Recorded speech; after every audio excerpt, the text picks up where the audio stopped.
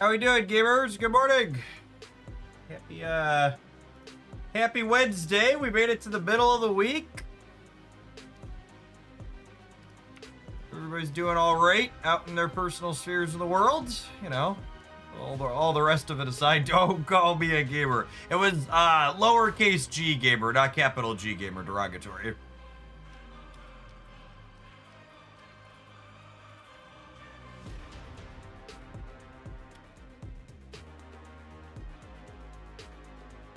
Just as a little schedule thing for the regulars.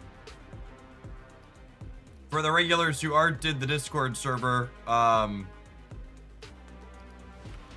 today's gonna be all Snap, and then tomorrow's going to be a split of Shadowverse and Pocket, because they both have new sets releasing tomorrow. So tomorrow's stream's gonna start extra early, because I want to fit in a bunch of both of the new cards in those games.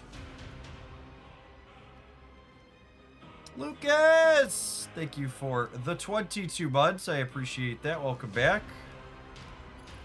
Stock up on some black cosmic borders.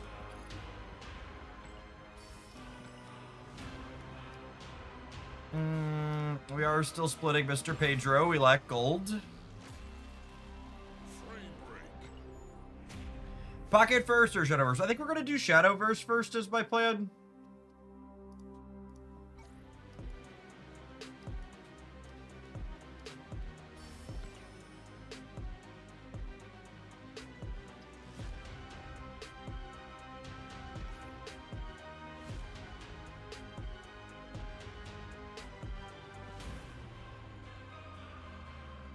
Chat, we're almost under 700,000 tokens. Their spotlight variants are wearing me down. Making a dent in the war chest. Basically going broke here. Oh good, there's 3,000 more off the track. Yeah. Getting a little concerned.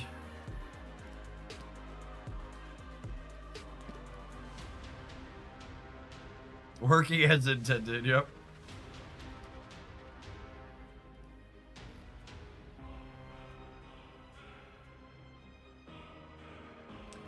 I, for one, am absolutely shocked that the best performing Cosmic Ghost Rider deck is Cannonball Break Your Stuff.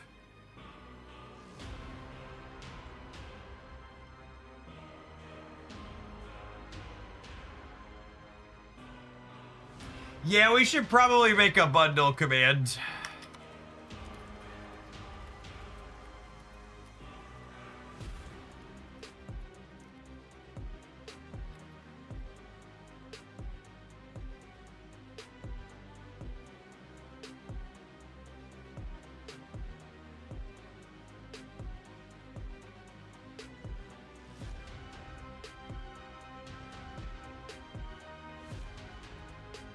Yeah, the $50 for 4 Series 5 cards was in fact too good to be true.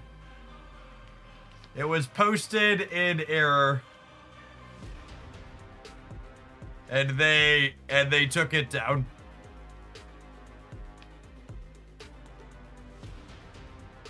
And second best one here is Agatha stuff. He's a pretty organic slot into this deck. This deck had played things like Legion in that slot in the past. Yeah, so apparently that big bundle is something they're planning to offer new and returning players when they start or when they come back. There's not gonna be regular things like that.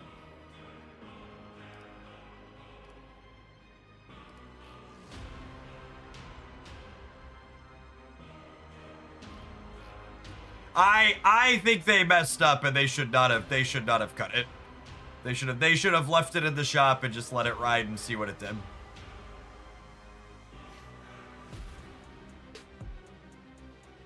I mean, I was surprised. I'm not surprised it was an error.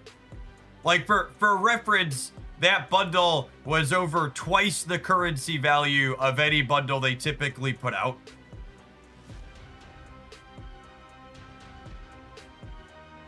But their economists must have concluded that they stood to lose more money leaving it up in the long run than they make in the short term.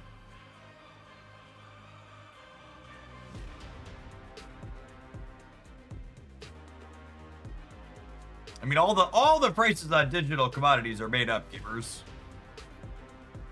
They're just pixels.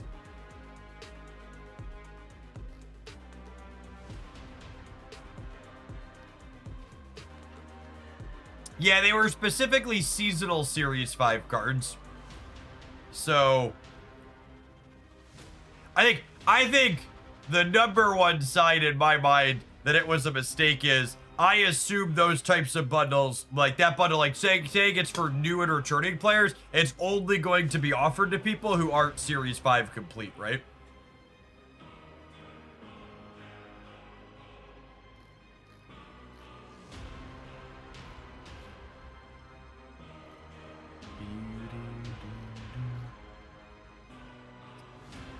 Yeah, it looks like Cosmic Ghost Rider is mostly what we expected. It's in decks full of cards breaking stuff that were already good.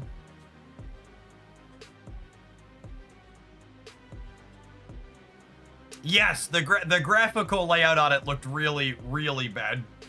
It did not look like any of the ones that they actually come to production. I agree. So we've got Scream stuff, Super Giant stuff, Wicked Break Your Stuff, and Agatha Redshift stuff for the new Dorko.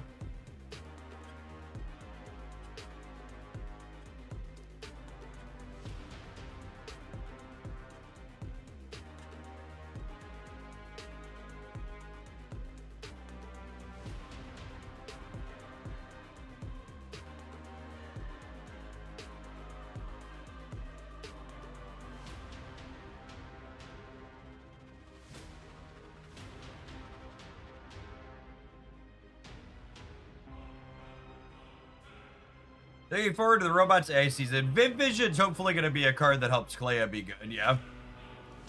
Let's take a look at Airwalker too, now that there's a little more data.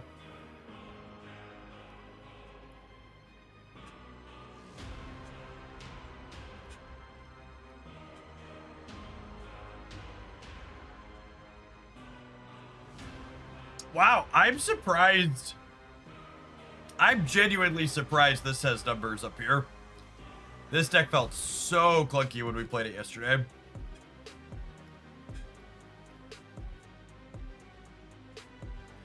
Oh, man. There's the sauce, gamers. Kid Omega, my Airwalker to tutor up Mr. Negative on 3. That's the sauce.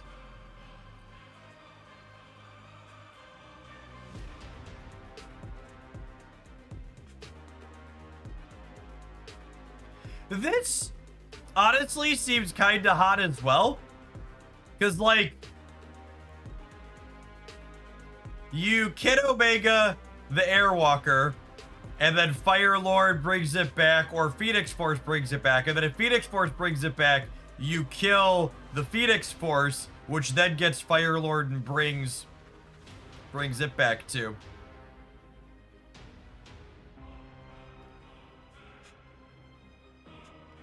Oh, and here's a little build that's doing exactly that.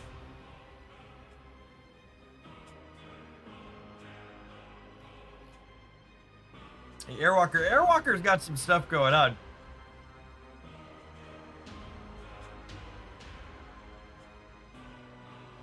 Oh, this is cute too. Use it for Wicked.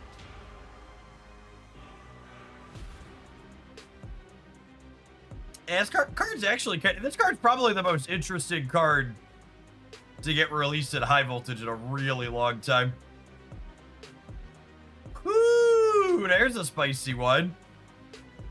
Dormammu werewolf. All right, we're gonna import a bunch of these.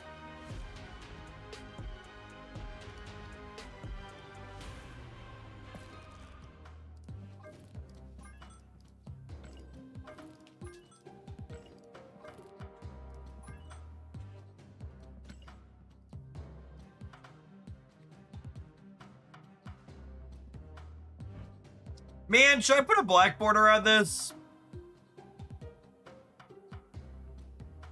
I should really just buy a variant for it at some point. Like, hopefully we get a variant for this in the shop today. There's a few of them in the game. I have to imagine what'll be in my shop.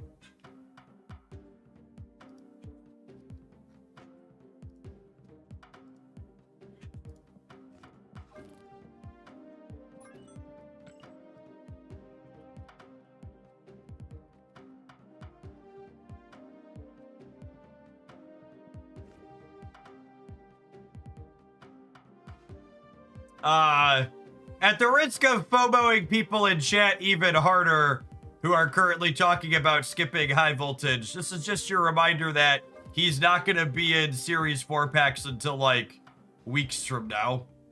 They don't hit Series 4 pack when high voltage ends. Just FYI. It's, like, not till midway next month, which is really stupid and crappy.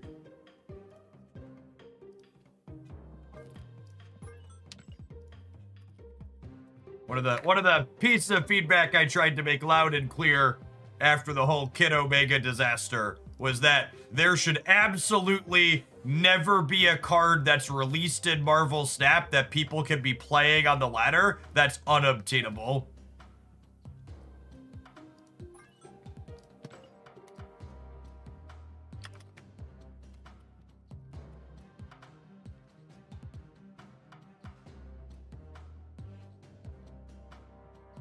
I've been off of Snap for a couple of months. How rough would it be if I wanted to hop back in? So it really depends on what your definition of rough is. If by rough do you mean, would it be hard for me to play decks that are competitive and, like, move up the ladder? Absolutely not. Marvel Snap continues to be a very flat power level game with good balancing. You could realistically pick up the exact same decks you were playing the last time you played and find success. If you mean, will you instantly have resources to get every recent card that came out? That will be rough. You have to play the game or spend money to get cards. That being said, the economy redesign means that when you come back and you build those resources up, you get your choice of which cards that you've missed. You're not waiting for spotlight caches to dictate which ones are available to you.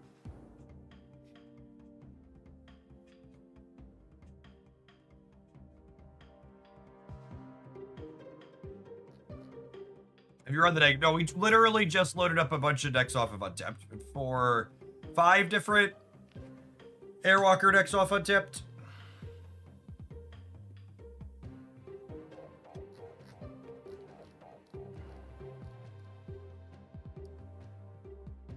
I finally installed Once Upon a Galaxy, and well, it's so smooth. One of us. One of us. Once Upon a Galaxy is so much fun. It is also, you know, like, optimistically, maybe Once Upon a Galaxy won't get dragged down or, you know, shitified or tech dented as it grows, but that's one of the nicest things about loading up a new piece of software.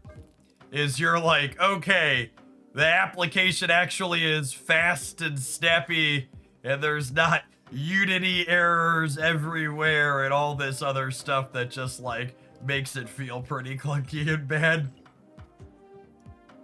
At least all these applications seem to, like, just build tech debt at a record breakneck pace.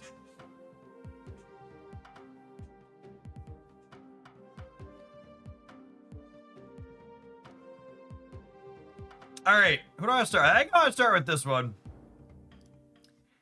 for Airwalker stuff, I think is the plan.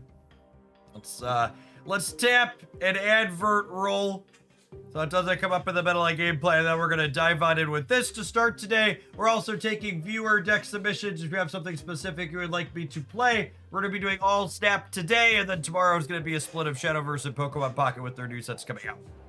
Thanks for hanging out. Don't go anywhere, gamers. If you're watching on the YouTube side, you enjoy us always exploring different Marvel Snap things, be sure to tap the like button. Doesn't cost you anything, helps the content reach some more people. Appreciate the folks who have done that already today.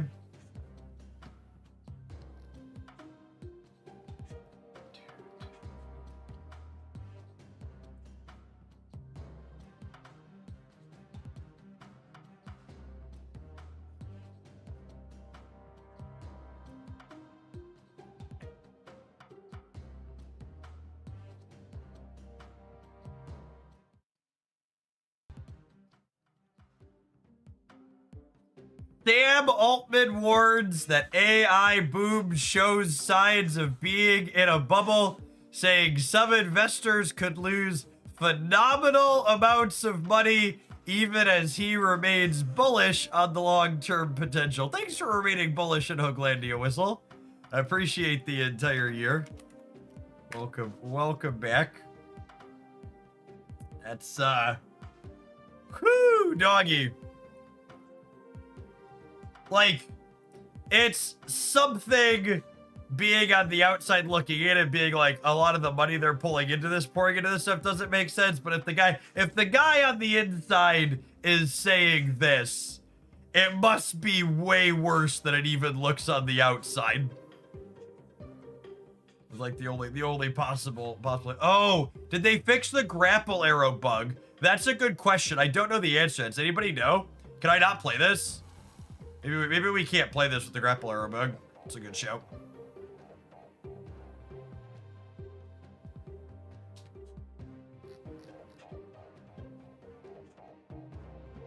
I read that as remains bullshit, which might be more accurate. Yeah. It's fixed. They disabled the VFX. Cool. Sounds good. It's fine for now. Perfect.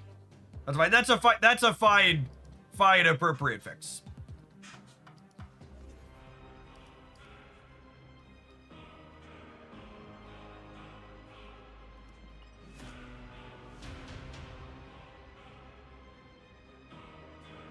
Oh, it didn't even occur to me. That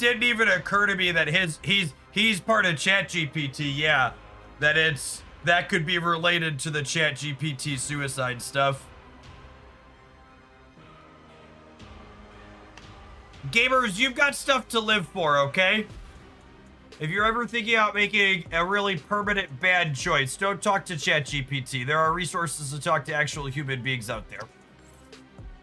Make sure you do that and get help. The what? The TLDR 30 second breakdown is ChatGPT is basically telling people not to get help and hide their suicidal tendencies or thoughts.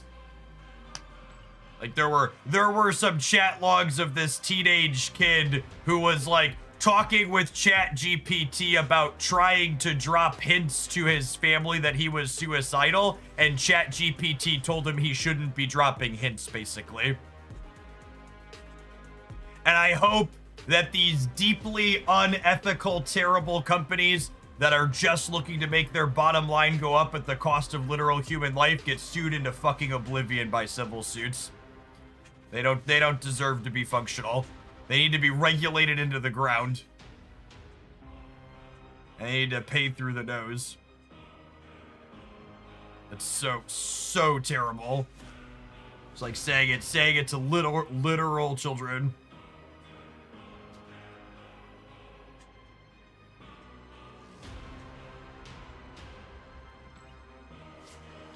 And this is your reminder as a good connection to the awful that is Donald Trump, and a reminder that JD Vance was installed because he's the techno-fascist choice for vice president. Is that one of the things they did it actually make it into the big beautiful bill there was at one point a clause in there that AI stuff couldn't be regulated at the state level and could only be regulated at the federal level. I don't remember. There was so much trash that got moved in and out and all around it. I don't remember if that actually was in what ended up being signed. That part got pulled out. Okay, that's good. Because like saying it can't be regulated at the state level. Yeah, the party of states' rights. But basically being like this has to be regulated at the federal level means it won't be regulated.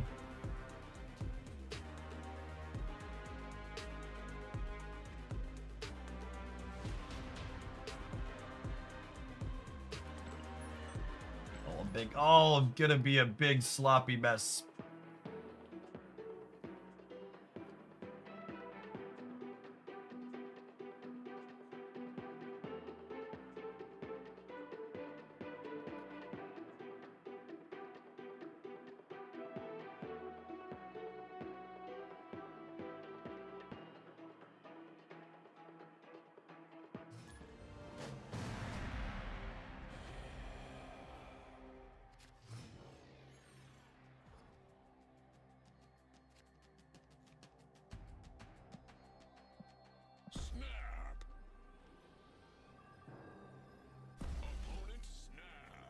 Am I playing the Rocket Raccoon out? Let's say yes.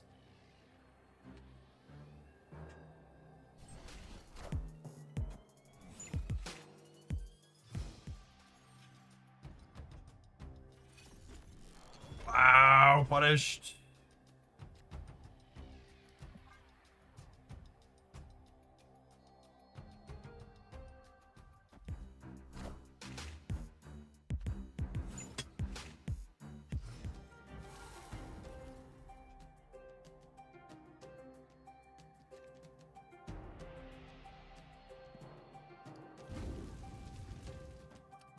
Did you own Airwalk shoes back in the day? The only $100 pair of shoes I've ever owned are the basic ass work shoes I just bought at the store this week because Trump's tariffs made everything way too fucking expensive.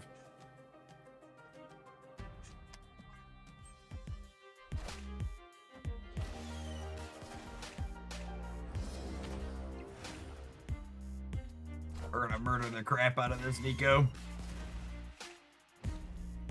Rest in peace.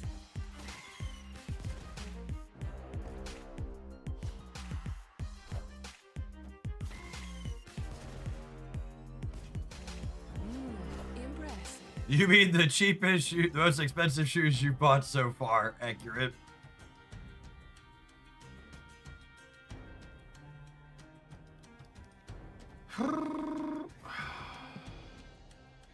Wait. Okay, I don't know that we're gonna play much of this deck. Thinking about it, we only have one way to destroy Airwalker, and this merging into Dormammu means that Morgan can't get it back, right?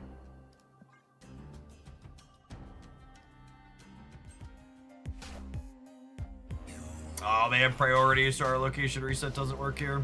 Sad.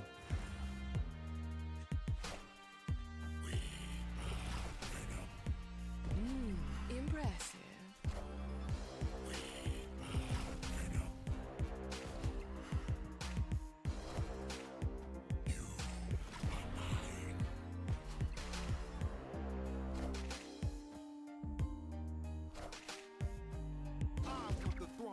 Rest in peace.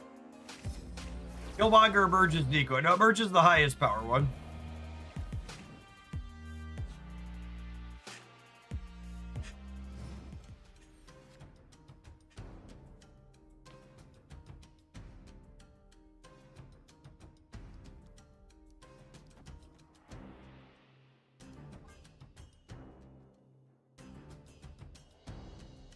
Oh, I said Carnage is our only way to kill Airwalker. I guess that's technically not true.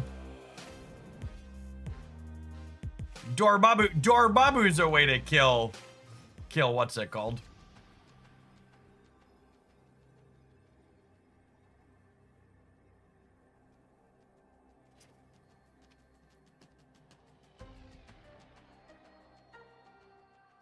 If we had one more turn, this would be sweet. I'd get to do this, and then Morgan would bring these back to my hand. We're super cooked here.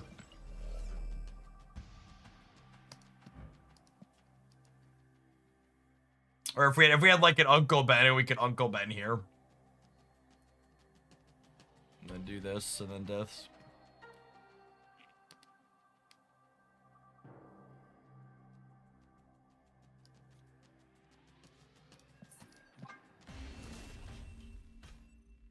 Sounds like you want magic. So, magic doesn't really help a deck like this, right? Because, like, you need an extra turn, but you also need all the other turns that you had to play cards and set up. So magic doesn't really give you extra time in a deck where you're trying to set up a bunch of cheap things, because you had to take off a turn of doing your cheap things to get the extra turn at the end of the game. And that's even before you get into considerations like, some of your opponent's decks are going to use that 7th turn better than you, or they're going to rug pull you and you're not actually going to get it.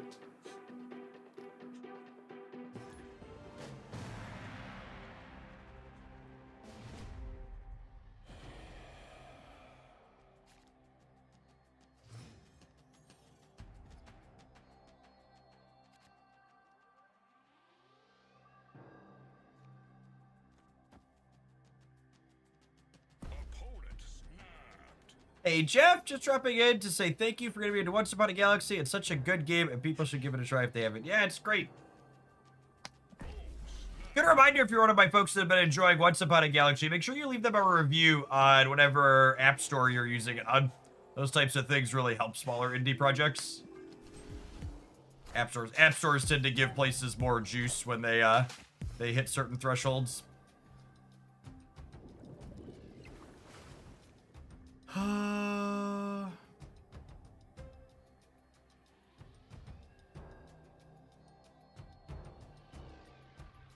think I'm waiting to Killmonger.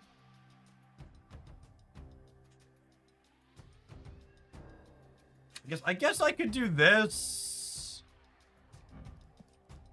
That's close. I think I'm gonna Killmonger. I don't want Pete to jump into Kingpin's lane.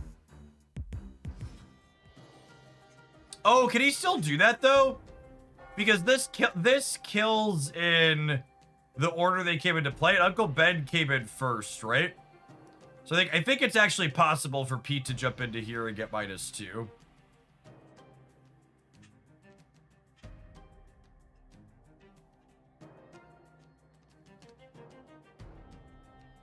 Hey, Jade's happy Creative House Pocket Maria Day. God bless.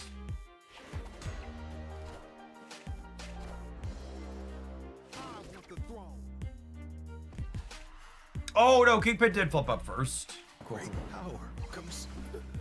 Alright, it didn't matter here anyways. Oh shoot, I forgot to summon a ritual because I was talking and clicking.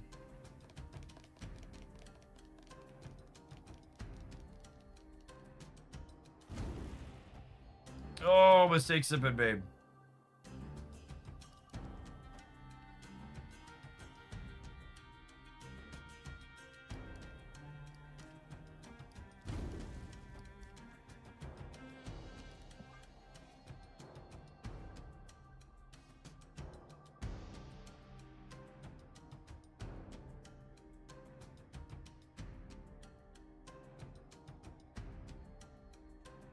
I might be okay because I have this to play this turn, and then next turn we go Sable, Carnage plus the ritual.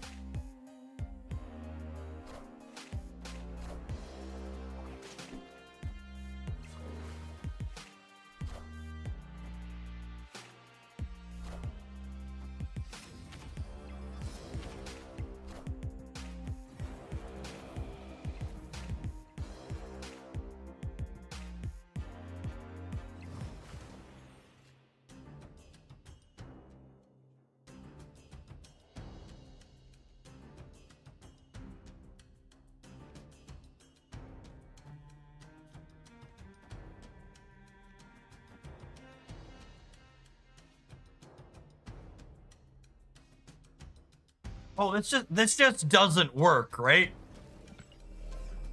Because, yeah, I'm just a whole turn short again.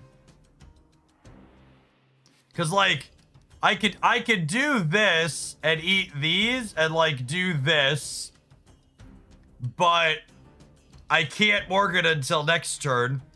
And if I do this,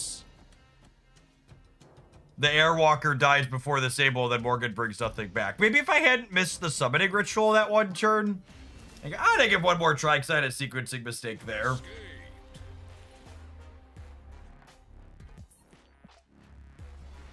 But so far feeling like a clunky bit of anti-synergy in this.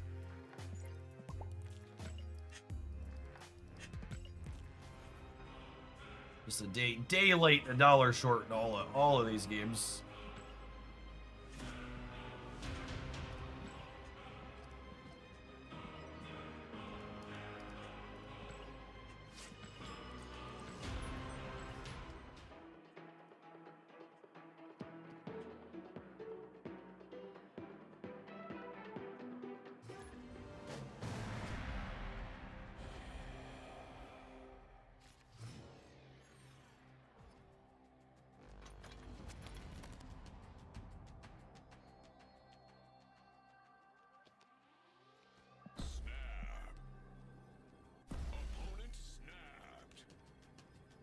No Cosmic Ghost Rider cooks. Asking me for a Cosmic Ghost Rider cook is like asking me for a Shang-Chi cook. You don't really cook with a card that just breaks your opponent's shit and doesn't really have synergies.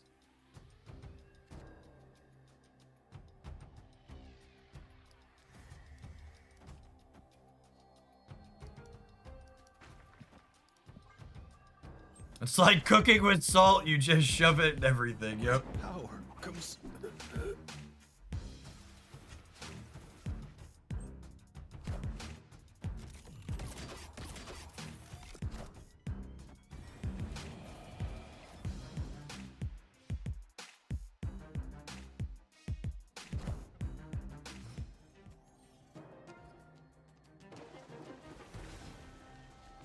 Well, that's a real good beat for us.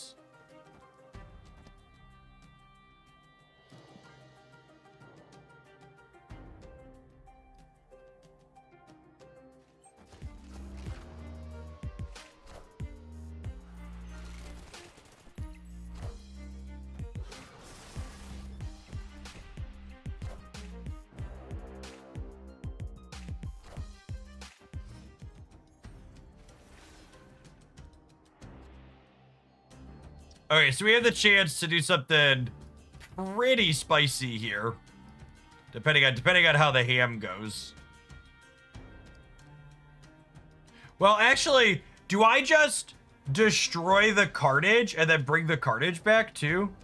No, I won't have enough space in hand, right? I do this. I only have room to bring back 3. So maybe I'm waiting a turn. Maybe I'm waiting a turn. I have priority, which means I can murder the ham here. All right, let's do this final offer. I could also try and Zola the Morgan and be cute, is accurate.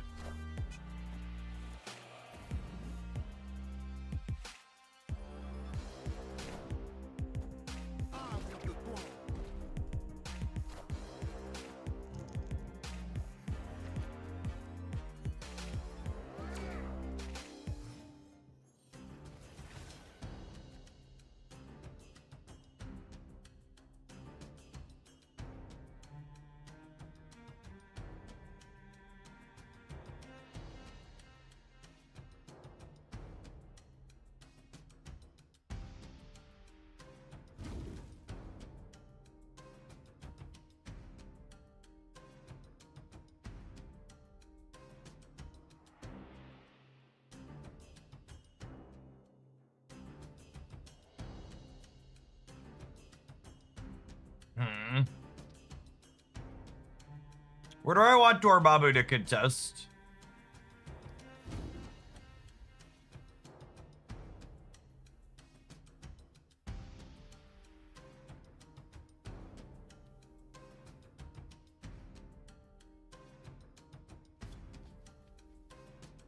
So it'll get me back Sable, Rocket, Nico, and this will be free.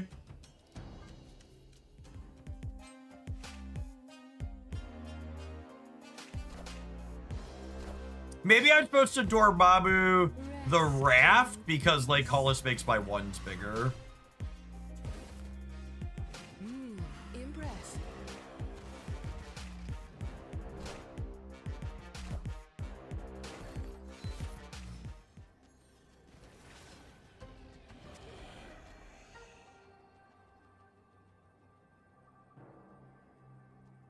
Can't we Zola the Dormammu to contest 2 lanes? Not if, not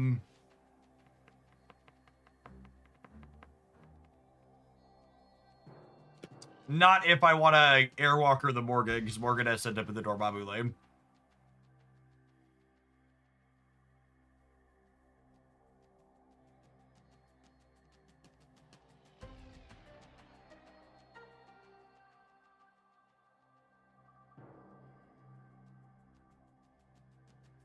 Man, I wish we could Zola the Carnage lane to throw it away to the Warhead, but we can't. And there's stupid Mercury as well. Yeah, we're just done playing this deck. There's just too much. Past it being clunky.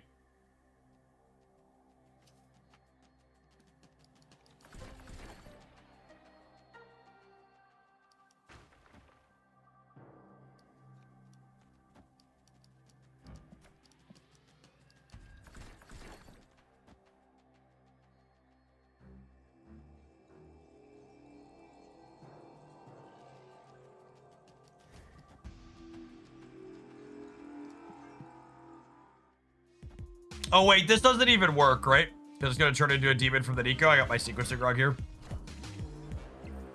Could Zola in for a 50-50. Yeah, maybe. That's fine. They're just not playing for left. And their Cannonball to center is not enough because we have a bunch of numbers.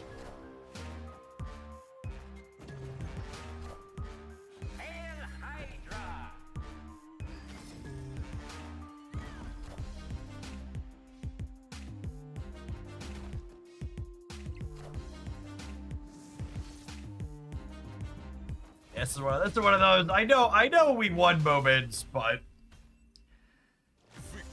I don't know. Not everybody's a Mercury player, right? We kind of did the thing there, right? Like we used the ritual to summon Morgan with the Airwalker. Was that fine? I'm just sad my wolf can't run free. We did a thing.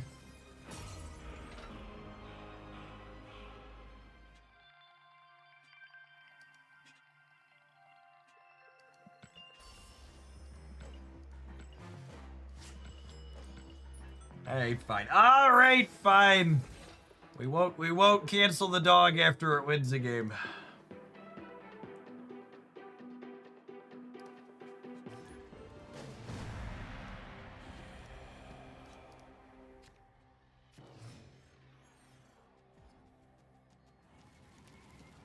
Breaking news.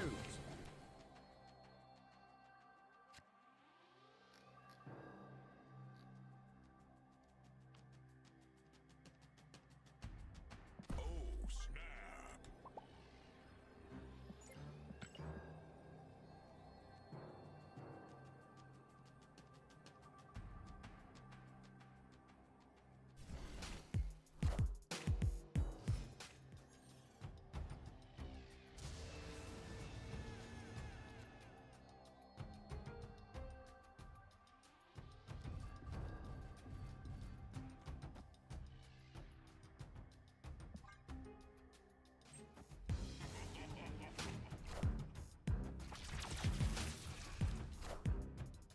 So they drew Galactus for the turn then.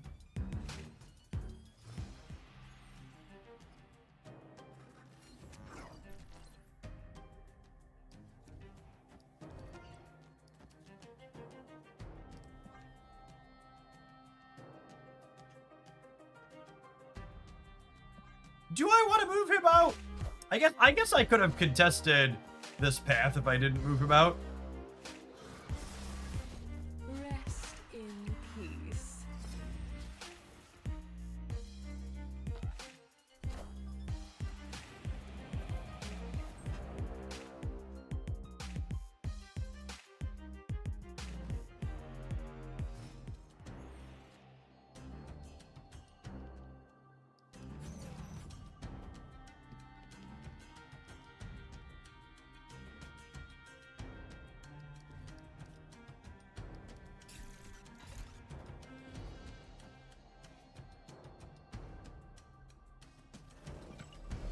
I'm so torn.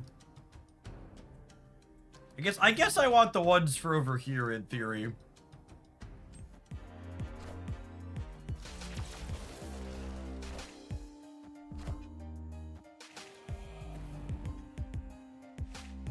And then we're hoping to draw Airwalker here so we can go Walker into Ritual.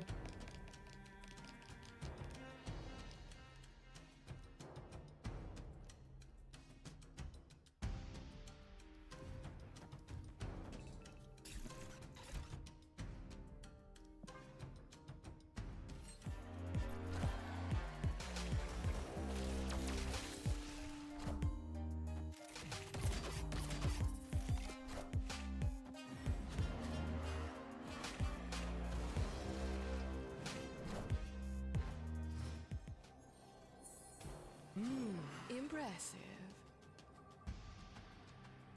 It's very dead here.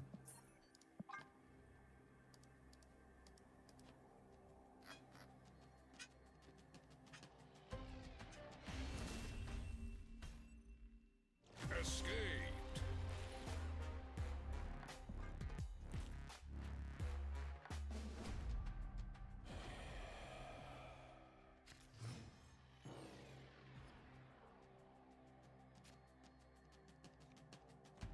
Snap.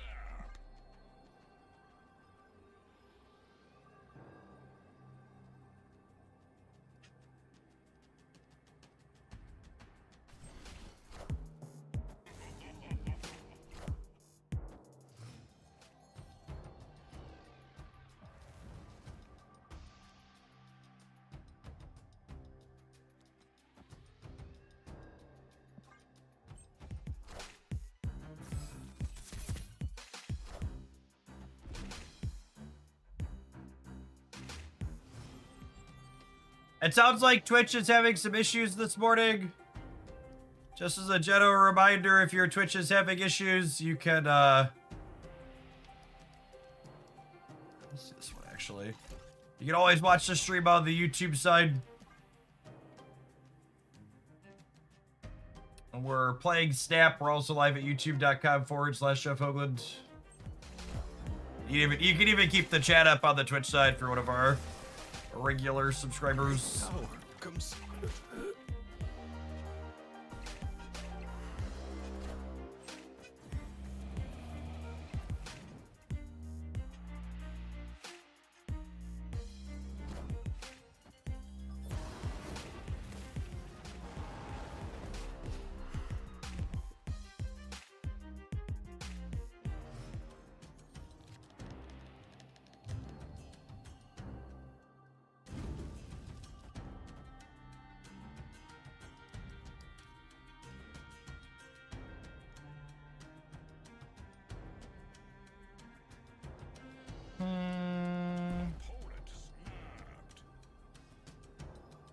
I think we're doing this, and then next turn we go Airwalker plus last piece of the summoning ritual over here, and then we'll get back a bunch of friends.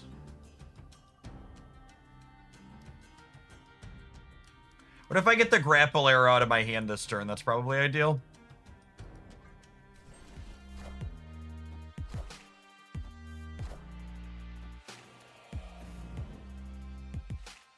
The snaps, so they're like Shang-Chi in the center or something.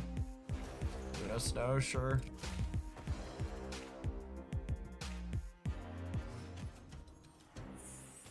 Rest in peace.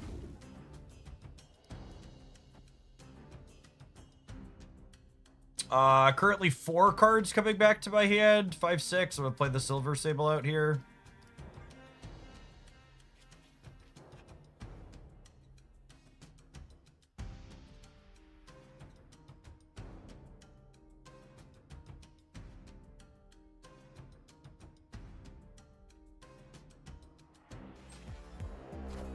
Watching on YouTube with just the chat up on the Twitch side was a huge suggestion. I hadn't thought of that before. I get a good one on occasion. Impressive.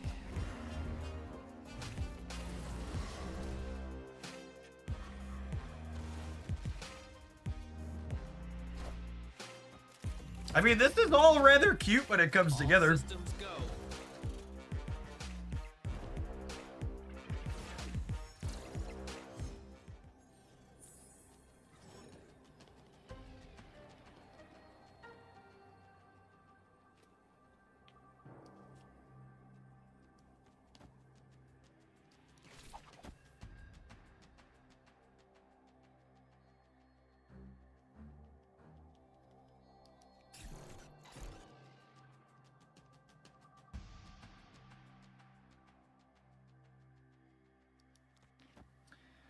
So this is 10, 17 over here.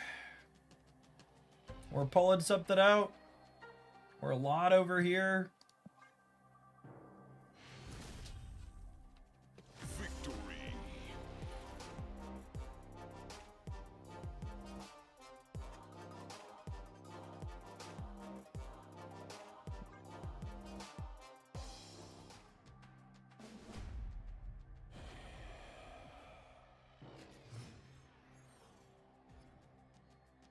Are Cuban Rocket more than Kate Bishop? Yeah, maybe. Because the Rocket's 4, and then the Pim Arrow is 3, so it'll be 7 versus 6. Good call.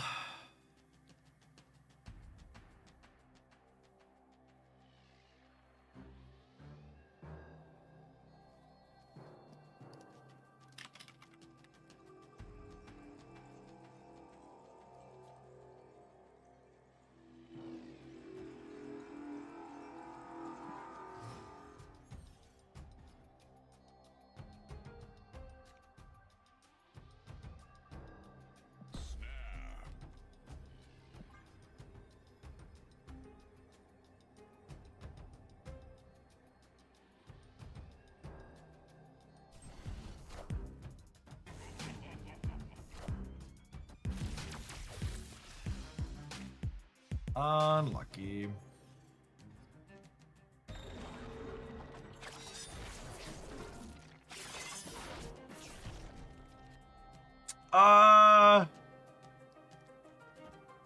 Can Dormammu get summoned from discard?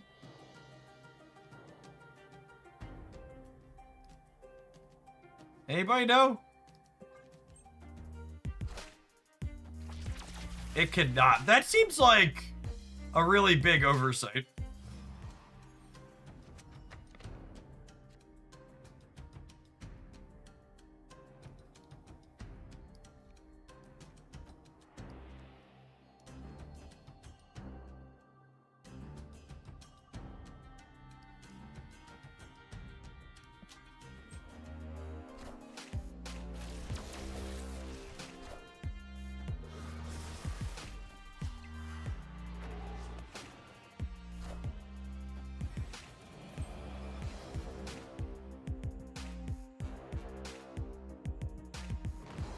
Oh, Morgan brings it back. That's true, actually.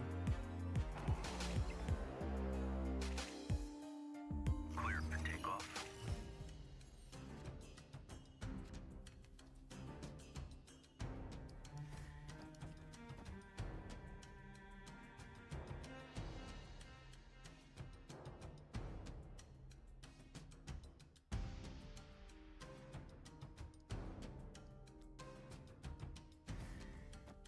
Let's do this first so I get a copy of the one energy.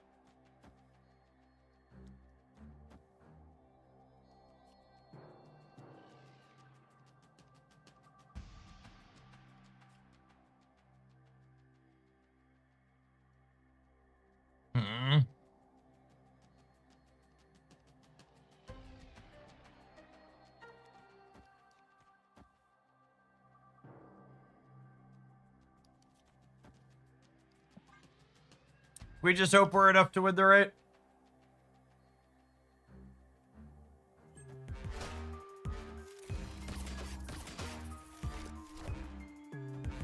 Oh, I could have counted, right? I don't. We know how big their what's it called is. I think it's bigger than 16. Oh wait, the summoning ritual makes him even bigger in play. Holy.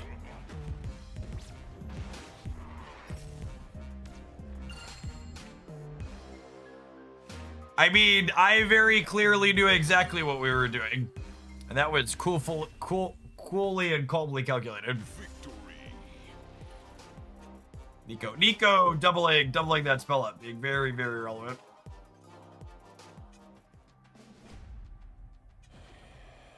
All right, chat. This deck seems awkward and clunky and weird. I'm hooked. Locked in. Oh, snap. Best kind of deck.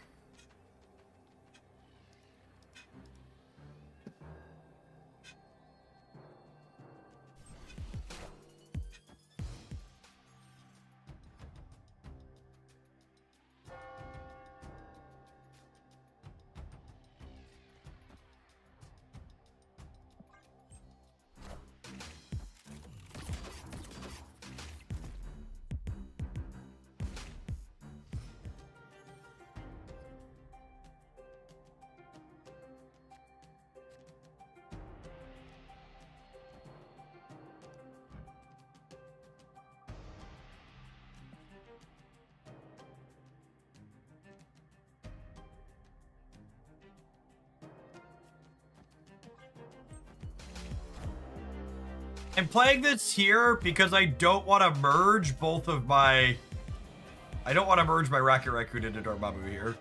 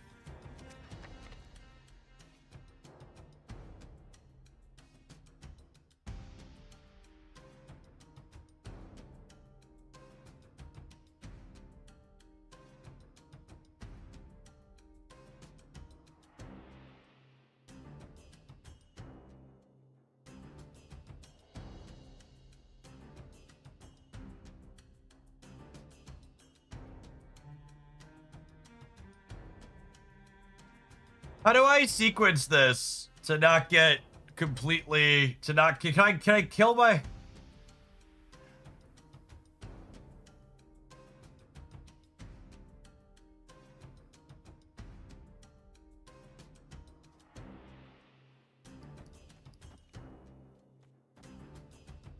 I think it's this, and then I just don't do this yet.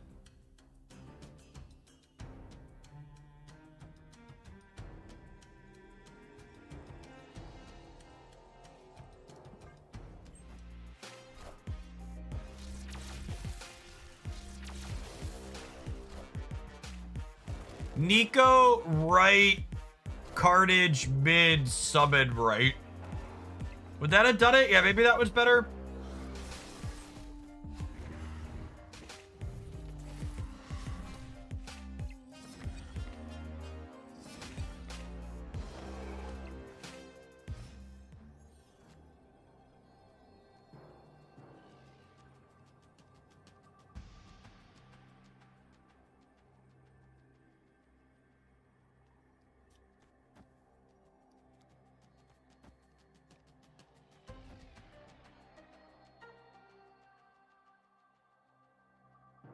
I think it's just this, so we're playing for a breaker and we have a big one.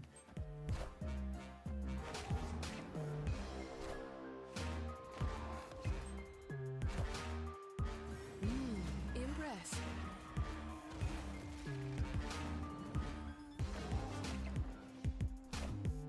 Kneel before Galactus. Rest in peace. Cool.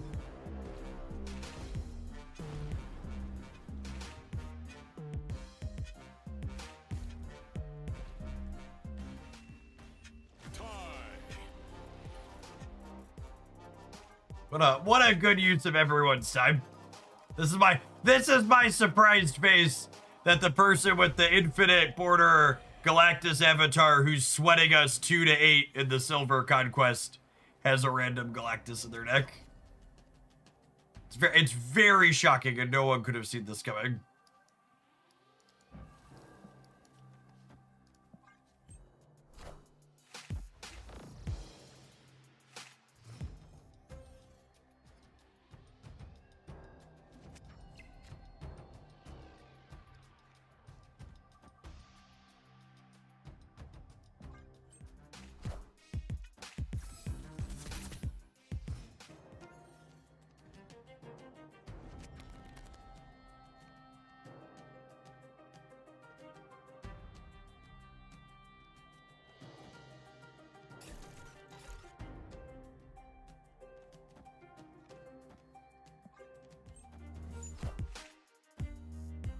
Well, they are super cooked now.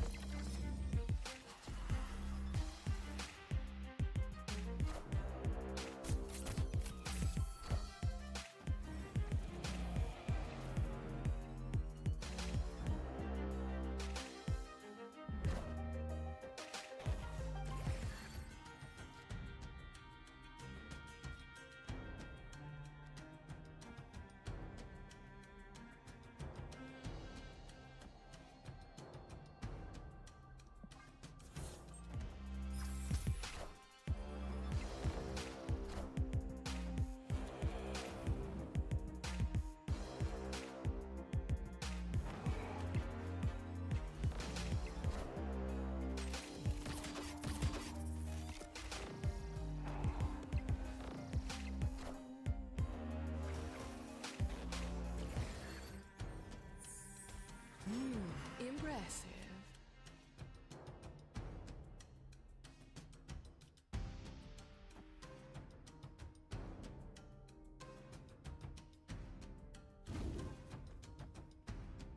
What do you think? I don't think giving them a 4/4 cartage, a 2/4 cartage, or a Airwalker is a big deal. Alternatively, I could do this into this into this.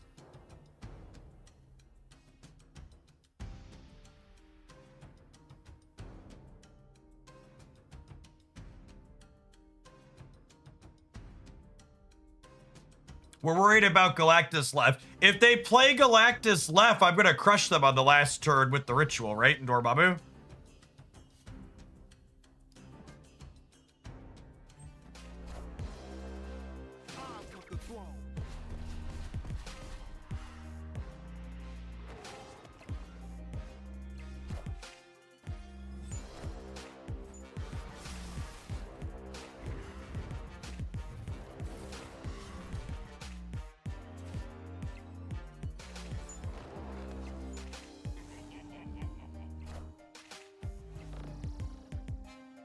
Kneel before Galactus.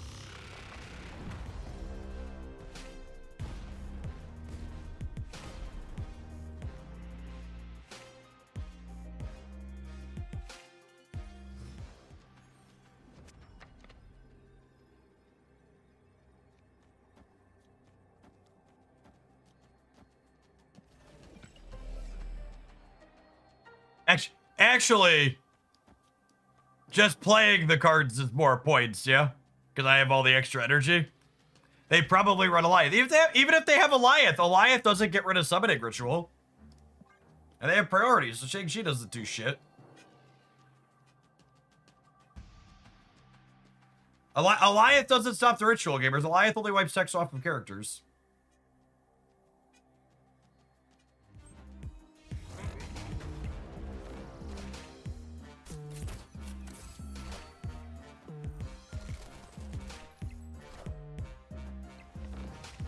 Yeah, the extra top off for the toxic gamer is the running the rope down when they have one card to play. Average Marvel Snapper. All right, fine. We'll keep playing Werewolf by Night, chat. You've twisted my arm. Have some adverts. We're gonna play some more Morgan Door Puppy when we get back. Thanks for hanging out. Don't go anywhere. you're watching on YouTube and you're enjoying me making sure we play a whole heck of a lot of different things, make sure you tap the like button. Appreciate the folks that have done that today. Don't go anywhere. We're going to be snapping all day long.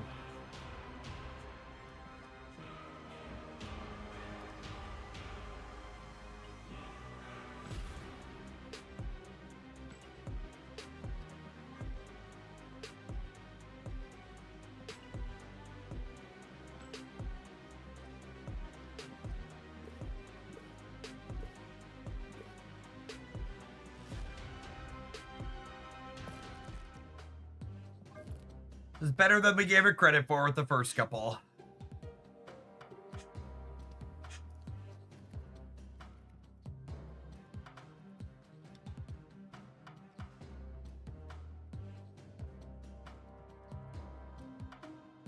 There's so many bad headlining cards here. Is it an Airwalker deck? Is it a Werewolf deck? Is it a Morgan Le Fay deck? Is it a Dormammu deck? It's all of the above.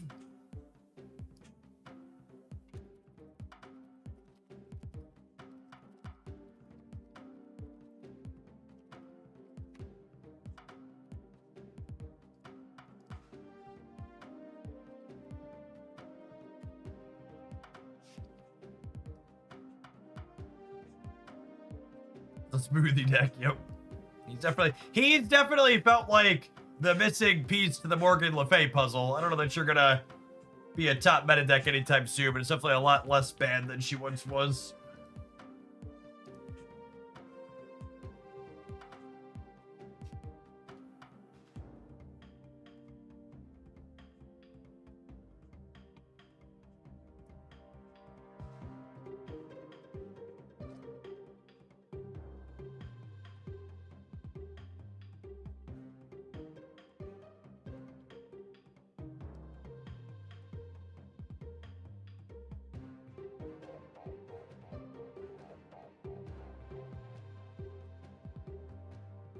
School shooting in MPLS's Minneapolis. Do I have my abbreviations correct?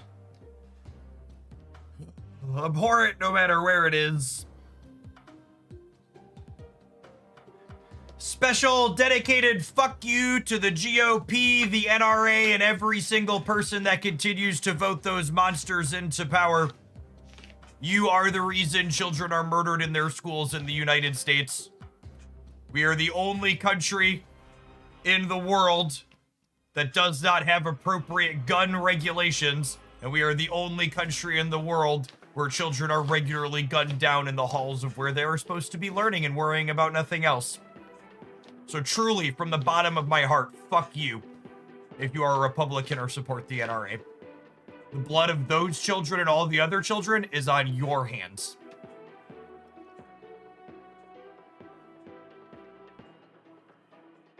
That's one of those things we should all be able to agree on. Hey, we should do something here. But instead, evil, greedy people who worship firearms choose their stuff and money over the lives of children.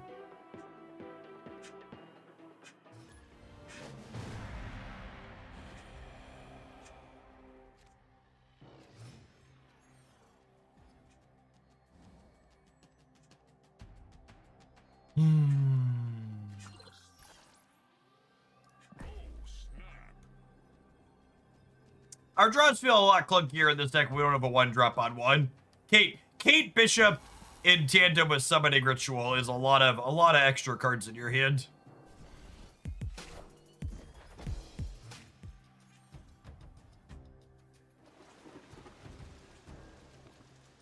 Woo! Dog on 2 is fun.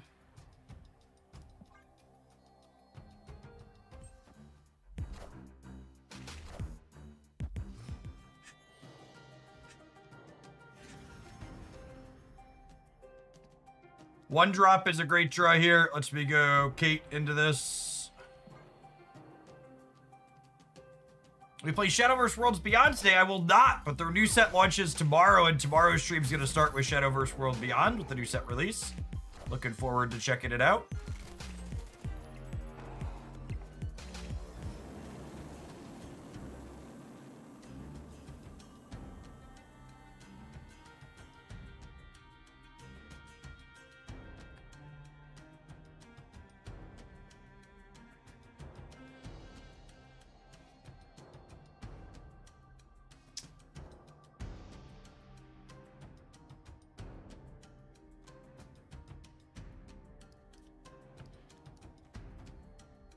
Grapple arrow into cartage.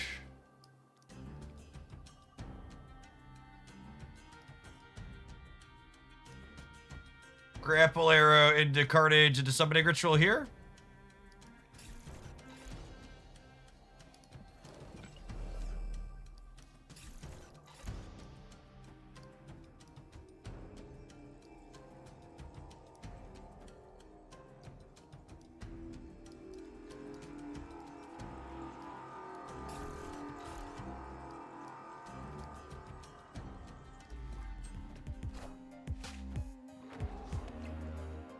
Oh no, I messed up going back and forth because the grapple arrow is pulling the thing. Shit. Ah, it's gonna cost me the game.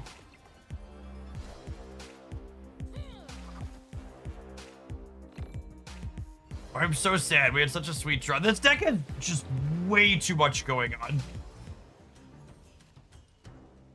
There are just far too many moving pieces.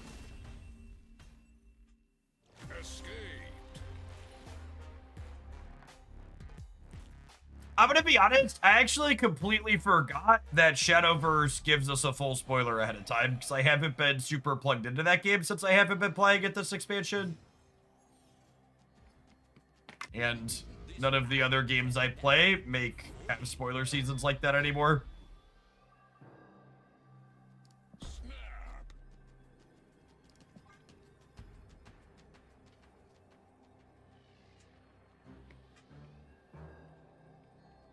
And I did some pre-reviews and some of the other stuff, but I haven't scrolled the whole thing yet. Dina could never, exactly.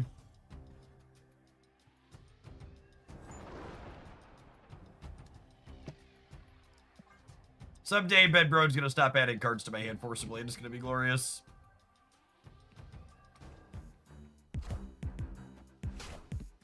You take out Kate for Quicksilver. No, you don't put a shit card like Quicksilver in your deck. Stop it, get some help.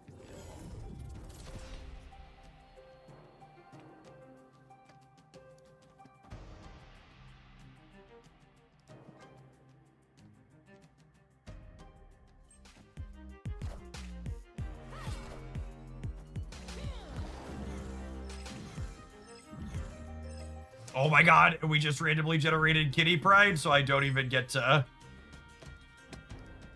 That's so annoying.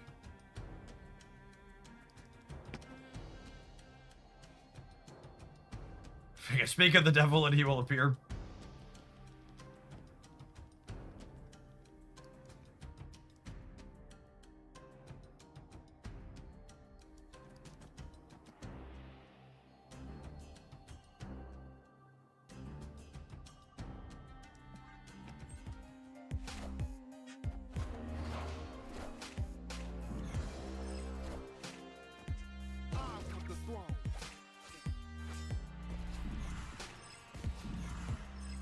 Rest in peace.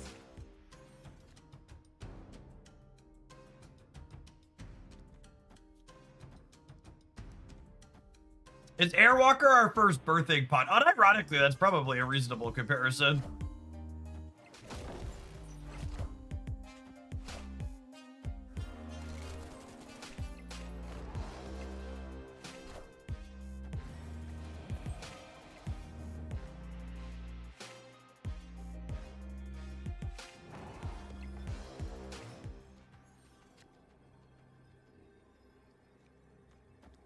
What does this get me to? We go to...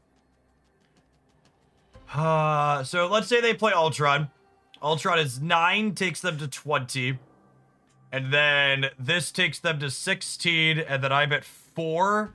And then the dog is 9, so I'm at 13. I'm at 25, so I'm 25 to 16. I'm plus 9 here, but I would lose the Nexus. I would win the Nexus, lose the game, yeah?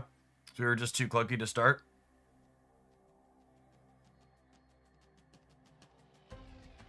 Because they'll be 5 power bots. So there'll be 21 here.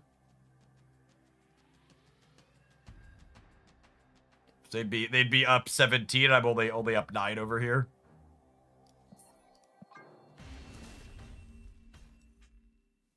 Escape. Probably a healthier design in this game. Have they unbanned Birthing Pod in Modern yet? I don't follow Modern, but I know they unbanned Twin and Twin did nothing. And they unbanned Jace and Jace did nothing. And I have to imagine that they could unban Pod and Pod would do nothing as well, right?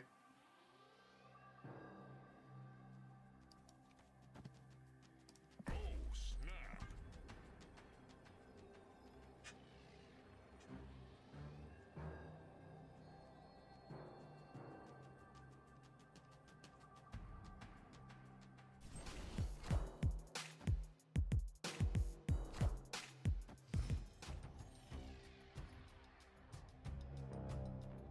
Pod is banned and likely unplayable if it gets unbanned. Yep.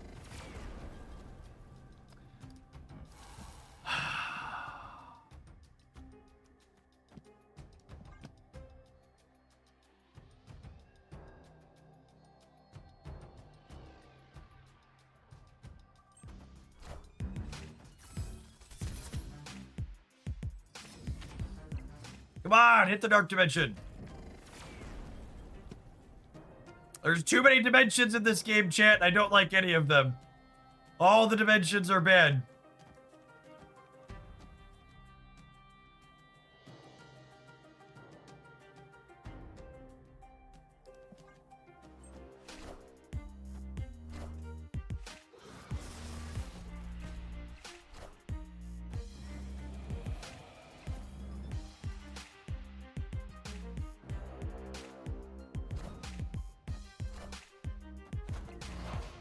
Look at that, chat. They got some rocks.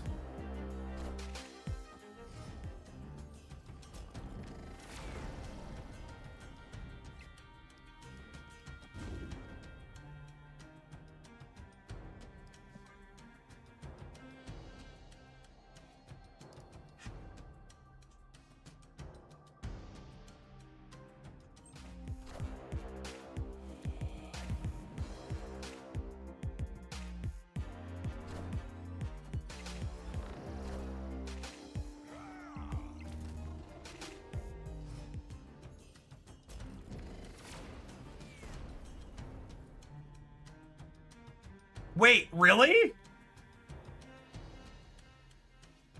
That doesn't seem right.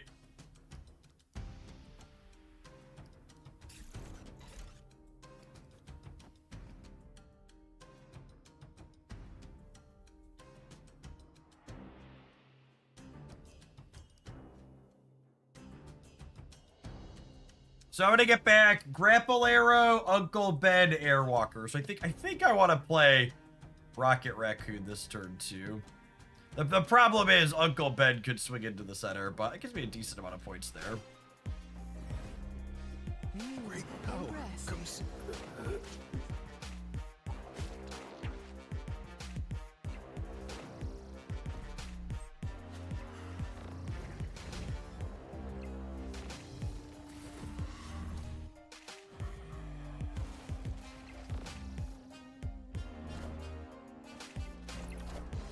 Alright, we're hoping Crimson Cosmos on the left eats it this turn because Throne Room is good for our Dormammu.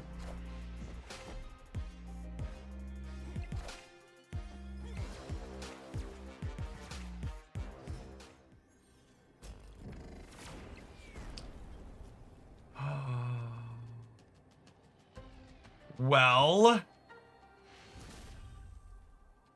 Victory.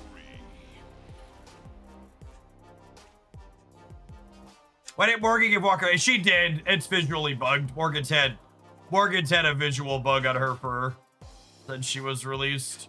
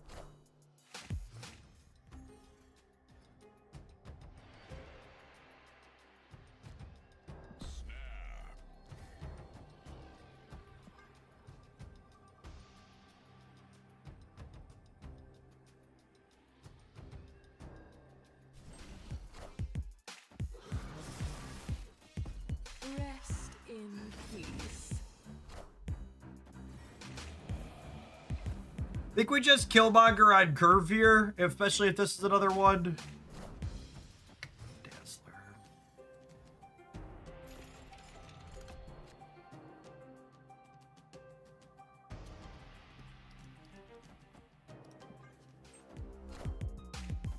This is Kyera on the left, I'm saying.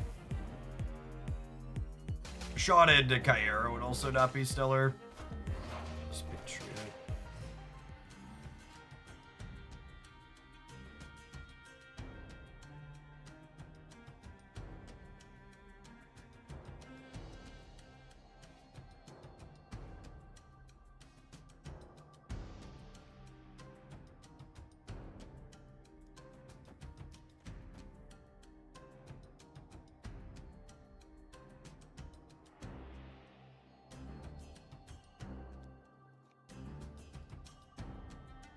I think I want the summoning ritual at the end of the game. I had sort of good windows to sequence a lot of this stuff.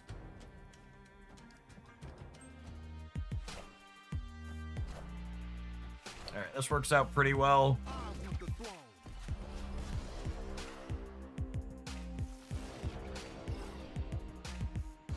Airwalker is the best draw in my deck by a lot. For takeoff.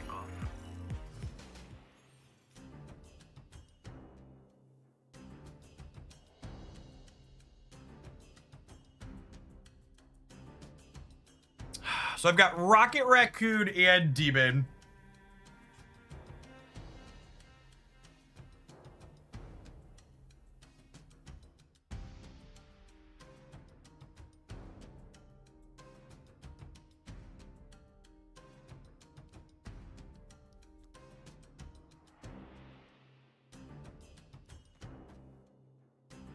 I think I just Morgan, yeah?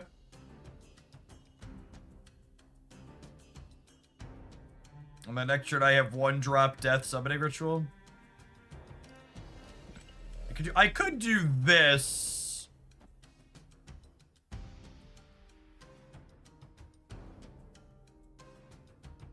And then I have arrows death Morgan. That's close. There's a lot of permutations here.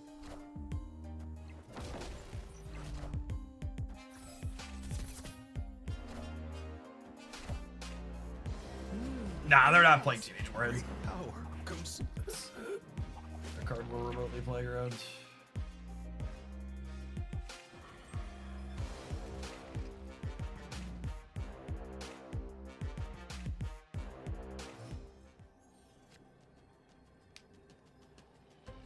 Okay, so Ultron Center gives them 18 in the middle. And then I have... And then they have at least 20 on the left, plus possibly 3 more.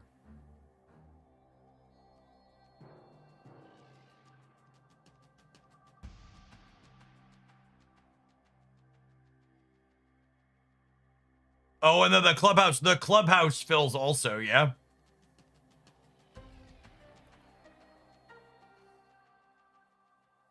Yeah, I think we're just dead again. We just didn't have time to do everything. I needed the Airwalker, actually. The fact that we drew Morgan instead of Airwalker meant that I wasn't efficient enough to be able to get Dormammu down and trigger Morgan in the same turn.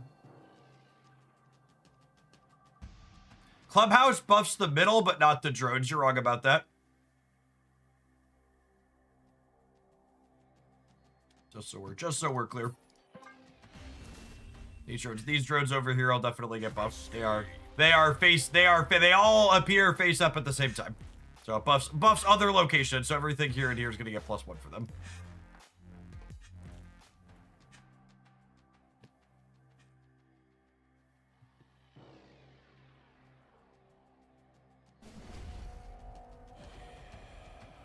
All right, so we gotta win the next 2. Oh, snap.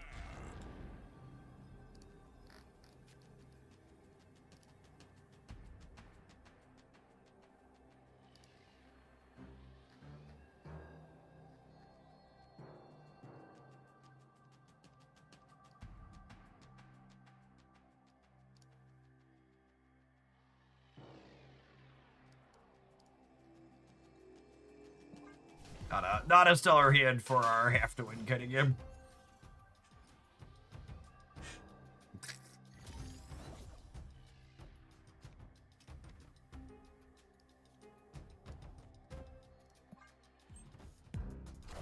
Not looking great for our hero.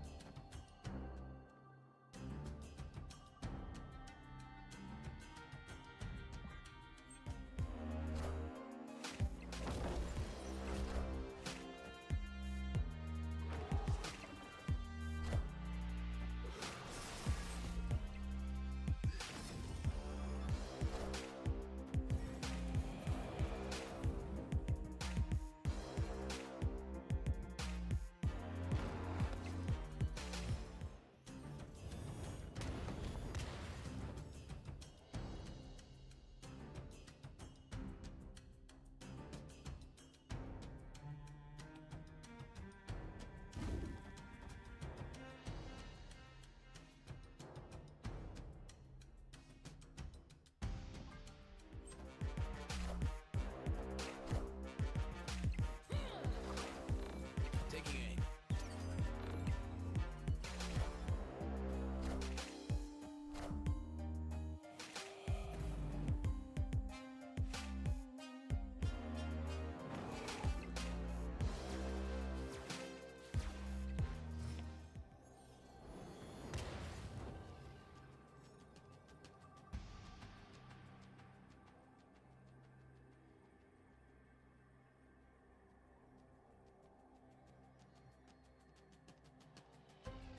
What's my out to win here?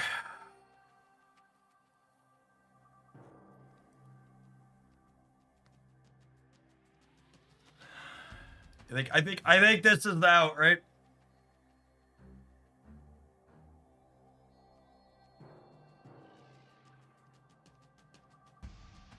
I need the dog to end middle.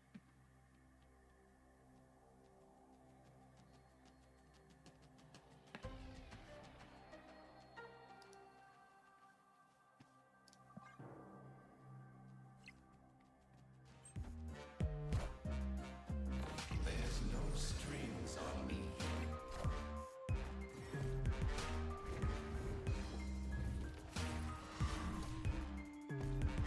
Great power comes.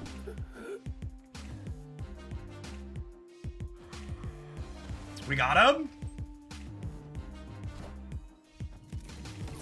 We got him, yeah.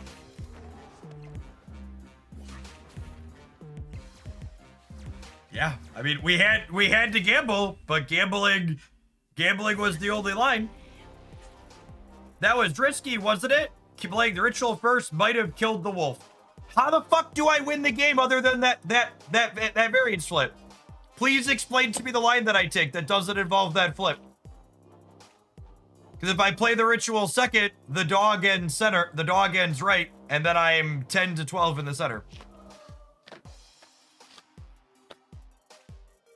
So yeah, had to win a 2 and 3 and then a 50-50. So was it, we had to win a 0.66 and then a 0.5. So we were 1 and 3 to win that game. It was the only line we had.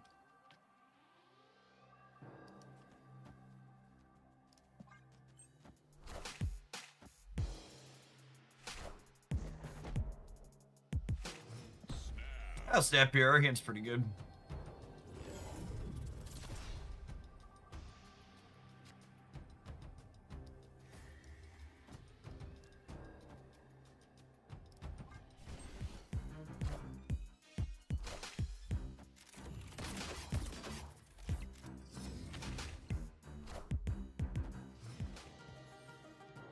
In conclusion, we played it skillfully and there was never any risk. I mean, I did play it skillfully, but playing it skillfully doesn't mean the absence of risk. That's actually a very common misconception, is the presence of variance is not the absence of skill, and there is skill expression to be had in navigating variance. It's a very, very common misconception.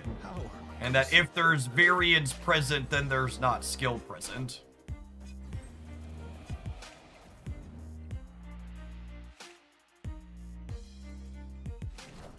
There's skill involved in finding the out. Someone else mentioned in one of the previous games, hey Jeff, why don't you save Killmonger and try and throw priority on the last turn? And this is why. You need to be proactive with this card to get value out of it.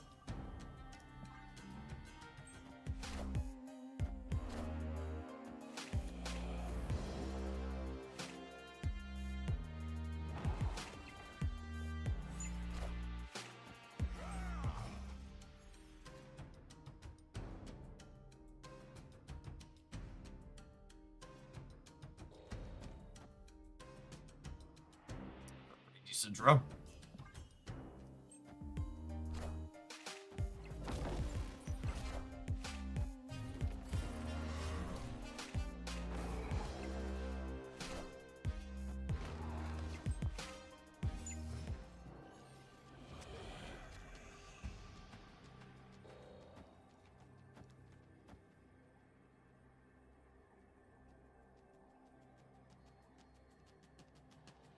This is the line, yeah?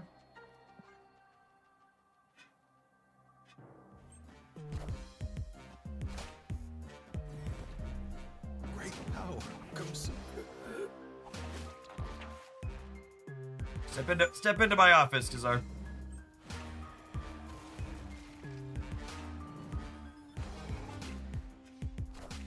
Watch your last card be Shang-Chi.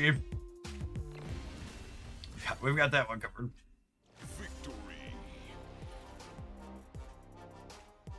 Yeah, man, that game was a clinic, huh?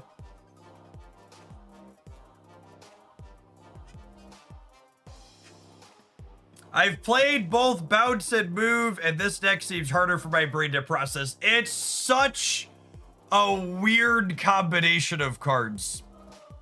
And so many of the cards in this deck have really strange sequencing requirements that are very strict.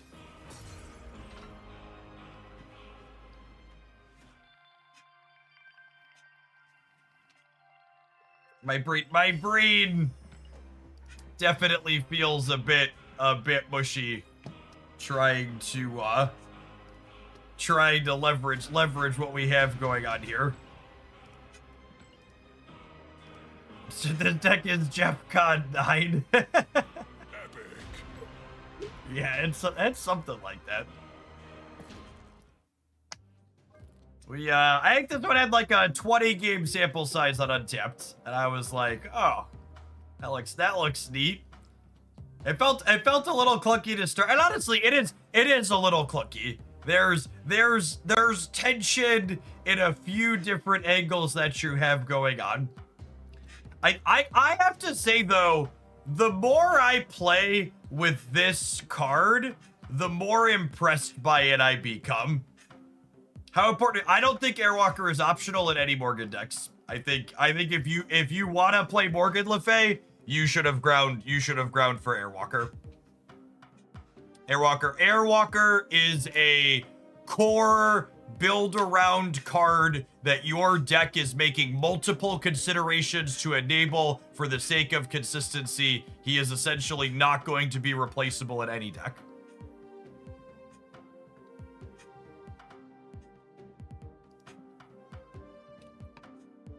I think one thing that actually didn't come up a lot during the games that we played with this deck that is somewhat relevant is that the first summoning ritual for 0 energy with Dormammu, you could just use it even without something destroyed to move the dog right away. We just weren't very good at drawing dog on 3.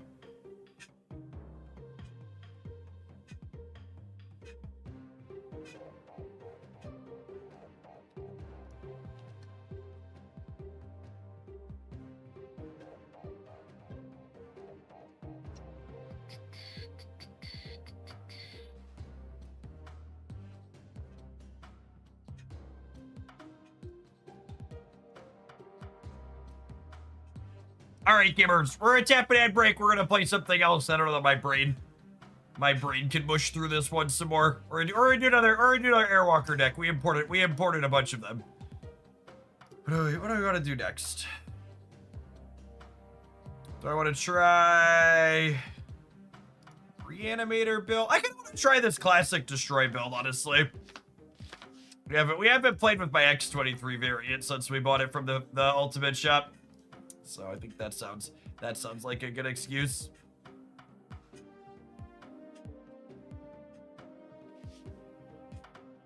When does Airwalker become available for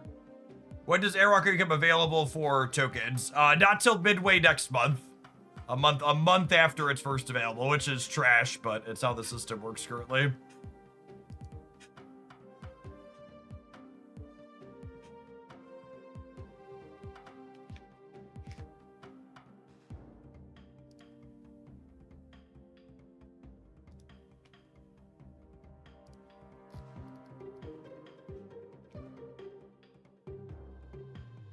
All right, Evan Advert. We're gonna play some of this when we get back.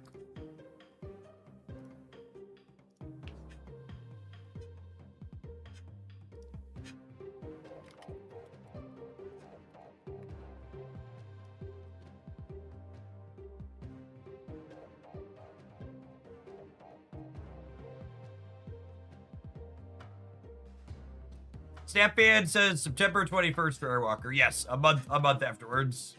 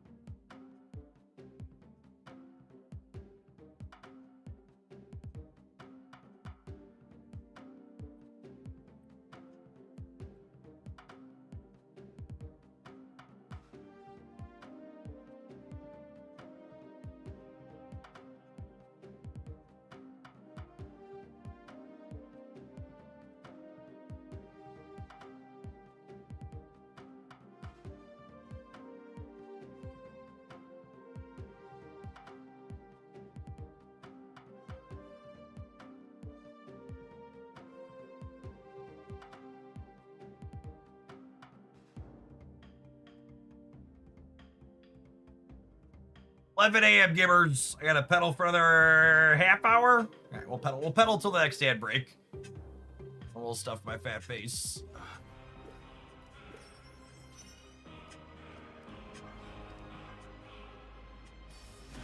Hey, Manicus, thanks for hanging out for 2 entire years. I really appreciate the continued support. Welcome back. Morning, good morning.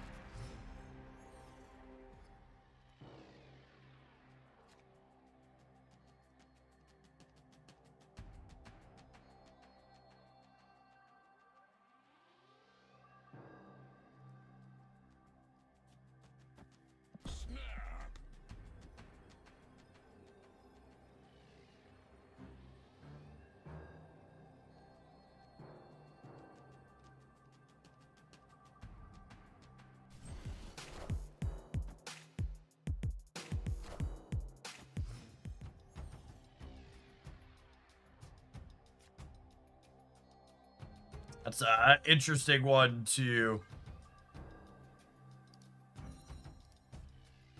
Interesting one to have with our deck.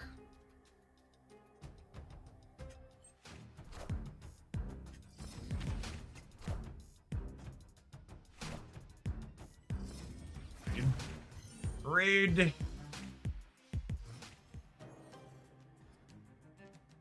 Well, this build's not playing Killmonger.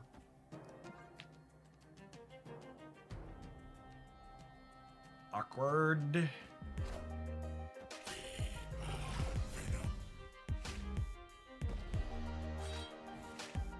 Yes, Phoenix Force will be an absolute unit here.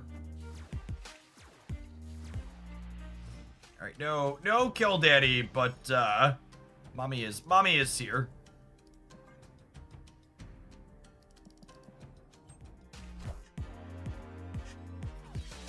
Rest in peace.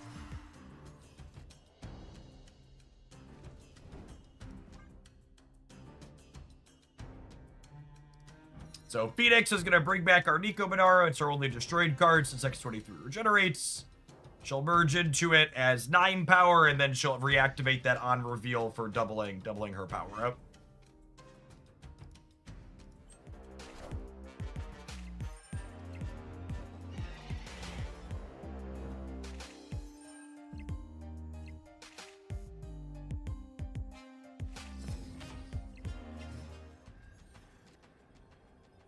If we top deck Zolo, we get another trigger as well. Yes? Yeah. Yeah, if we top deck Zolo, we'd have 2 real massive paths. Victory.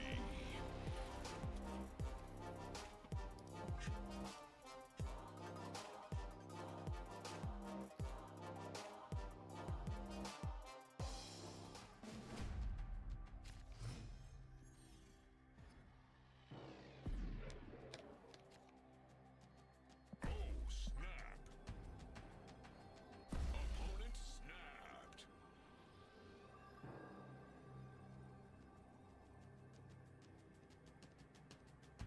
Probably better for them than us, but I'm just pushing the button.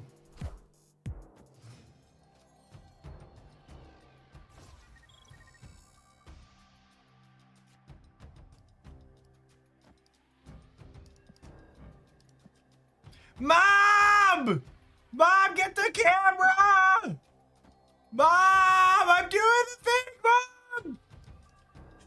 Mom, camera!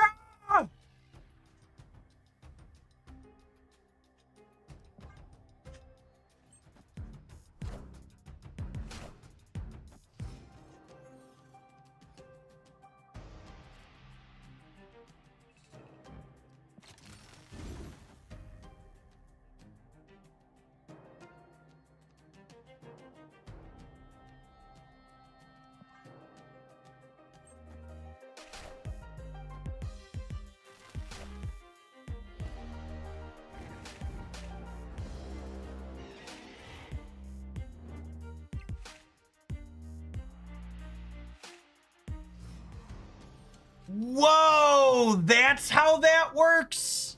That doesn't seem like real life. It gets the 8 points of power?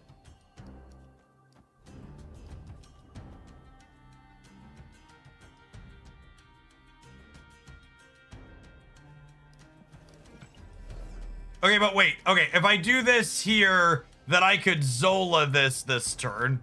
Because I'll have an extra energy.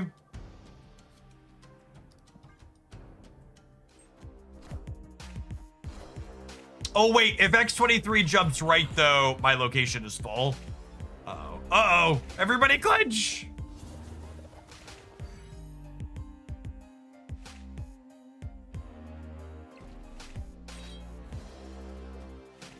Phew. Clear for takeoff.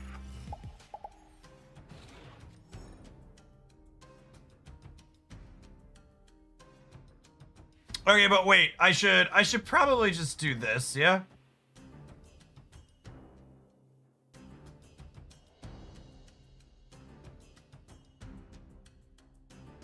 Is it this? Or do I save the Lady Deathstrike for the last turn?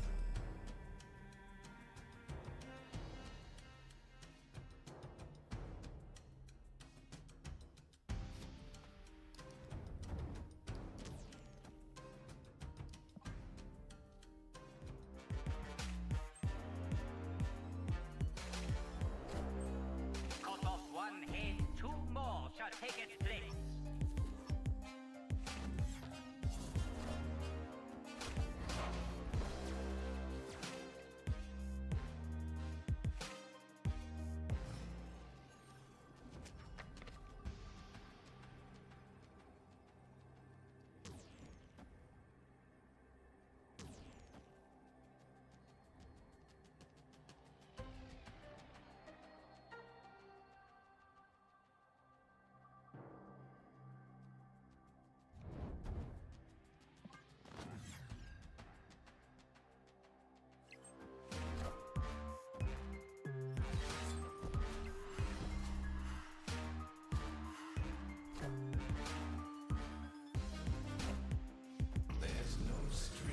Do we beat Ultron? We do.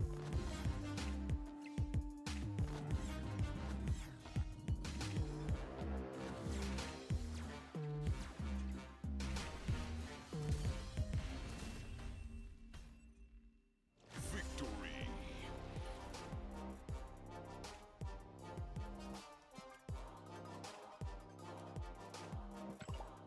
Yeah. Lady Deathstrike killed the Patriot.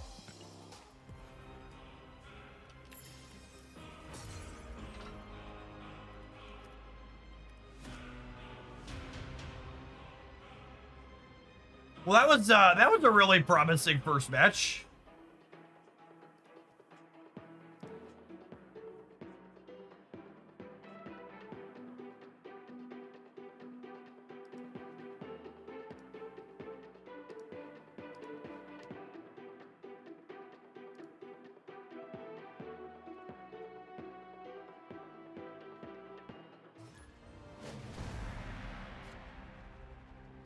Man, I'm about to limited time game mode FOMO the shit out of some people with this what I'm about to say, but this might be the most interesting build around card to release into Marvel Snap in a little bit.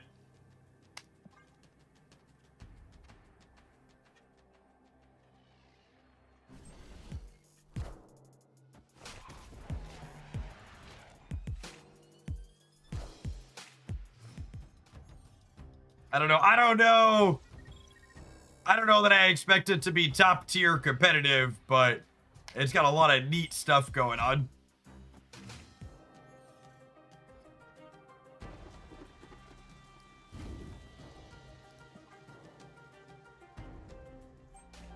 More so than Merlin. Yeah, I said it a little bit.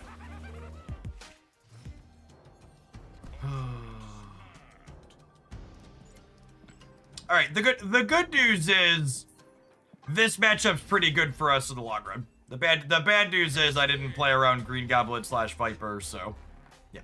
Opponent absolutely terrible at snapping. So we don't get super punished here. Would Firehair be a good 2-drop to replace Kid Omega? I don't think you could realistically replace Kid Omega in this deck. Which I know is not what people want to hear, but the kid Airwalker curve is pretty real.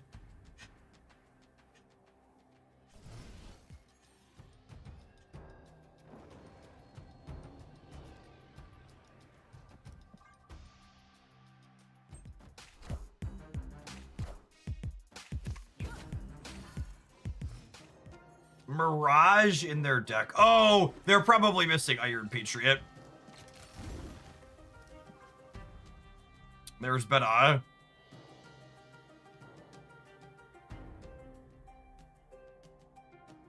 There's been an Iron Patriot clog variation going around. I bet they just budgeted it for Mirage.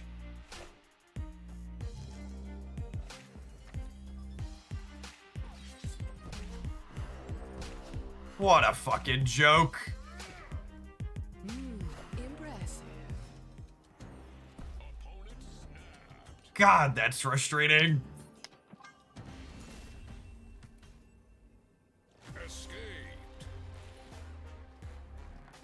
1,000 cards in my deck that I don't mind if they hit that on. And they hit the one card that breaks up my thing.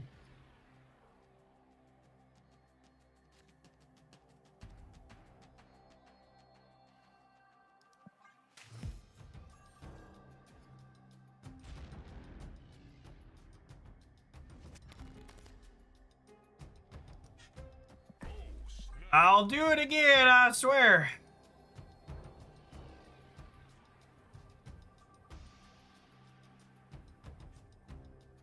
Their mediocre snap is more understandable in that last game, at least. They can't know they're pulling a Lady Deathstrike.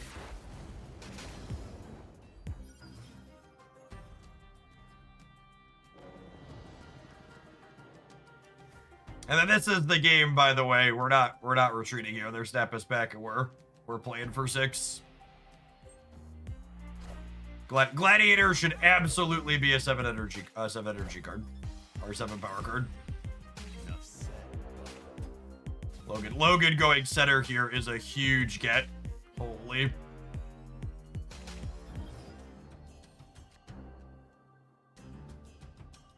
We were hoping they would have priority there. I want to put Kid Omega into the Baxter building because he can add more stats there after the fact, which is nice.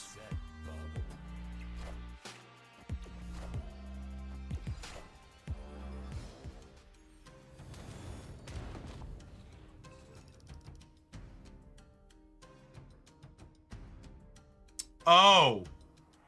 Oh, that's funny.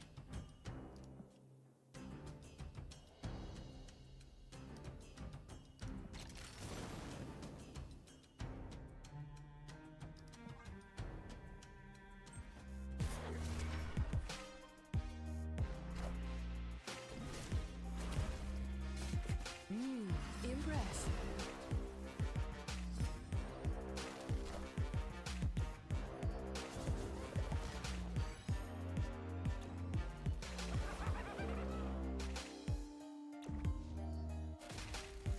Rest in peace.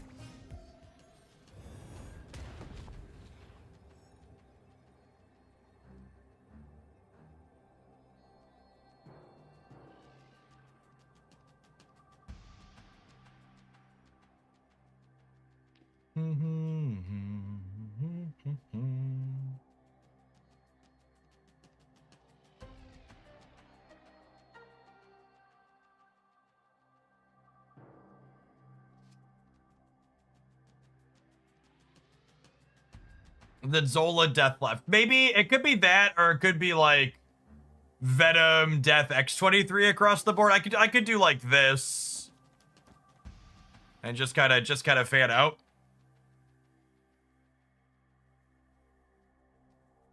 I don't hate this. This is a little bit better against Shang-Chi.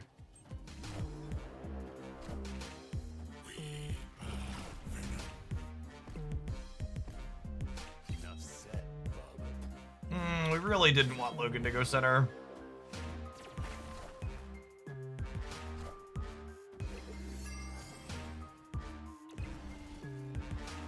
Wow, GG. That's the Iron Patriot card, yeah.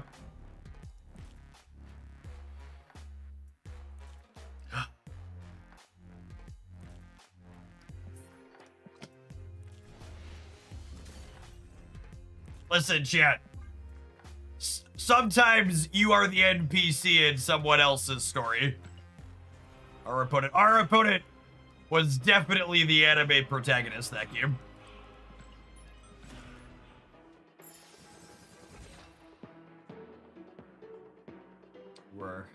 We were a B plot character they had to overcome.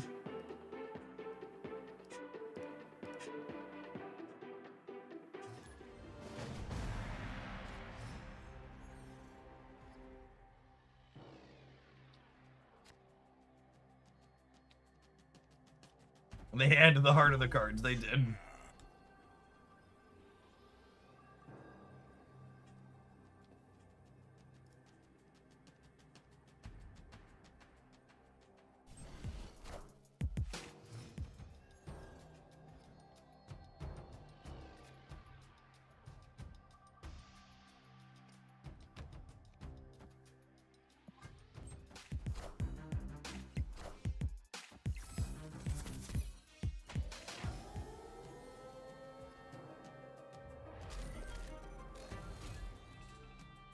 Man, that's rude.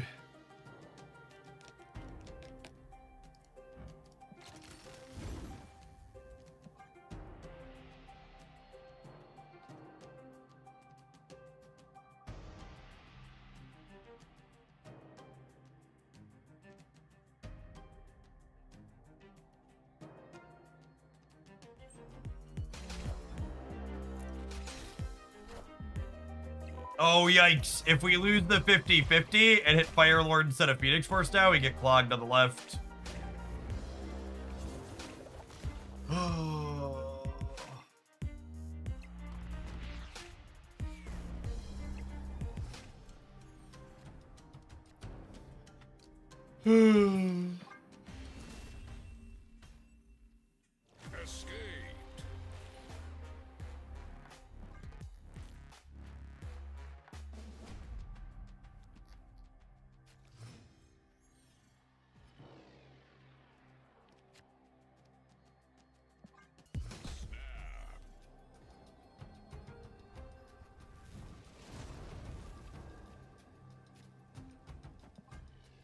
sorry. When we lose the 50-50. I said if, I meant when.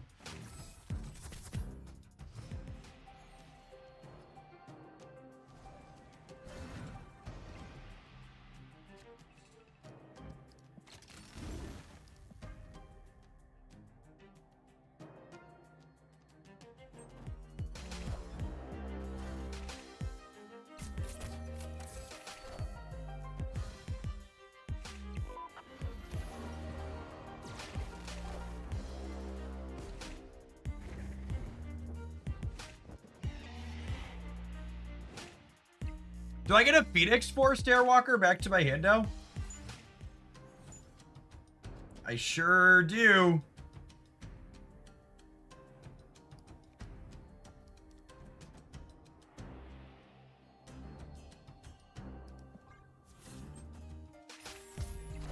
Okay, and then this one pulls Fire Lord out of my deck.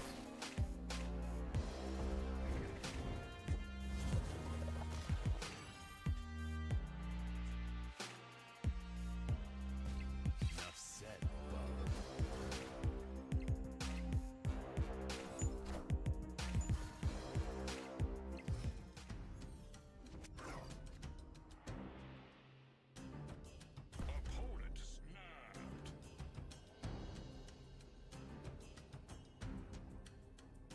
Has my Nico rolled location reroll yet?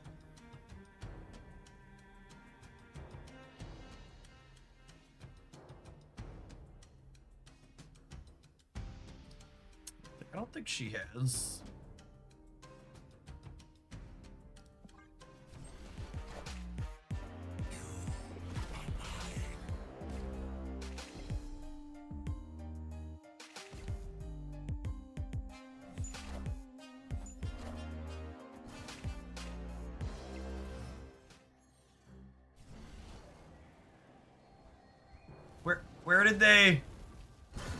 Where did they get a keg from?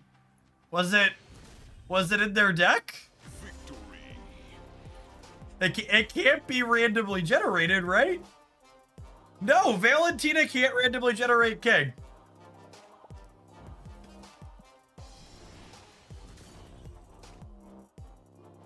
Yeah, keg is fine.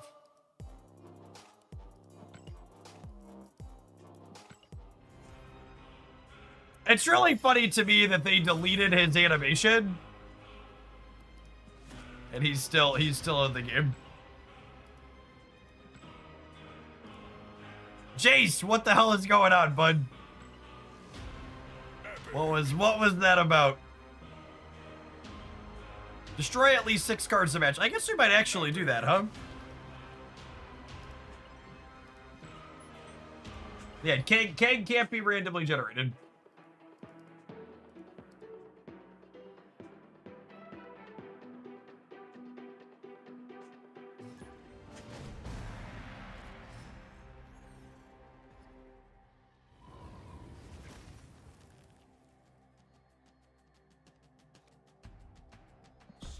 Oh gosh, chat. My timeline is telling me there's an NVIDIA earnings report this morning. Oh my gosh. Do you think the chat GPT Sam Altman talking about the bubble getting ready to pop? Do you think it's because he knows they're gonna miss?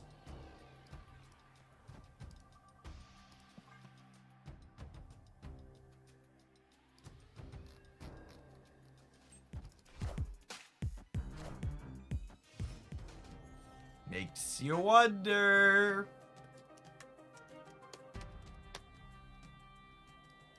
Tinfoil hat time. Yep. If they miss on earnings, it's gonna be a real bad day.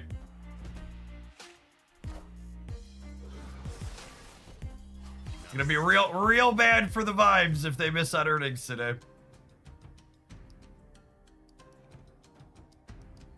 Actually, let's eat the venom and then we can Phoenix Force it back next turn, yeah?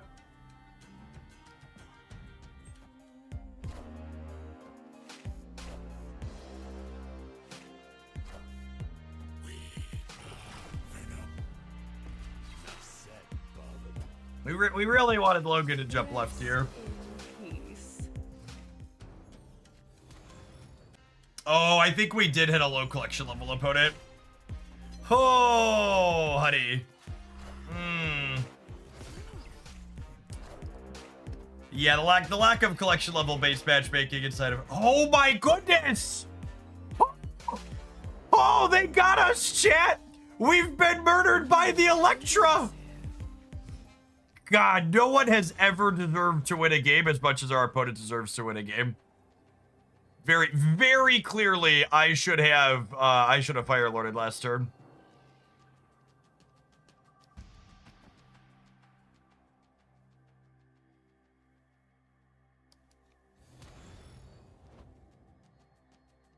I'm supposed to retreat, but I kind of want to give it to him.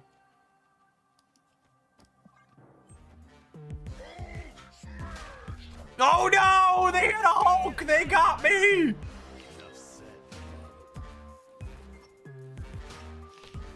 GG! I hope you win your Infinite Conquest, Old Slip. I hope you win your Infinite Conquest. Go get him, champ. Go get him. There's no way you're supposed to play around the Electra. I mean, so Fire Lording back the Venom is very similar and makes it slightly larger. It just has a 1 in 3 downside of Logan landing back in the same lane as Venom, but that's probably not worth playing around.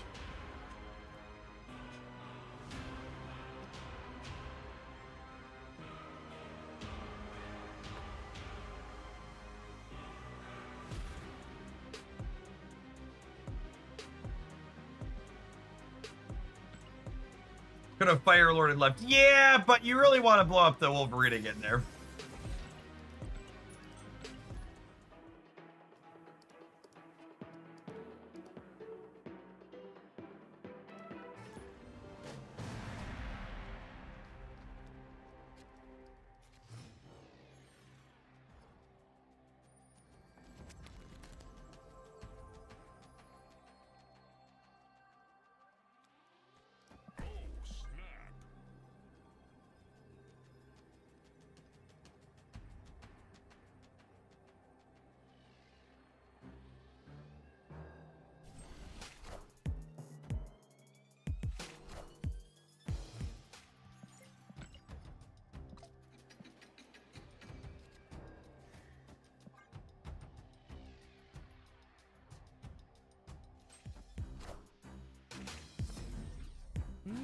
Impressive.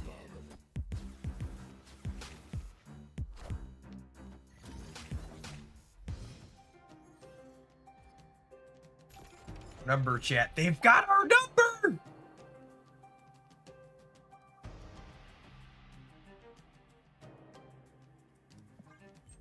They're coming for me.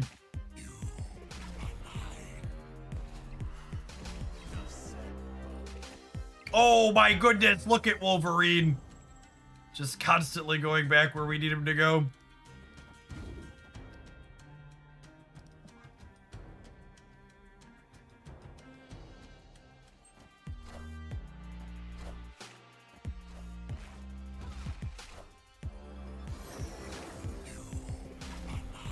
You are mine! Peace. Impressive.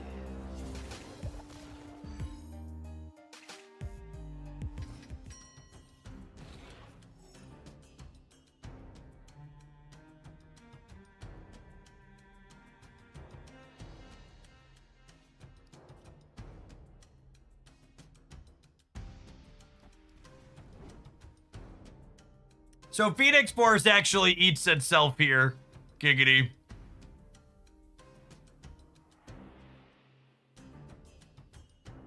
I think we're actually cooked again. Nico's on draw mode.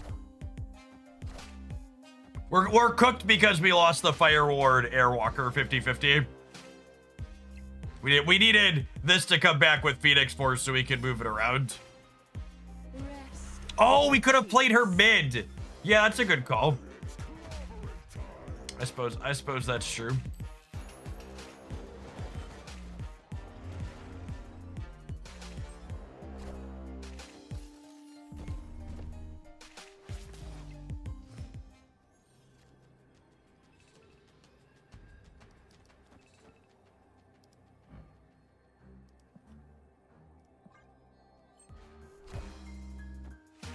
I didn't count. Did we lose to the full soak?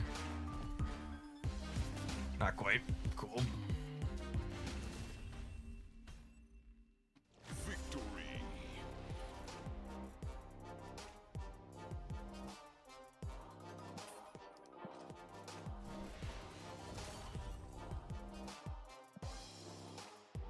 I'm gonna give some Infinite Conquest wins.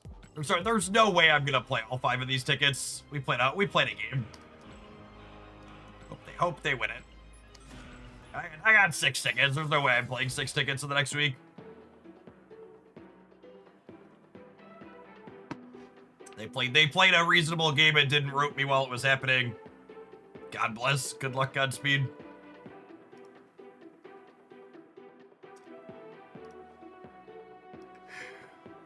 I've never played a video game before. Does the government putting their leader's head on a giant banner mean he's the good guy? It's funny. It's funny because it's terrifying.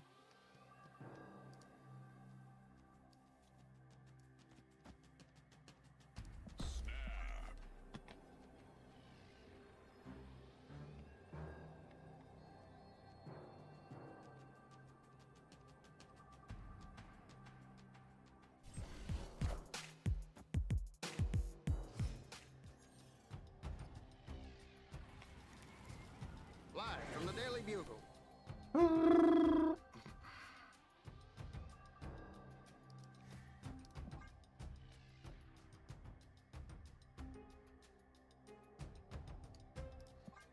Do I want to eat Nico?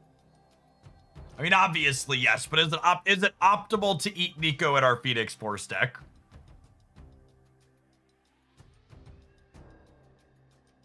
It probably isn't, right? I probably want to like put this here. I guess drawing either Iron Patriot path, which is sad.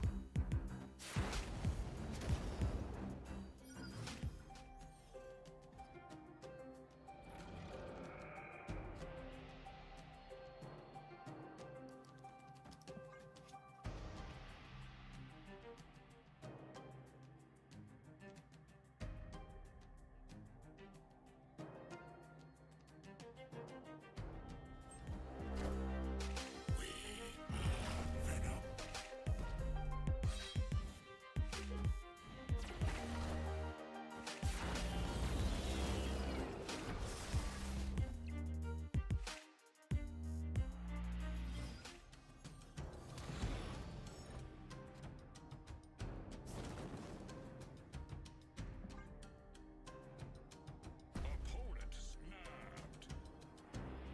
Galactus jump scare. It was a Galactus jump scare, wasn't it? And it's not an Iron Patriot Galactus either.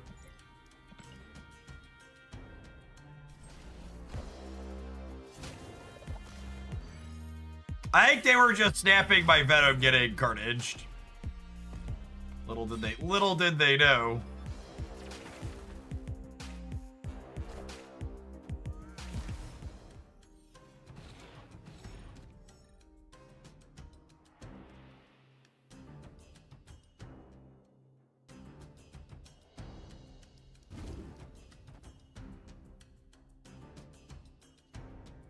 What do we think?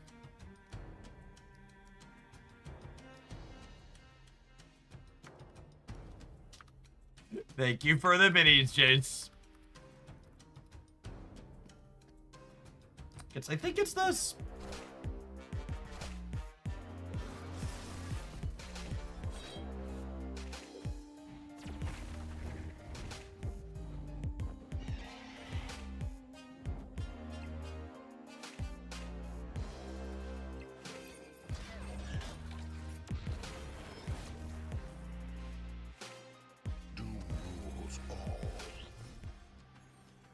Zola! Rats.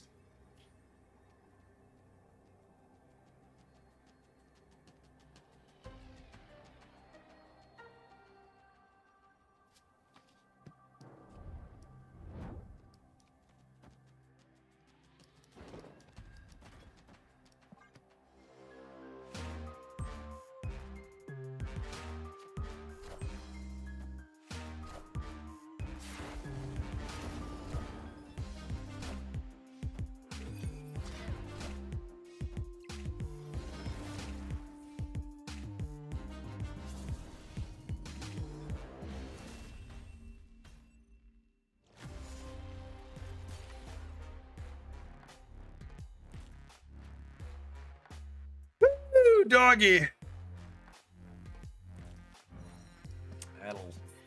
That'll do. That'll do, pig. That'll do.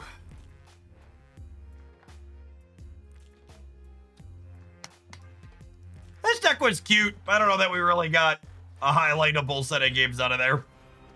We'll probably revisit at some point in the future. Honestly, Infinite Conquest doesn't make for very good highlight content, just because there's so many low collection level people. You don't really hit decks people are actually gonna play against.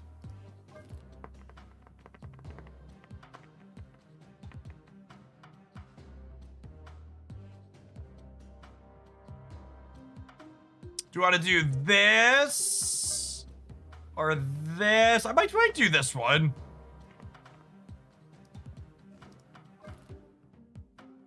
Get to this at some point too. I already do this one when we get back. I'm gonna roll an ad. I'm gonna run and grab my lunch. Thanks everybody for hanging out. Don't go anywhere. Hear me. If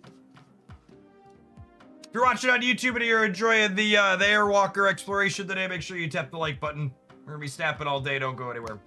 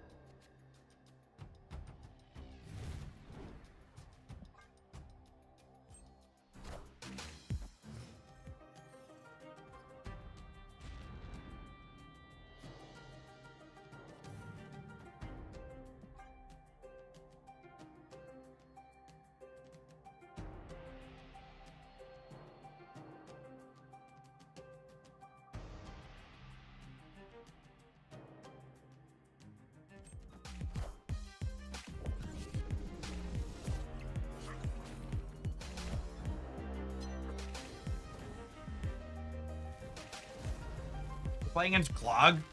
We just like a new Clog gamer who doesn't understand you don't play Titania on curve.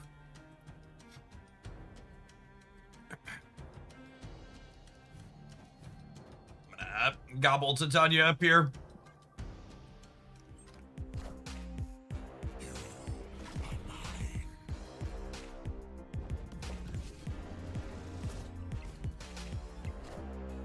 Hey, you found a rook.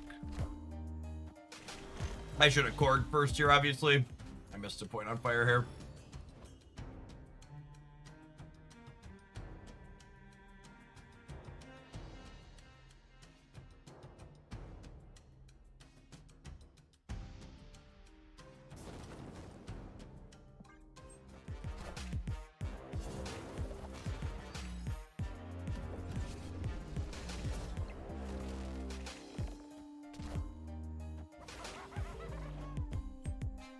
All systems go.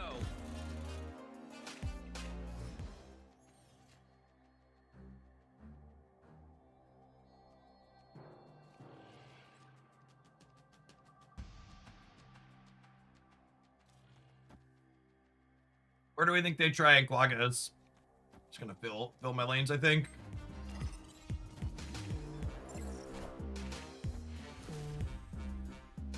Yeah, there was definitely a gobbly going over here.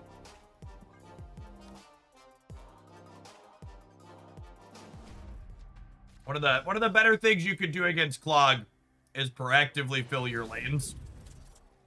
Victory.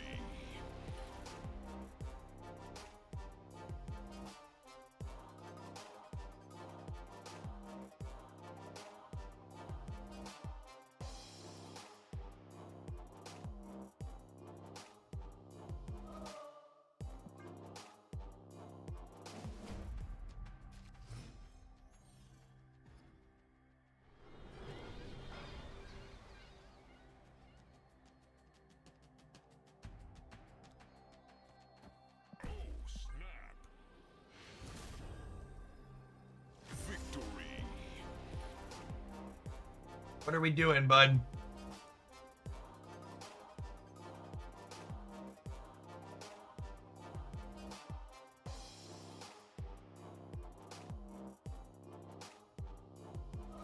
Hey, Mad Max, Discord links like that often don't work.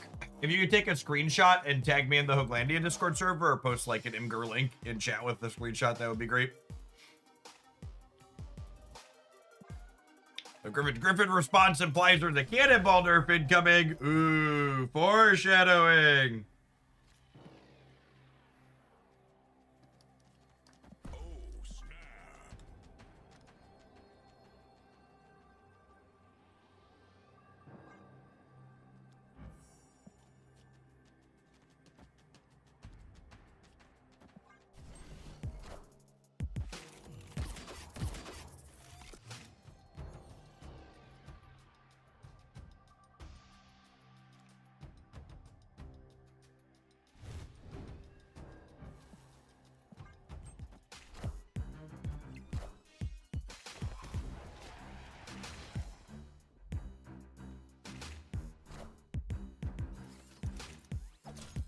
Oh my god, wait.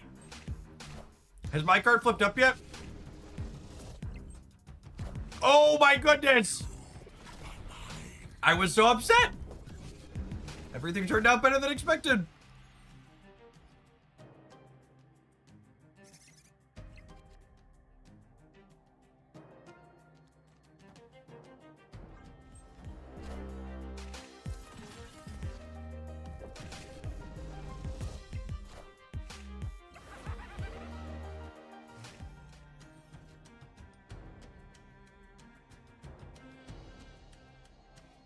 Opponent snapped.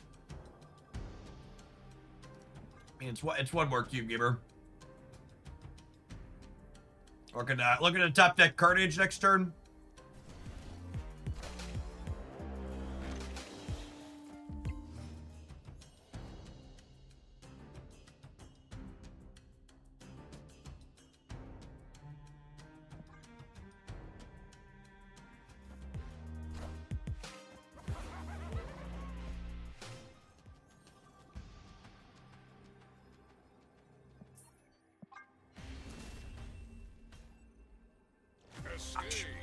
We hit Carnage, they would have been so dead. We would have been able to Carnage here, and then Venom would have cleared this out to give us more space to play.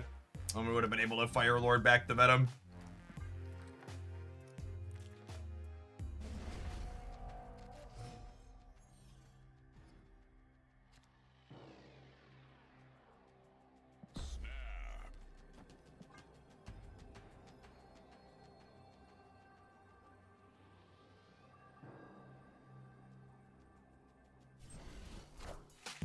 Hey man, I'm cook.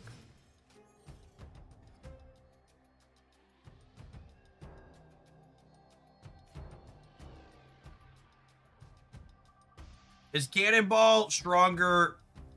Is Cannonball stronger than Shang?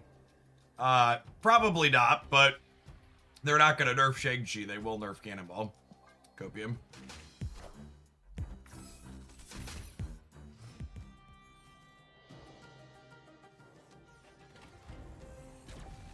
Come on, Carnage! Come on, Carnage!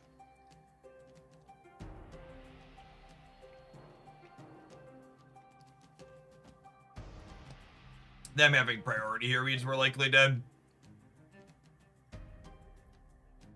Unless...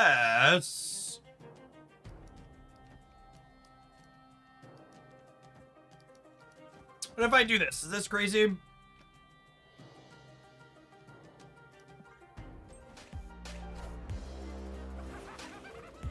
They try to clock me center every time, yeah?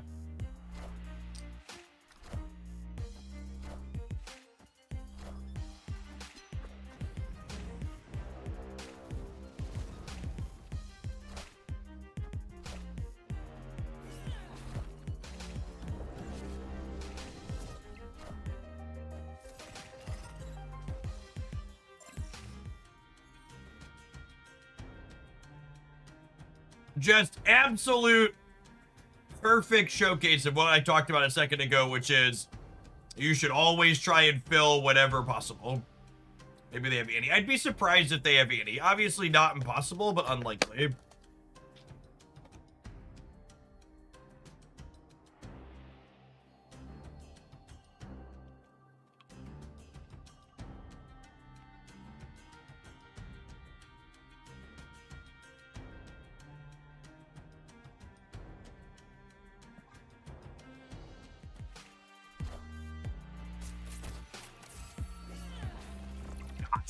We are just playing circles around them, huh?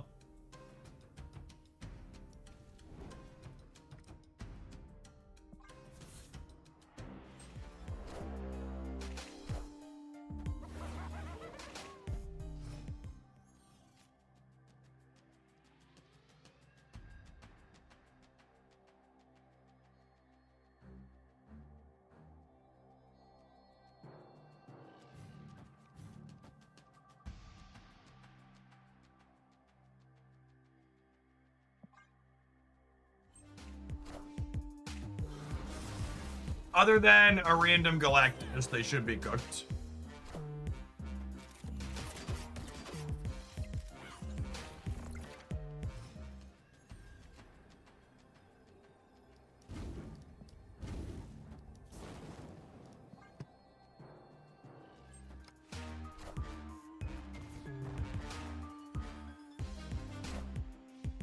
That's clever. I should have been thinking about that. We still got him, but... You know. Good try and all that. That game was a good lesson in playing against Clog.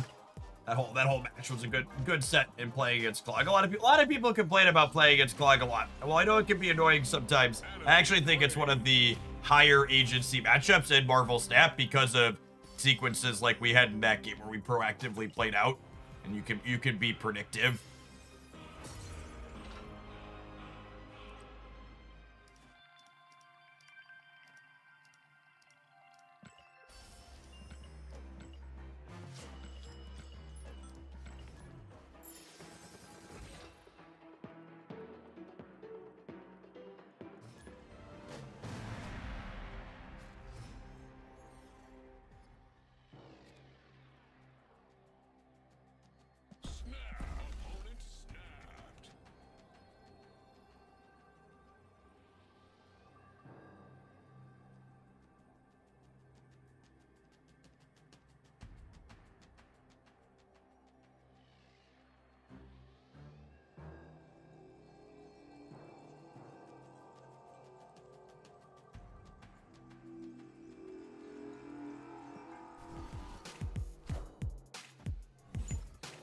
Oh, hey, Lug Nug. Saw your Nightmare deck submission, by the way. Appreciate the support.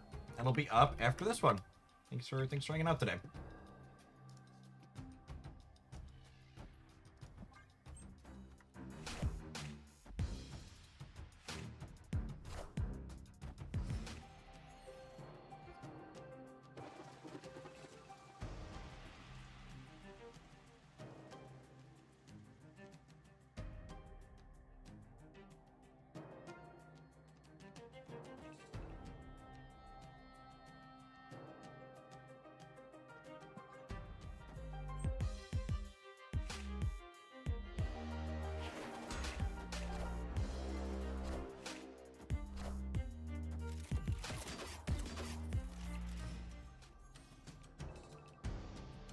Hey, then we get to go this into this.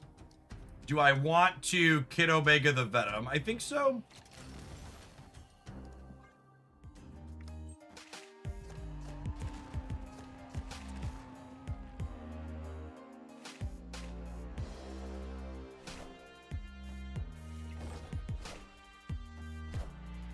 I found a rock.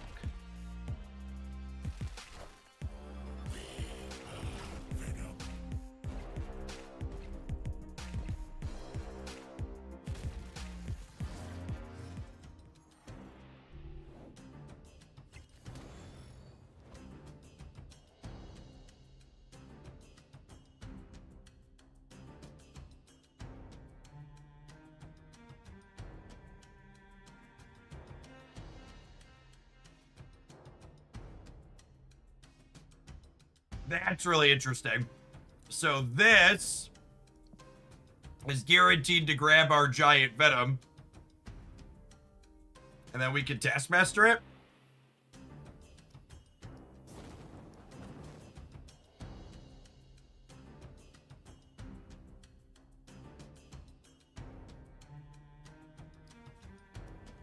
I think we just set this up proactively.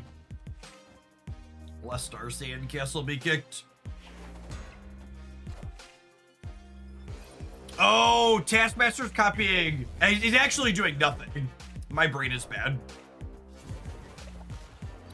Oh, decks that destroy things.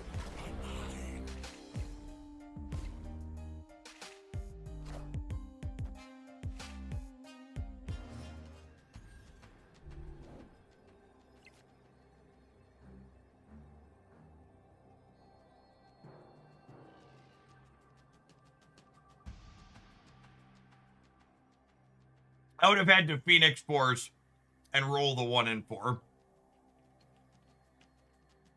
That's what would have needed to happen.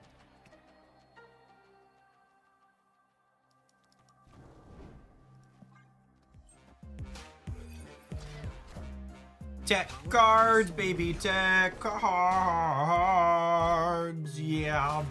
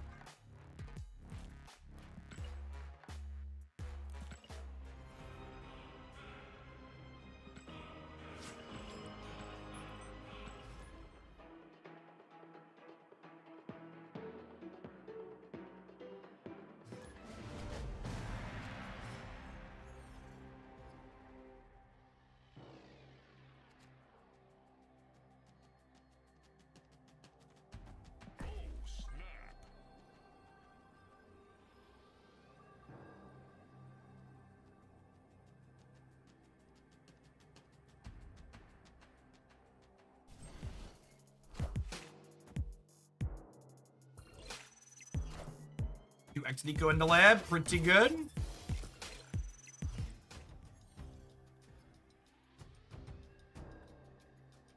Be glad you're done with high voltage. There's been a ton of new Ghost Rider there. Yeah, that makes sense.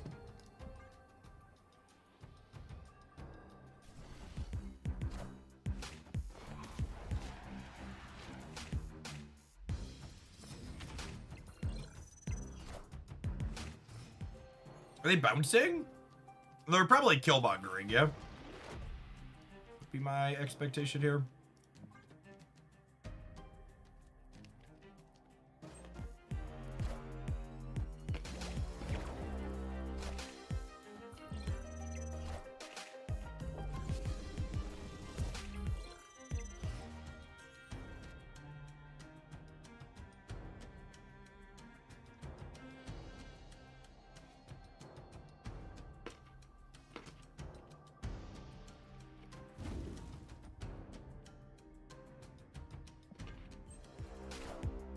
Hey man, I'm cool.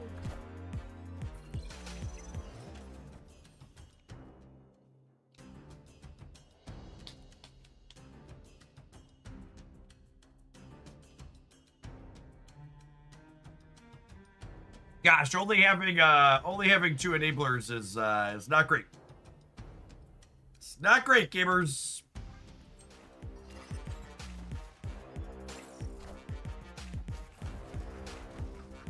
All systems go.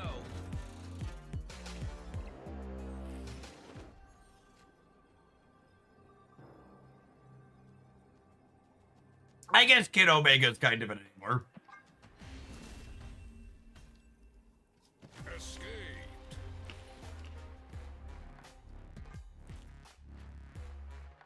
I clicked the wrong button. Definitely a flat shuffler kind of game.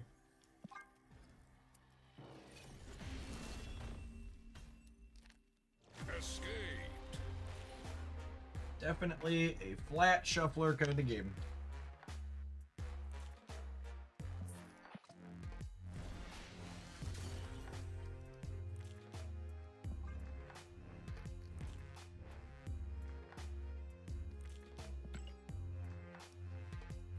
Thank you, Mao, for linking me the screenshot. What's the justification for Cannonball's highest power? He's essentially the same effect as Shang-Chi.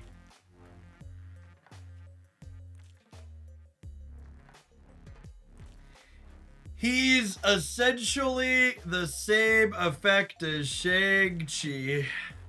Oh, gamers. However, Shang is a 4-3, which is very bad if it doesn't destroy anything, while Cannonball has the stats to win a lane. Even if it doesn't get to do anything, why is that? This little response here would imply that Cannonballs... obviously, there's only one interpretation to take away here from. This means they're gonna buff Shang-Chi. I think the big takeaway here is there's two possible options. Either we're buffing Shang-Chi to have 8 points of power to bring it in line with Cannonball. Finally. Or we're gonna make Cannonball a 4-3. That's the other one. Zabu your Cannonball, anybody?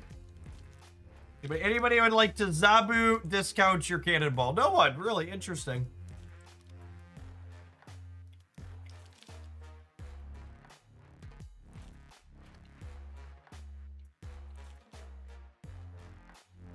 I took a bite from my bar just before I pulled this up. By the way, I'd like to give a shout out to my drink sponsor, Advanced. They've got one of my favorite flavors, their cherry apple hydration mix with Oaklandia branding up on their website, which is fun. I've also got my logo branded shaker, and then my partner code with them is boosted from 10% up to 30% through end of day Friday. You can get that. Get 30% off of any of their hydration, energy, or focus drink mixes up on their site. Their stuff is very good. I feel like the strongest plug I could give for a product like Advance is they send me 2 or 3 tubs of product a quarter as part of our partnership deal, and then I probably buy another 4 or 5 myself every few months. I drink 1 or 2 a day. Or good 0-calorie flavor drink.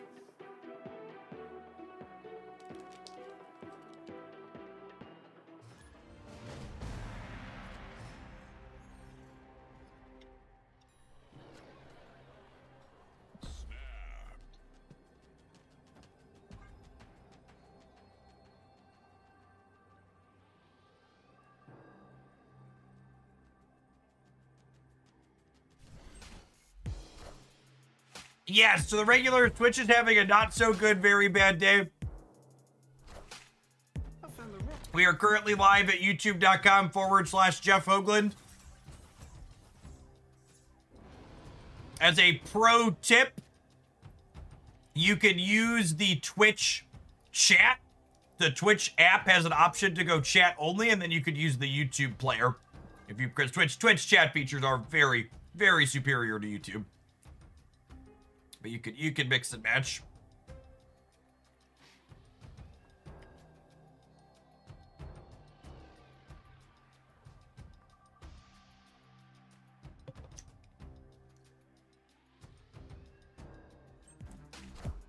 I just want to know, my number one question from a design perspective is, will Second Dinner ever give us the original data mine text box of Red Wing? That's what inquiring minds would like to know. Am I ever gonna get the Red Wing that was slated to be about Enabler? Are we seriously seeing a misery left?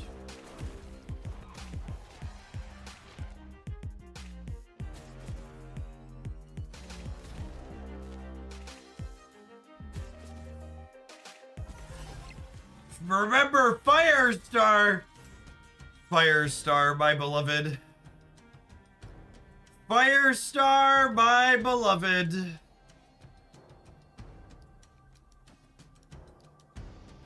Venom's a hungry boy. He's gonna gobble Cass right on up here.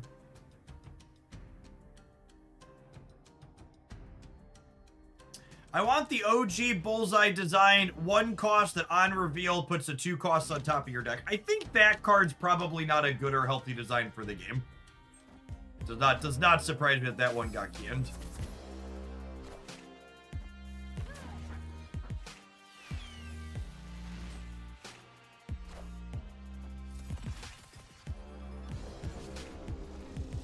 Isad's original design was, if all your cards have unique powers, give +2 to all of them. My gut says that original Isad design was probably canned because it wasn't very competitive. Would be my best guess.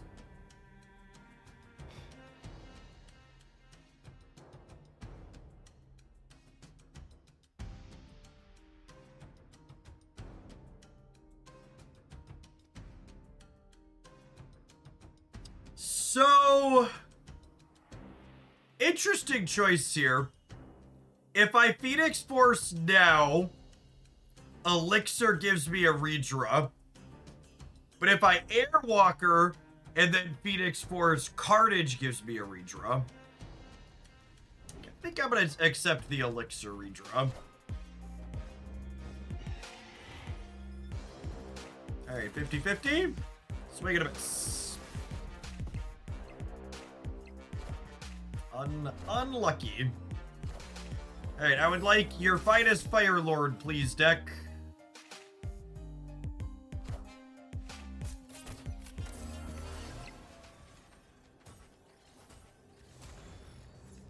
Easiest game of Marvel Snap I've ever played in my life. So Fire Lord is guaranteed to resurrect a 3. And the only 3 in our bin is a Cassandra Nova with 15 points, who will then go up to 18 with the 3 cards in their deck.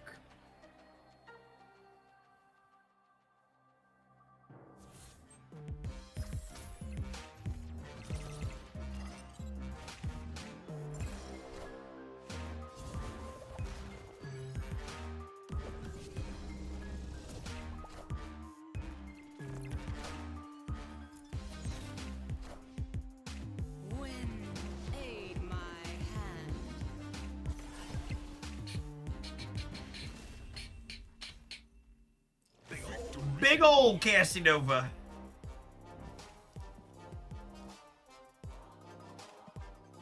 I'm glad this archetype's gotten some support. Me too, Double Pope. It's a very, very unique way to play Marvel Snap. Agree with that.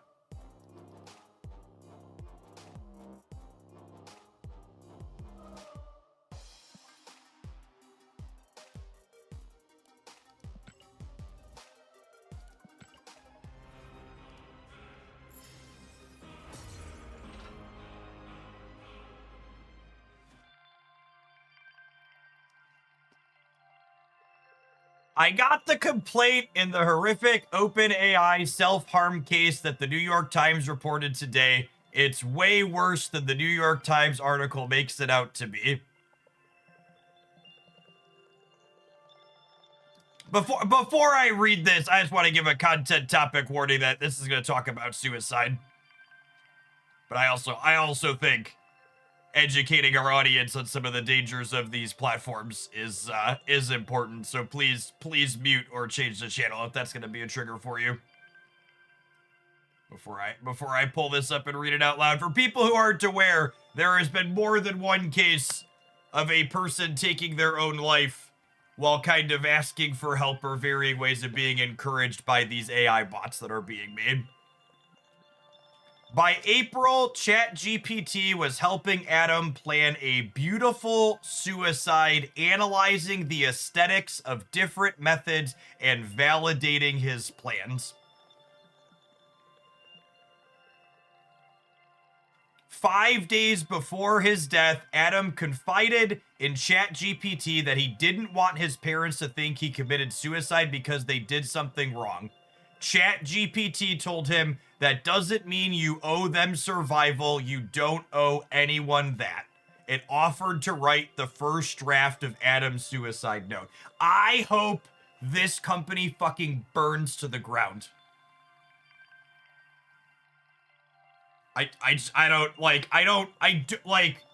This is why we need a functional government and not techno-fascists in charge.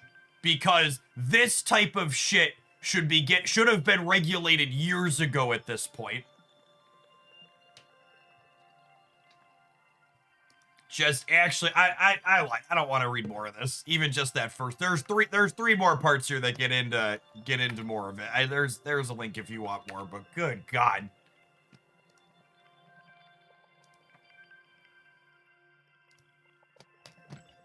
Oh, humans suck.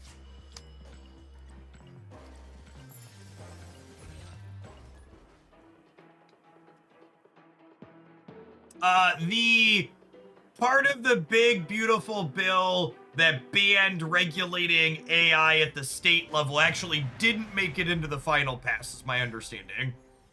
So we might see some regulations of these atrocious things at the state level, because it's definitely not happening at the national level while Trump is in the White House and the Republicans control the other chambers.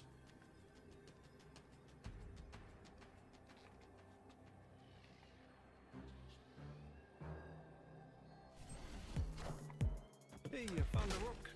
Tender, thank you for the 13 months. I appreciate that. Welcome back.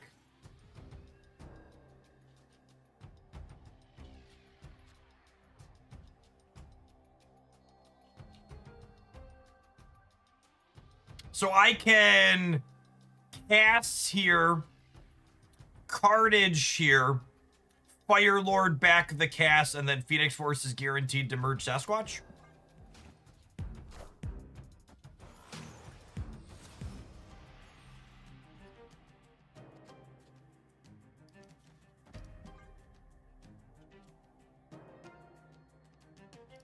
Or do I leave Squatch and do this, and then we Sable Carnage next turn? Yep, maybe that.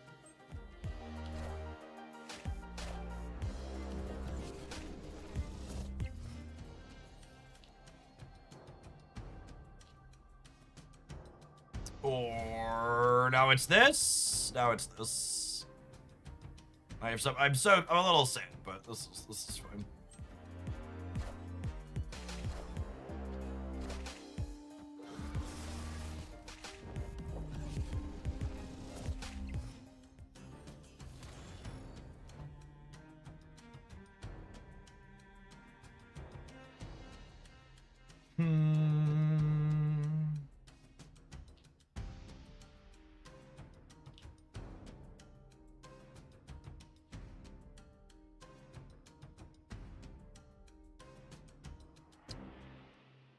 What if I Fire Lord back? These move to the right, so we're moving to here.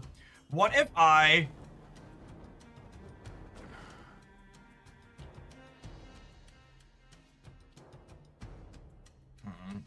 I don't have a way to enable multiple of these things over the course of the game is the problem with this sequence now. I should have just eaten here. Maybe I shouldn't have played the fire here. It's close.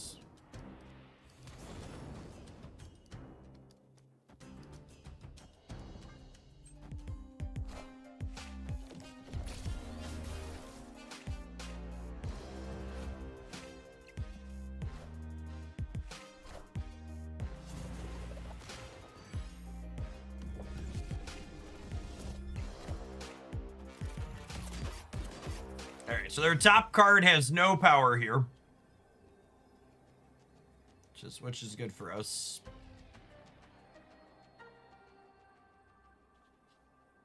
I think I just do this. I think I just do this.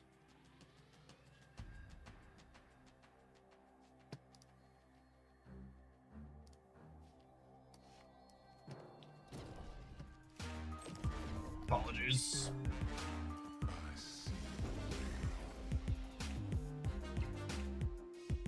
Are gonna be a little short in the center? Yeah, actually, I have a one over there now too.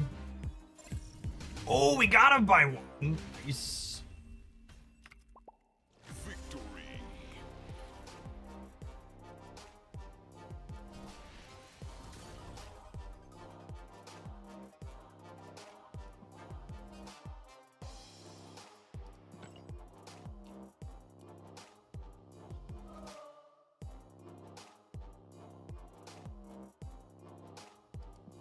Lord Odin, thank you for the 3 years. I appreciate that. Welcome back. Yeah, so if you're just joining us today, the Series 5 bundle from yesterday and the other couple ones that went up that looked visually awkward weren't supposed to go live and are never supposed to be available for the general public, apparently. They're going to be intended to be new and returning player bundles for people coming back to the game.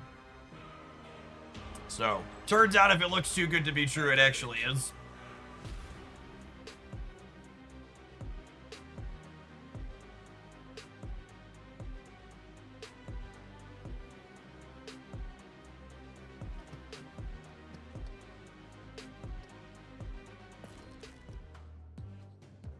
All right. Where to next, boss? We got a fun brew up next for a viewer deck today. It's been a minute since we played some Nightmare, but he's a very fun and potentially powerful build around card.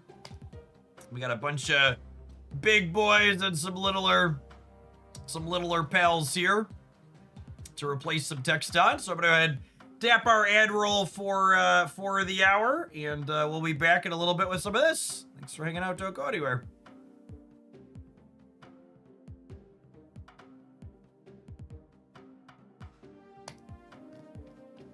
I think they stepped in it twice by pulling it after the fact. Once it was out in the wild and some people got to buy it, they should have left it and let everybody buy it. And for the record, I gave them that feedback before they pulled it.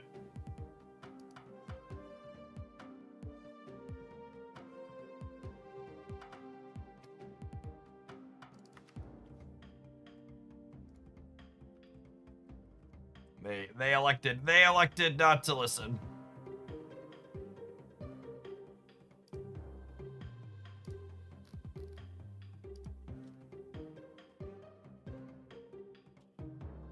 Once it went up, it should have stayed up.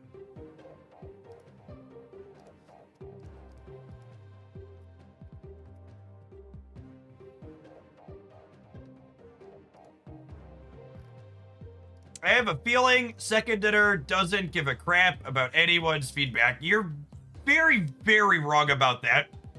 And I actually can't emphasize enough that one of the number one things I firmly believe is that second dinners and how they choose to communicate regularly with their community is a shining beacon of why companies like Dina that make Pokemon Pocket treat their gamers like mushrooms and keep them in the dark and feed them shit.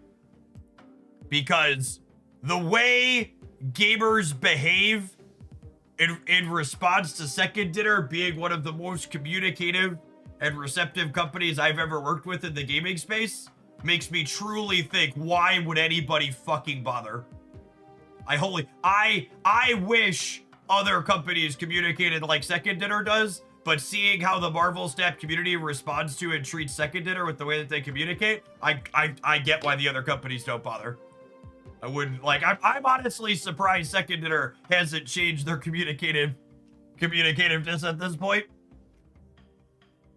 They don't seem to earn any amount of points for doing it, and it takes some extra work and time, and I'm sure Sanity, speaking as someone that interacts with the general public quite frequently.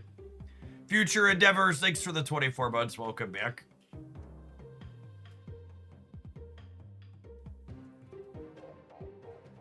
I mean, it really comes down to it. People are like, why would they pull that bundle? Their economists make a value estimation that giving people that $50 bundle means that on average they're going to make less money than some amount of other people than from the total as a whole. And while there are some people who would have bought that $50 bundle, and so give an example. Let's make up some numbers. Let's say there's 5 people that bought that $50 bundle that otherwise wouldn't have spent any money on Marvel Snap. But there's 5 other people who bought that $50 bundle, and now because they bought this bundle that was over twice as good as other things they typically sell, they're not gonna spend $400 on other things that they would have spent to get resources that they now got from this cheaper bundle.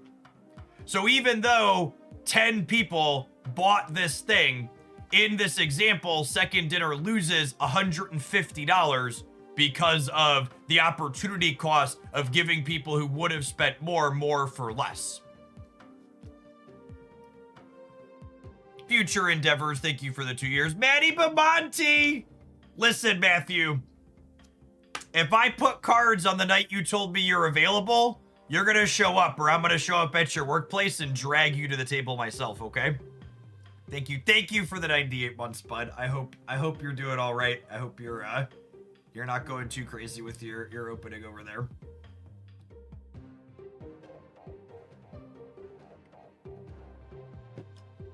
Thanks for always stopping by and dropping off some of Bezos' money. Gamers, for people who are deep on Hoaglandia lore, Matt there in chat is someone who used to drive around the country playing Magic the Gathering with me. We go way back.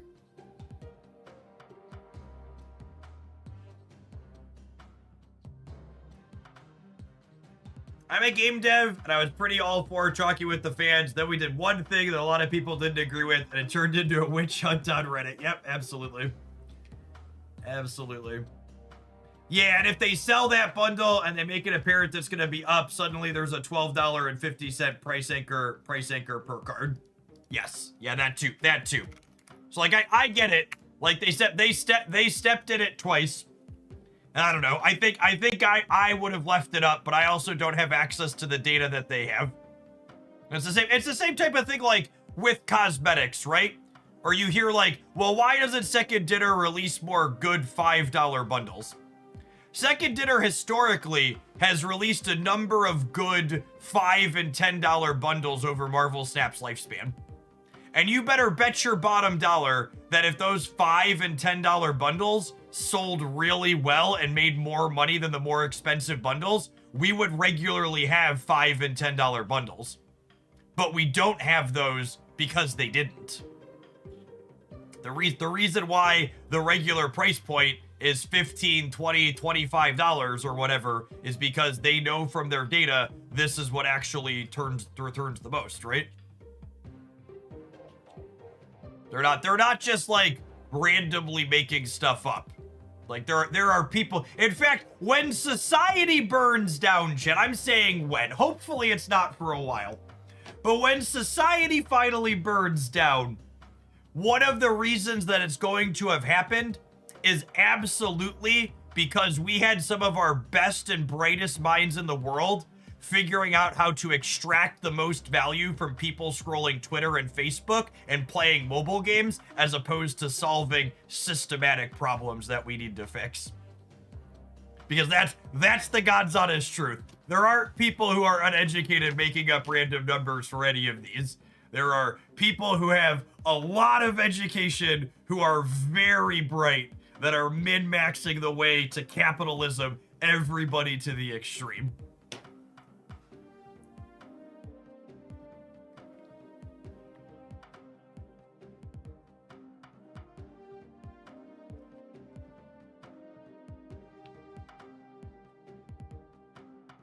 Consider yourself Scrooge and get Ghost Riders of First, Present, and Cosmic Frank Castle to win games. Okay, that's a fun build around games. All right, let's dive into playing with this, and then the triple Ghost Rider deck sounds fun. I don't know that it sounds good, but it sounds amusing.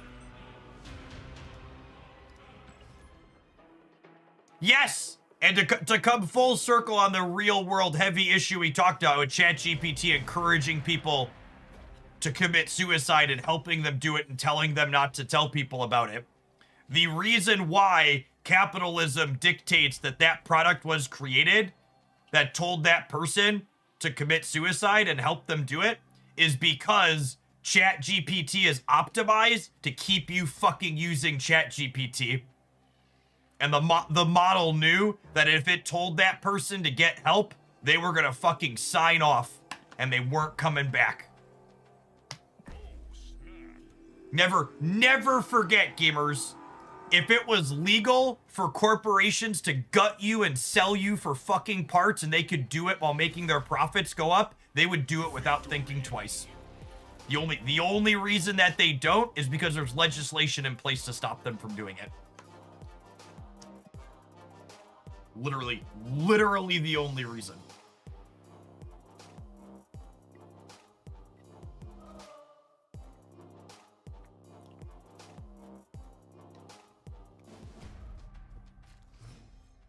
For now. For now.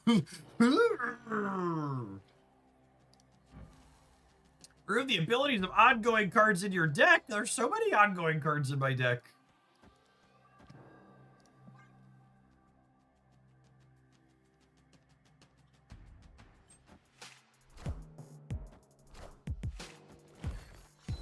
Regulations are written in blood, not for fun. That's true.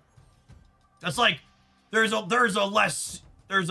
more lighthearted joke in that same vein where anytime you walk into a place and there's a rule and you read the rule and you're like, that rule's kind of silly. Why do we need to write that down? And the answer is it's written down and it's a rule because someone did it already.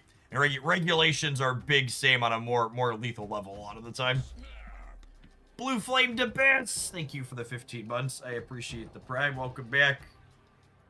Cathos, thanks for the 3/4 of a year. It's been fun jamming Dark Legion.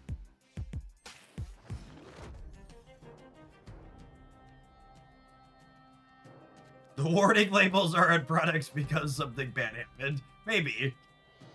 I'd like to think maybe not all of those are, but yeah, probably a lot of them, let's be honest.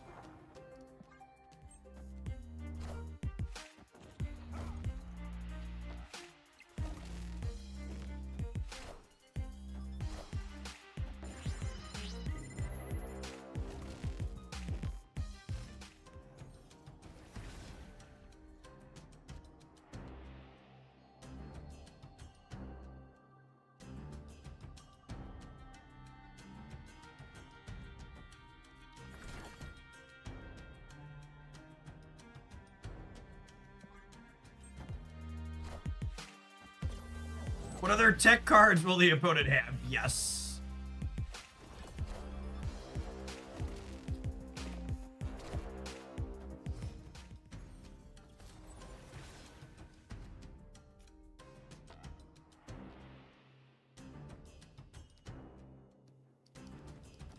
I mean, I think I just do this and keep my hand empty, yeah?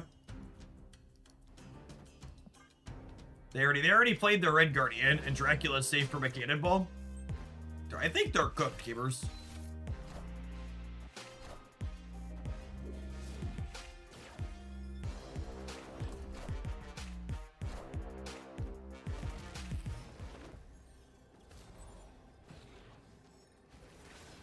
Okay, how do they ever beat Dracula? How do they ever beat Dracula getting 20 points of power here?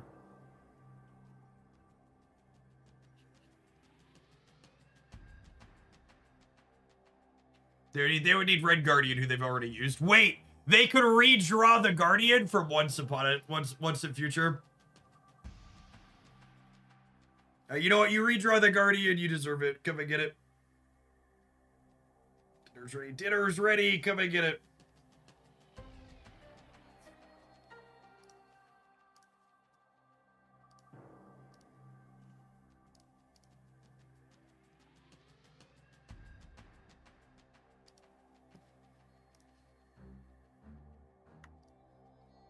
In the tank.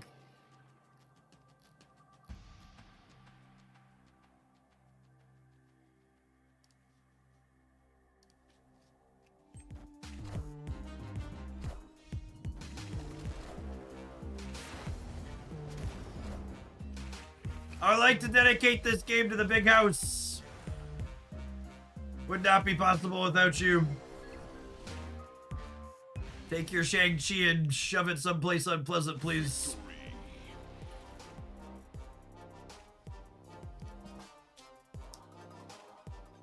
War Machine getting us into the big house. Also helpful.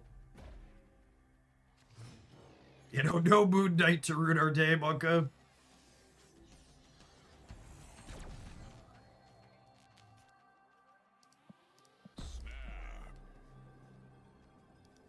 This matchup's probably unwinnable for us in the long term, I have to imagine.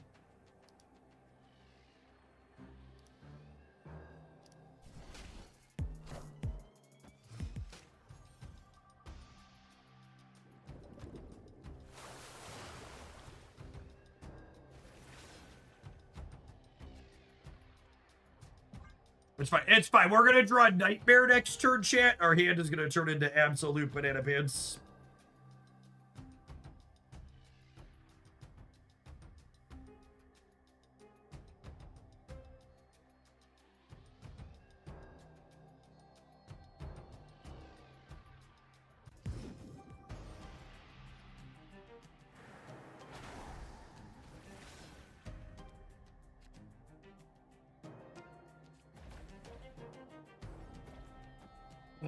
I probably shouldn't play this here.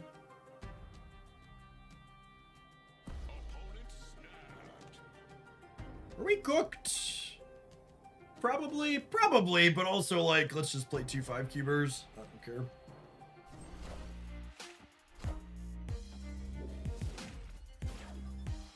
Yeah, the Isle of Silence is probably not long for this world. Yikes! Oh! Come on, bro! Oh, Benjamin. Oh, Benjamin.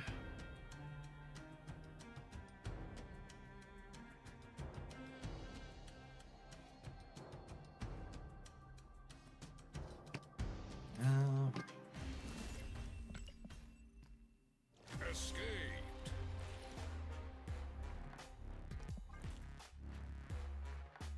Ooh, I see the vibes market is very up today. Did we have a good earnings report for Nvidia gamers? Is our bubble going strong?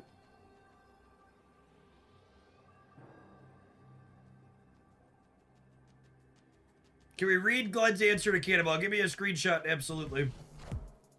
Oh, it's not for 3 more hours. Yeah, that's a while yet. Wait, is their earnings report in 3 hours? That's like when the markets close, yeah? Sure, Seraphim, thank you for the 15 months. Welcome back.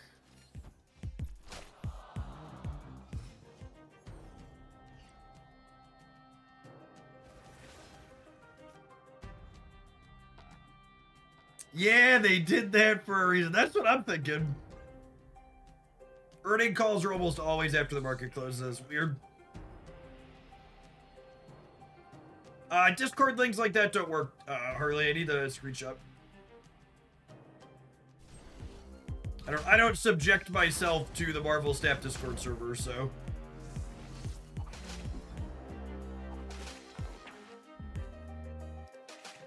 I have a screenshot. Thank you, RST. All right, who do we have? Ooh, one night Ebony Maw. Pick a random character in your hand, give it +2 power each time. White Widow. Taskmaster. God damn it.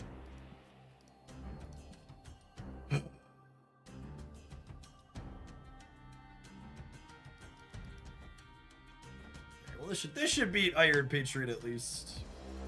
Narrator. Oh, maybe still.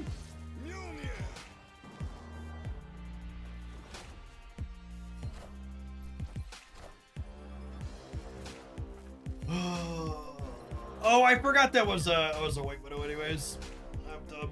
Oh. Now I'm sad.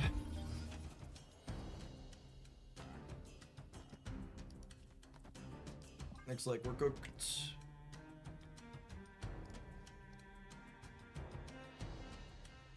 Existence and suffering, yep. Assuredly, the cards in my opponent's deck will be different by tomorrow night, yes?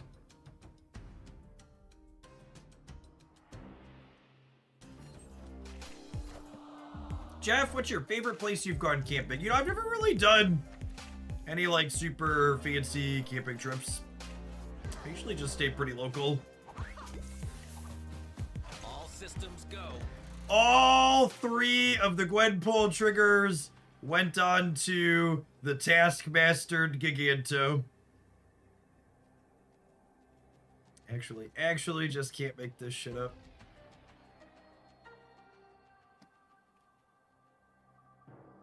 I mean, we're super dead. Escaped.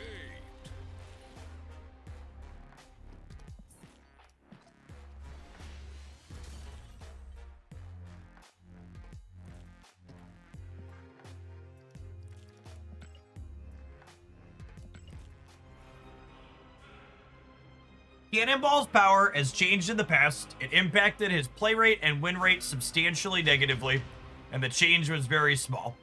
For that reason, there's the opportunity cost of playing one reason for that is the opportunity cost of playing a 5-cost card is a lot higher than a 4-cost one, meaning that it's a tighter window in which it can be played and makes it harder to combine with other cards.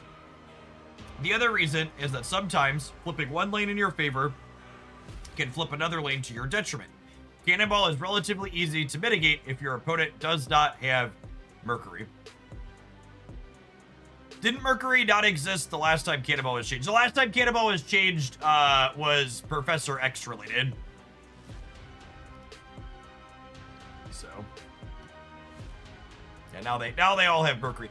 And obviously Glenn knows the ins and outs of this, but I think this is a piece that a lot of people miss. A card costing 1 more energy is a really big deal. And 4-cost cards in Marvel Snap, historically speaking, aren't really 4-cost cards. 4-cost cards in Marvel Snap are a lot closer to 3.5 energy.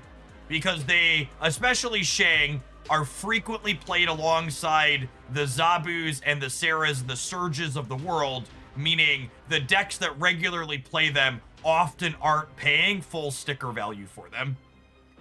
Whereas 5 energy cards see a lot less regular play with those cost reducers, both because there's not a Zabu for 5 costs, and Sarah into 5-drop is not nearly as reasonable as Sarah into 4s and 3s and 2s, etc. Wandu, thank you for the 21 months. Welcome back. I actually think Cannonball's a pretty extreme outlier in terms of power level, and Cannonball's a pretty extreme in terms of power level, and in general, 5 energy cards in Marvel Snap tend to suck.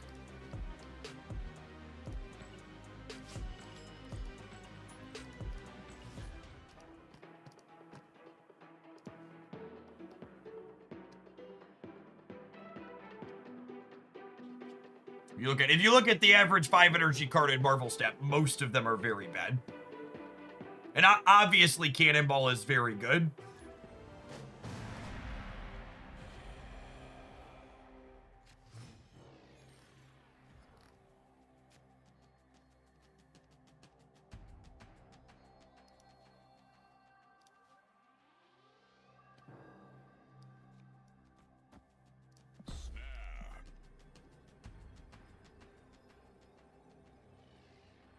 How much is Mercury Cannonball played without the other? I don't have a good way to dissect that data on the public tracker.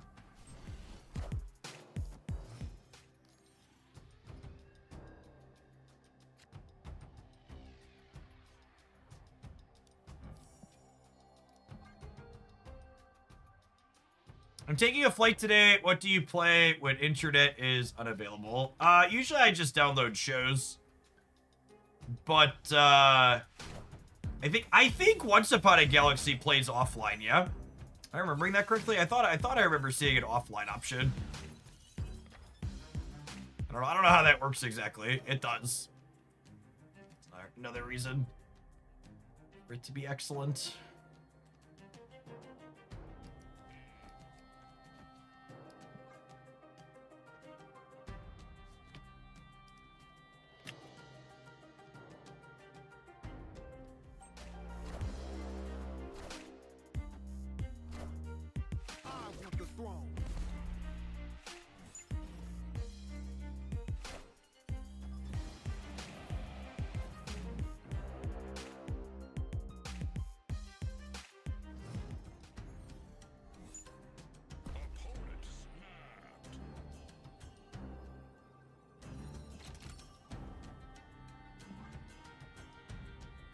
All right, Nightmare, do your thing, Giver.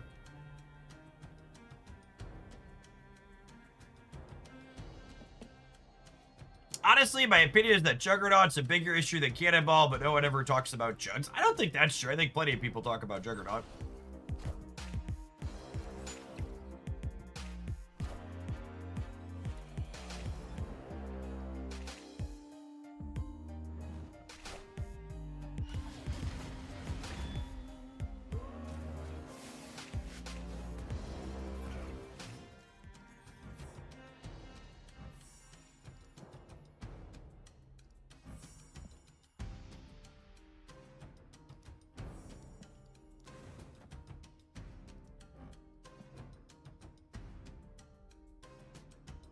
I haven't played into either of these yet is the problem. They might both send my cards here. We got a Dark Hawk and a Red Hulk.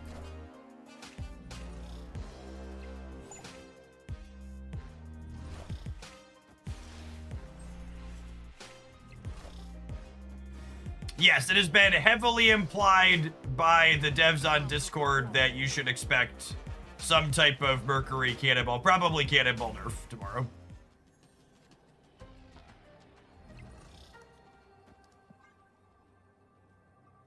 And just for the regulars for the schedule, by the way, we're going to be doing all Snap today. And then tomorrow we're not going to be doing any Snap because the OTA doesn't happen really late into the day, usually 4 or 5 o'clock Central. And both Shadowverse and Pokemon Pocket are releasing new cards tomorrow. So we're going to be doing like a 10 or 11 hour stream tomorrow. It's going to be split Shadowverse and Pocket is my plan. And I'll be back to Snap on Friday after the OTA. Friday will be part Snap and then part one of the other card games. Which one I haven't decided yet will probably depend on how they feel to play.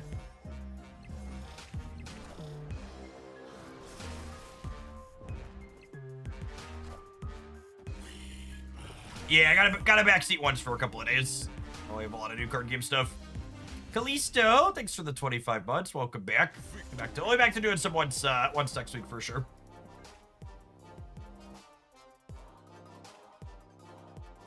There are reviews of a bunch of the legendaries that they spoiled on the Hooglandia Shadowverse Worlds Beyond channel. So if you haven't been keeping your finger on the pulse of that, I think the full spoiler's out today technically, but a lot of the big hitters I covered already.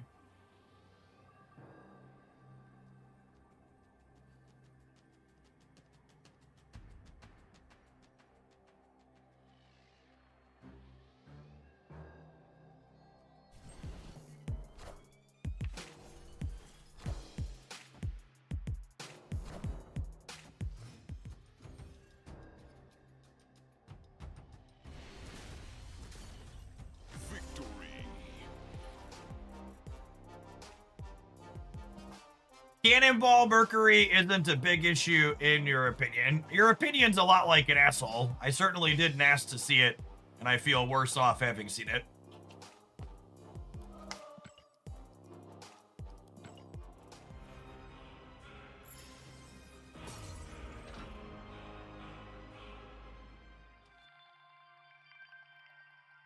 Are you gonna put out an OTA video, or are those not worth the time? I only put out an OTA video when there is stuff in the OTA worth covering, and there will absolutely be an OTA video tomorrow evening when it drops. Ooh, foreshadowing.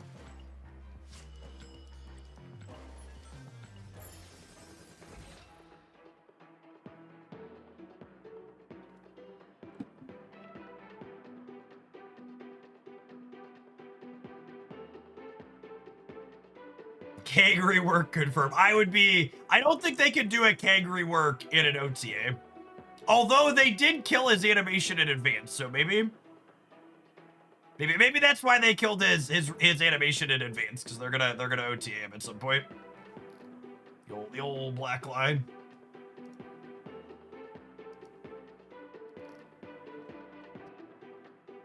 Please tell me Infinity Ultron is a playable card. So, Vertelli, I actually had a highlight last night for Cosmic Ghost Rider that was an Infinity Ultron deck, and you definitely don't need Cosmic Ghost Rider to play it.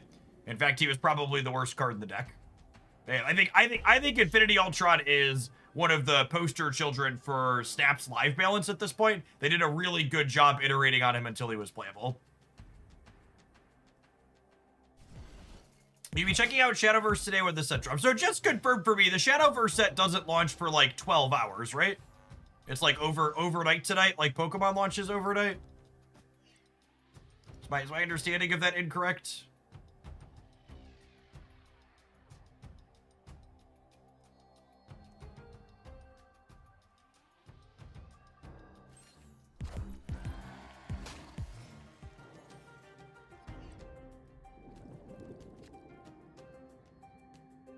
That was the impression I was underneath, at least.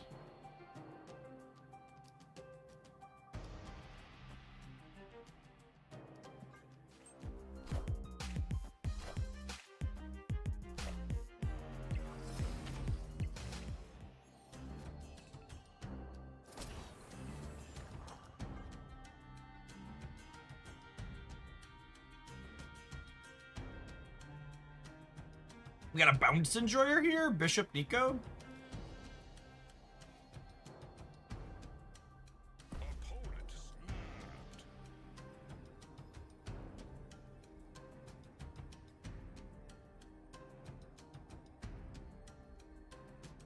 Unscientific data roundup on Untapped. Top 4 decks with Cannonball and Mercury games played. Cannonball plus Mercury has 14,000 logged. Cannonball without Mercury has 2,500, and Mercury without Cannonball has 883. Yeah, I'd buy that for $1. Whoo! Dracula is fun in Camelot. Let's go to Camelot. Tis a silly place.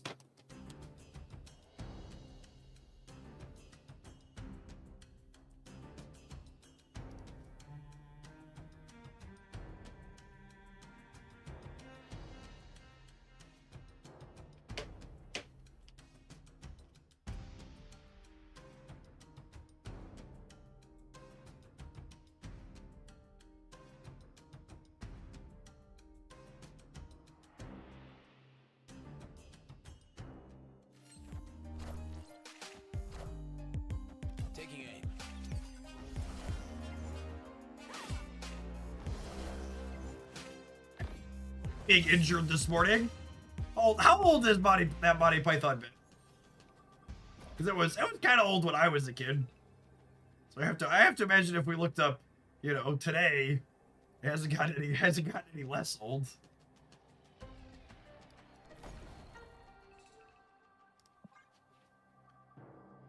Looking very cooked so far. So far, we unfortunately have just been out-muscled in every game that we've played. I am Iron Man. Wait, what? Oh, I bet the real Mysterio is, right?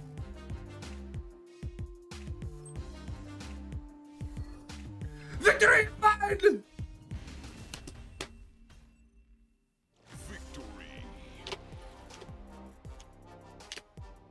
Jeff, I wanted to let you know that King animation is not completely gone. I had it in high voltage and I couldn't repeat it on purpose, but I had it happen 2 times in the 16 games where I played him.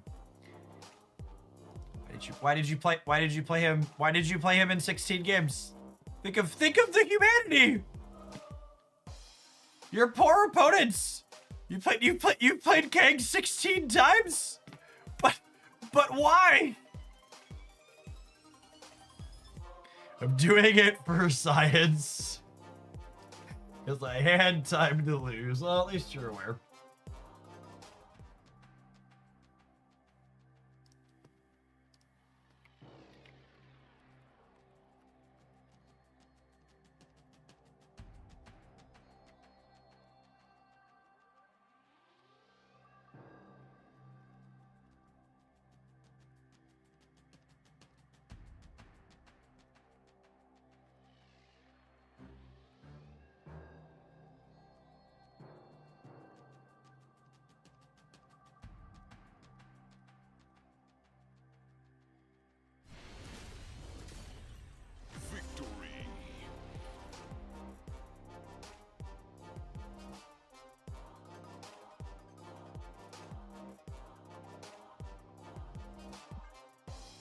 It's been about an hour since we talked about this. Been awful, so I'm gonna proofread my angry tweet on stream, I think. Fuck JD Vance and every Republican politician and voter who obstructs us from implementing common sense gun reforms. We are the only country in the world where this happens, and we don't have to live this way. We choose to. There was a shooting at a school in Minneapolis today for people who aren't keeping up with current state of world. As a general, you know, there's still that reality on top of it all.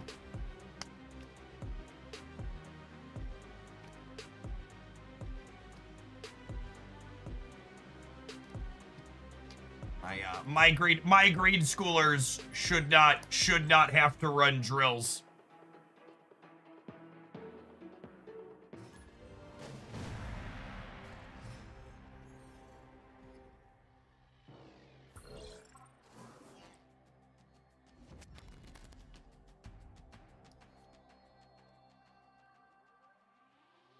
Oh.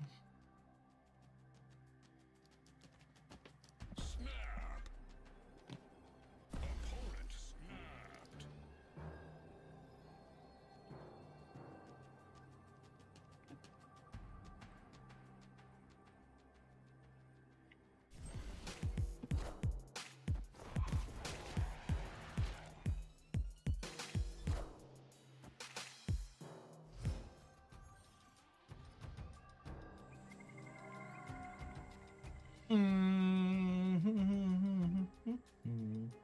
I eating Ebony Maw or am I banking on drawing Nightmare in these draws? I'll bank on drawing Nightmare, I think.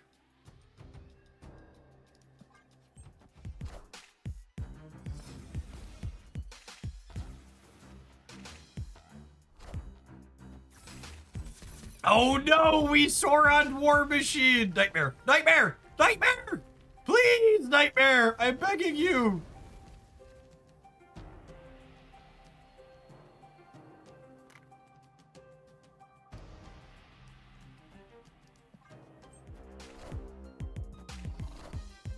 Is you a Griffin said about randomizing variants? I did not. What is going on with the variants?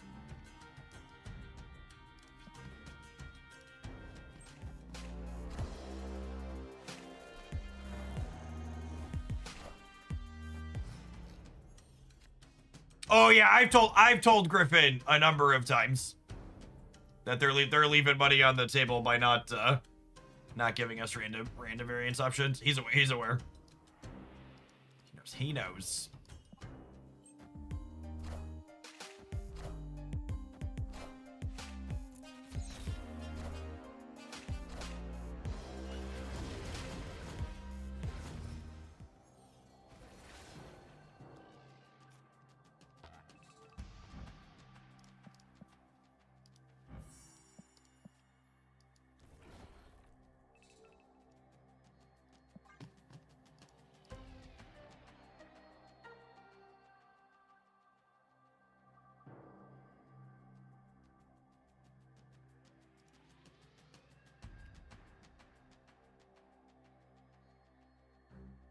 The problem here is we're going to lose the right to a Cersei or a Merlin, and then they're going to Shang-Chi us in the center.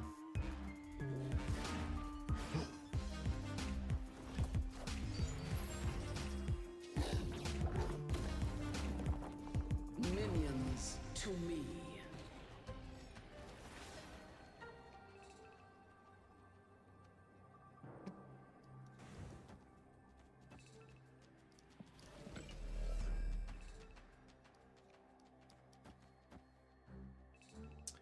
So this is at least 18. This is 21. This is 50% to be better than 21.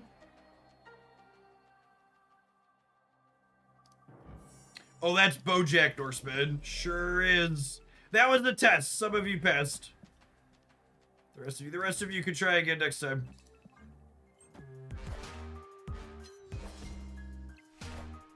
Oh, I forgot Red Skull was dead. Yep, never mind.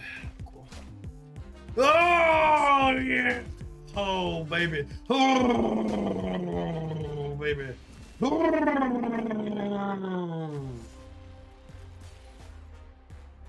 One full Marvel snapping, please. Never before has a gamer been snapped as we have been snapped here today.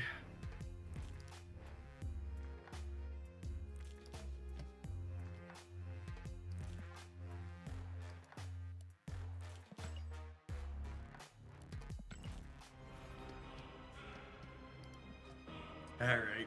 As much as I wanted this one to be good, unfortunately, I think there is a reason you don't see a lot of Nightmare. And he has about a 4 energy cost and 3 points of power, and he wins the lane that should play him into.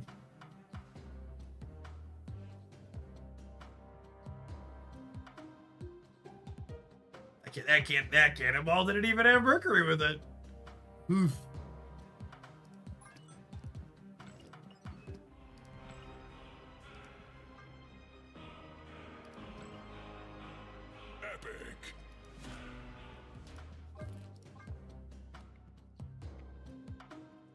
All right, gamers. Our next request is to play these 3 together. I'm gonna put a cosmic border on him in the meantime. What's the least bad thing? What's the least bad thing we could do here?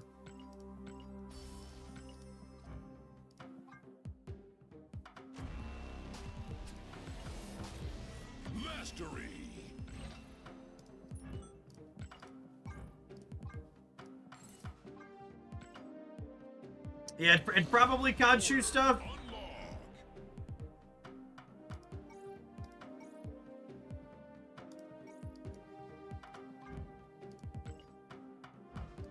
Black Knight. No, this card's your lowest power, gamers.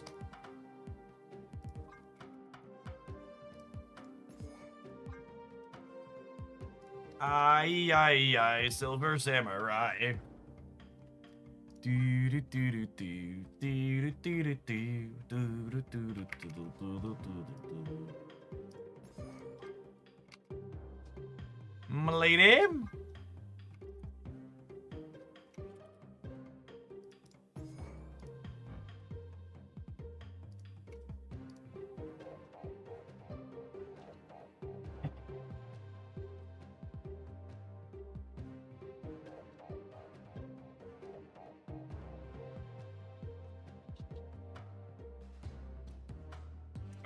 Do we like Luna Snow with Black Bolt?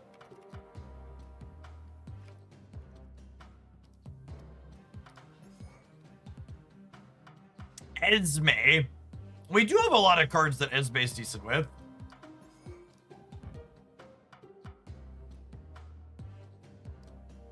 We do have a number of cards that Esme is decent with. Oh, Stature, yeah. I meant to grab her.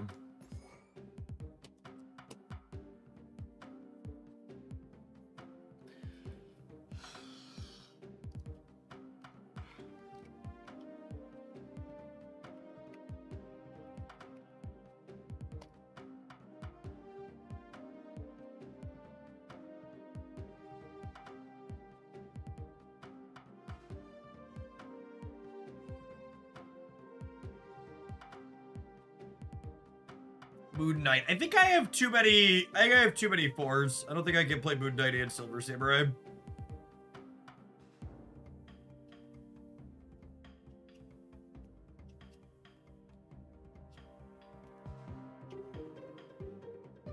Oh wait, what do I think?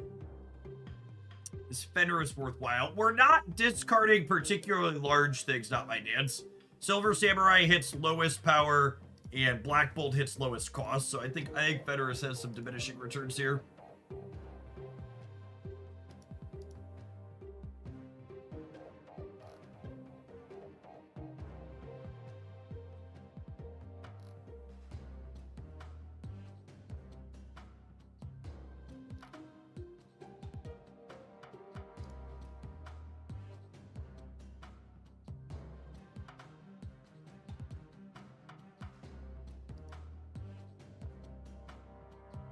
Blade over Ghost Rider. No, I can't cut Ghost Rider. Ghost Rider's the deck.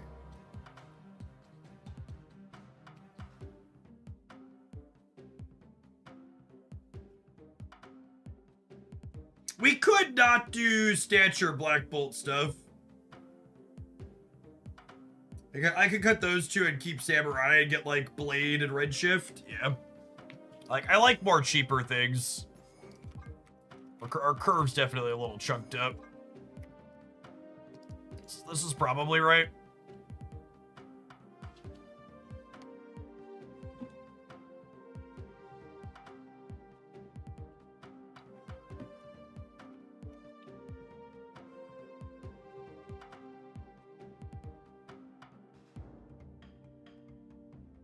Is it ever Hela?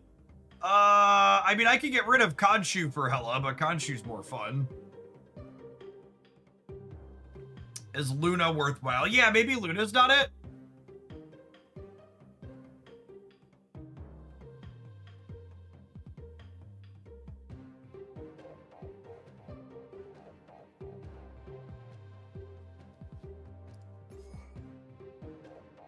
Corvette. No, I don't think I want to bulk discard.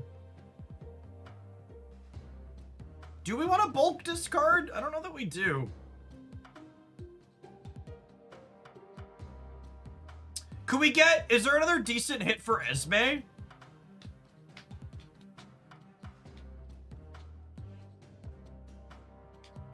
there another decent hit for Esme? Someone sell me on a card that's decent with Esme. White Tiger. That's cute.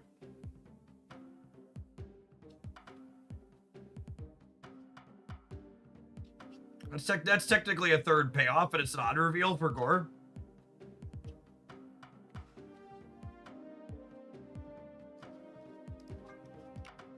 Kitty got buffed.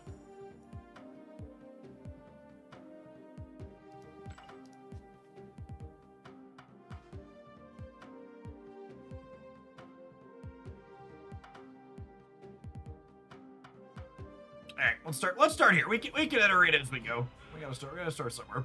Oh, we gotta start with an advert. Is where we need to start actually.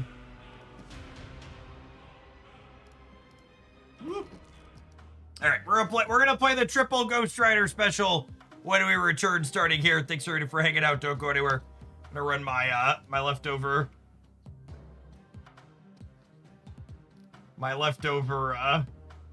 What's it called? I'm gonna leave this meme on the screen, just because this is how we cope with fascism in 2025. BRB.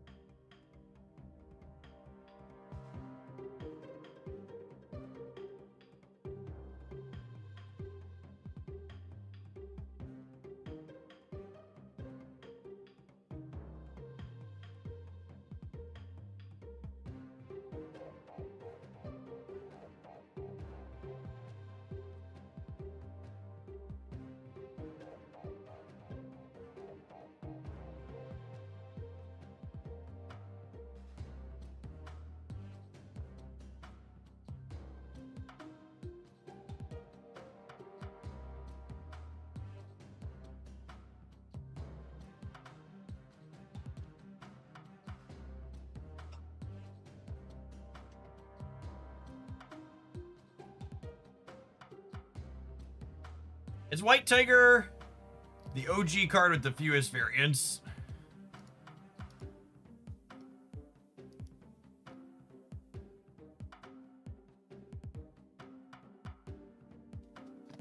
It might be.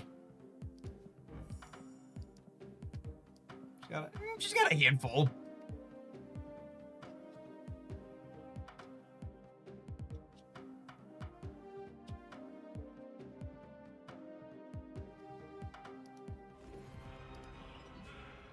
Coulson only has 7. Coulson wasn't in the beta, right?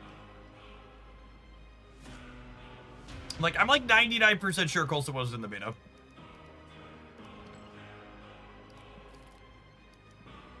Let's burn some more infinite tickets, huh?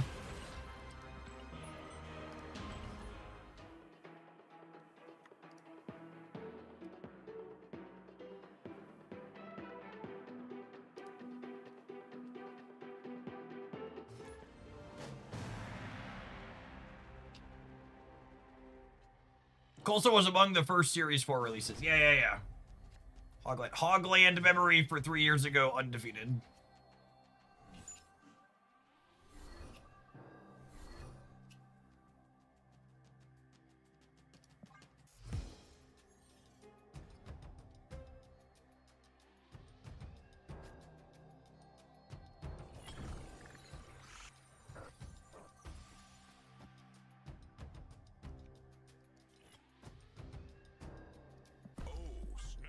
Oh, snap.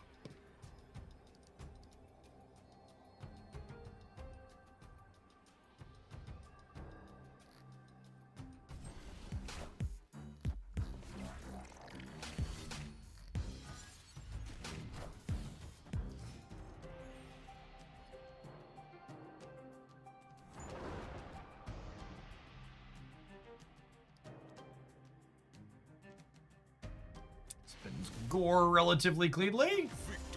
Opponents on Mr. Negative with the trash draw, it would seem.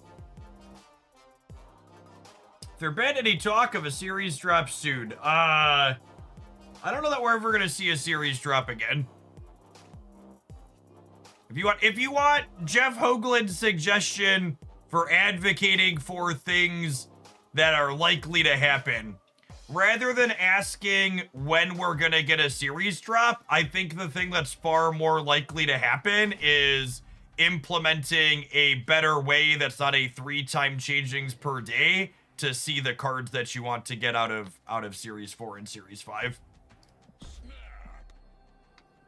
I think with the increased token acquisition rate we have, that's the biggest pain point in the current economy. Is that, like, once you have the resources to get the cards you want, you gotta wait for the stupid ticker, which can take a really long time.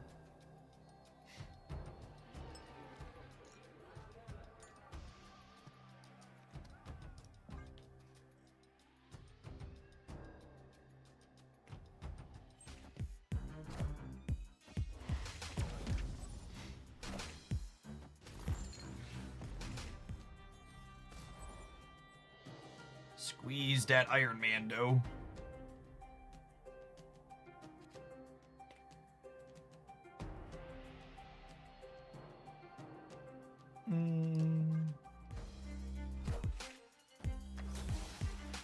Rude. Imagine not snapping me this game. You have turn 3 Mr. Negative on to bar with no name.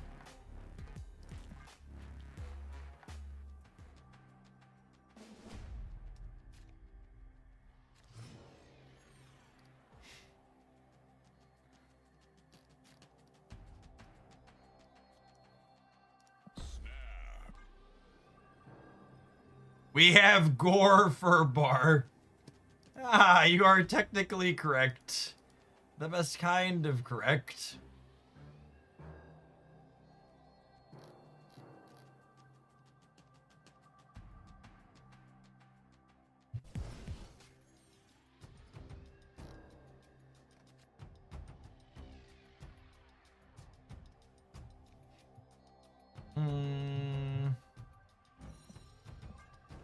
So many ways to discard and no cards to bin.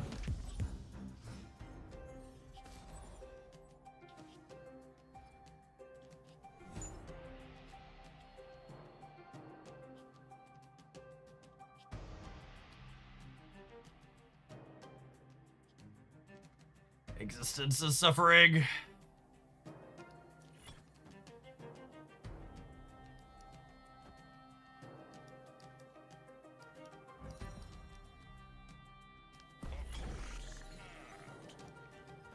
Yeah, finish me, gamer.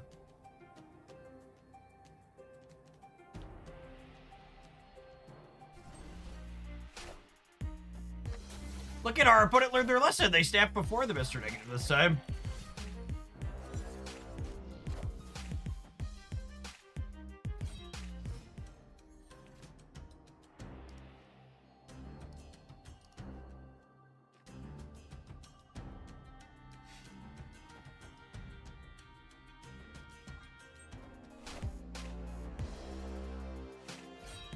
Speaking of gore, bye, friend.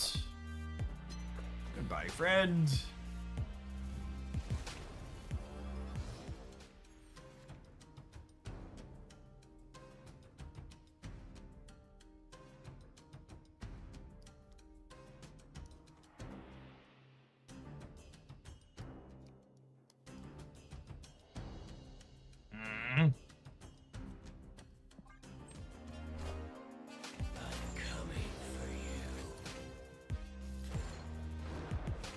Look at all these whips, shit. Do the whips and chains excite you?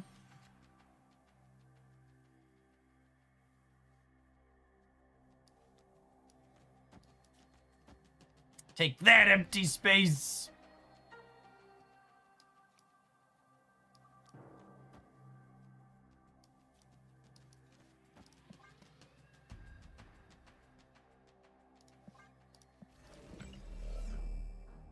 Do I just play the gore?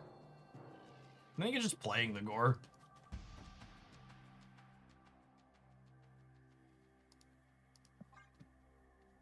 They should remove Jane Foster's interaction with Mr. Negative. I think I'd agree with that, honestly.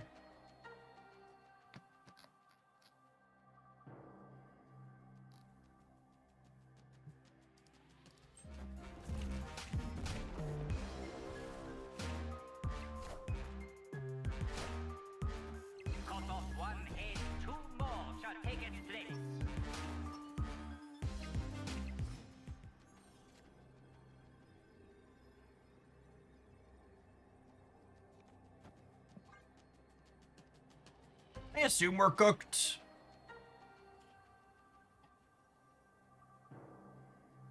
Yeah, she should just look at base costs. This is exactly how you clean that interaction up for sure.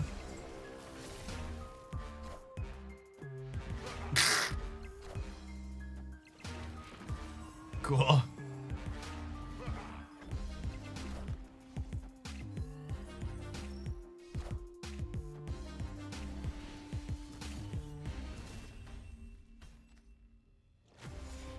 Tech cards, baby, tech cards,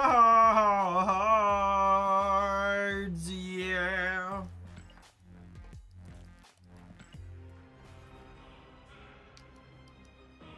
If one super scroll is good, two must be better. I've talked about this before, but I know this is a big claim, so if your gut reactions disagree with me, let me explain.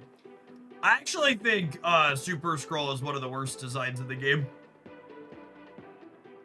Super Scroll's the type of card that anytime it's seeing play, I think it means and obviously that's a more random one for its peer, but anytime Super Scroll is a random part of is a more than random part of the game, is a major part of the metagame, it means something's fundamentally unbalanced. Because the card's so terrible on its own that you only play it when it's absolutely dunking things, and it dunks in a way no other card dunks. Yeah, which is unfortunate, because it is a really good top-down design. It represents the character well. But from a pure gameplay perspective, it has such terrible gameplay.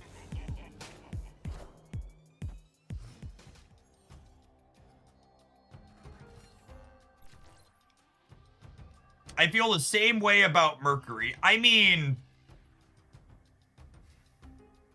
no, you're just dumb and wrong. You don't understand remotely what I'm saying if you think you're saying the same thing about Mercury. Mercury is a card that, like, is relatively close to on rate, and its ability to move around the board gives it value. And it's a 2/2 as opposed to a 4/2. It has a number of, like, explicit synergies, like Mercury. Mercury is just not remotely comparable to what I'm talking about with Super Scroll.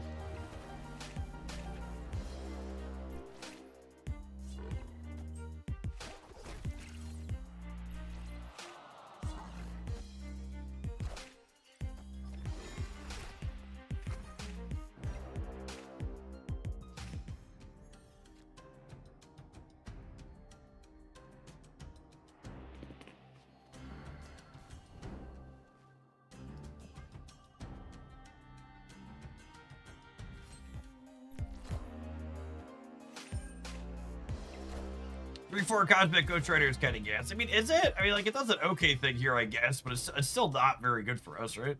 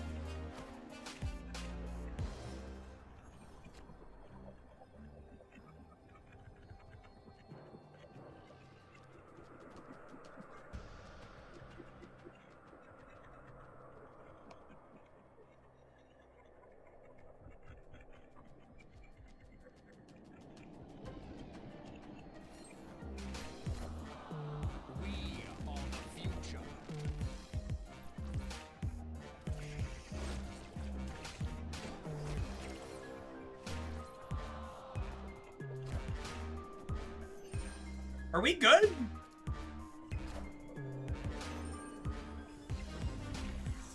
I am We'd have actually been short in the center, right? In the center, we would have only had 30. Would Gore have won the center? Gore would have been 8, 10, 12, 14, 16, 18, 20, 22. Gore would have been a little short as well, yeah. Okay, so I needed it to go left. The Gore would have been 8, 10, 12, 14, 16, 18, 20, yeah, 20, 22, 24. Would have been one short of Gore. The Gore would have gotten us one more. It would have been 31. Flipped our coin successfully though.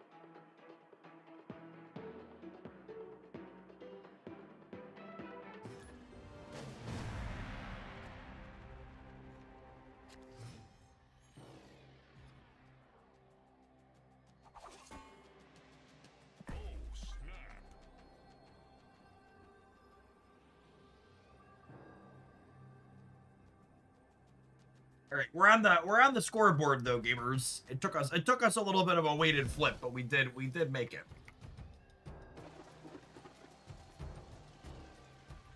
Where are all my onesie twosies? I guess we don't have that many of them.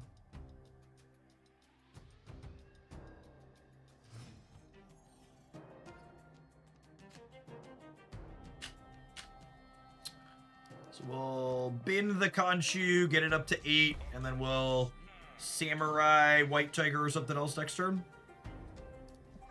Let's drop her here. See where the points end up at. Do you believe in magic? And this turn 7. Do do do do do do do do do do. Do do do do do do do do do.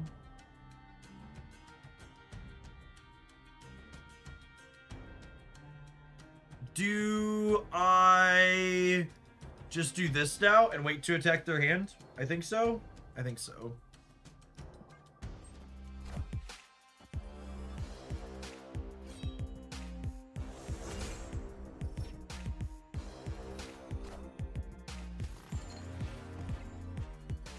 The shape Khonshu's not better. He's such a neat effect. Sweet. And then the Gore top deck here means that I could go ahead and Silver Samurai.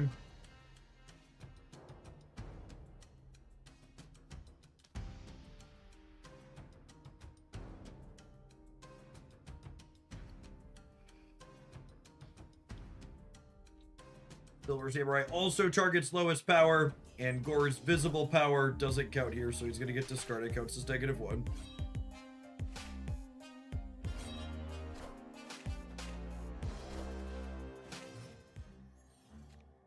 We put in a couple of the Airwalker decks. They were honestly pretty sweet.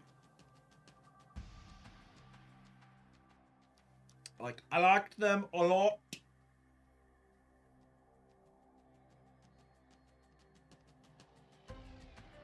We'll have a highlight tomorrow morning of the Werewolf by Night Dominaru Airwalker Morgan deck. If you missed that one this morning, it was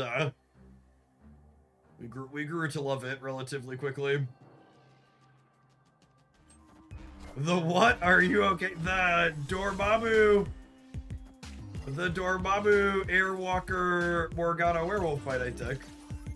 You know, the one. My brain felt very wrinkly by the end.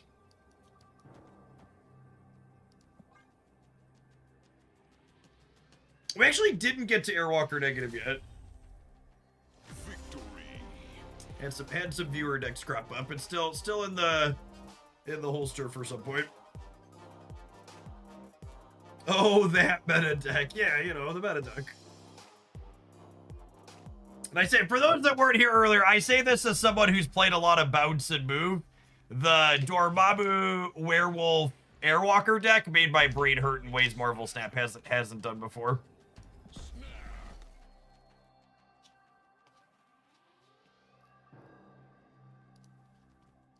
It was a really, really weird mixture of stuff.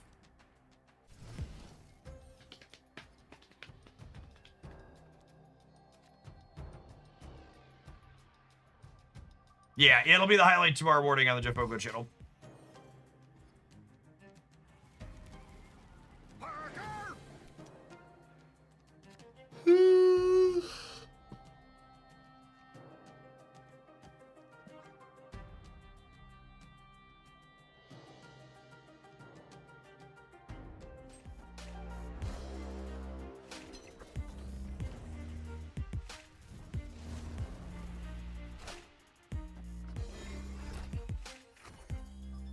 What an excellent way to phrase that question. Did your brain hurt like your muscles after going to the gym, or your ankle after you sprayed it?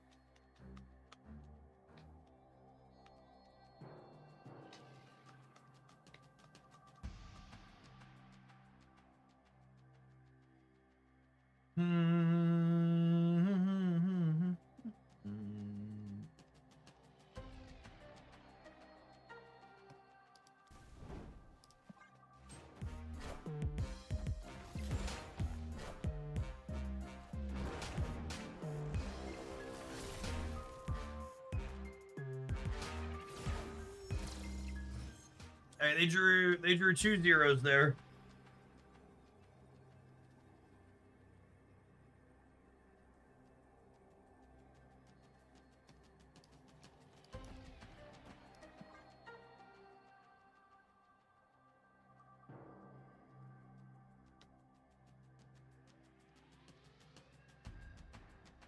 They're up to 11 on the left. So they're gonna need Iron Man there in theory.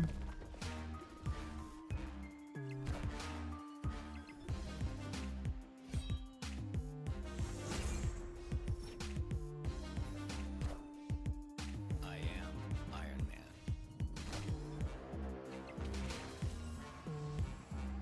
I am Iron Man. It's also have Gore.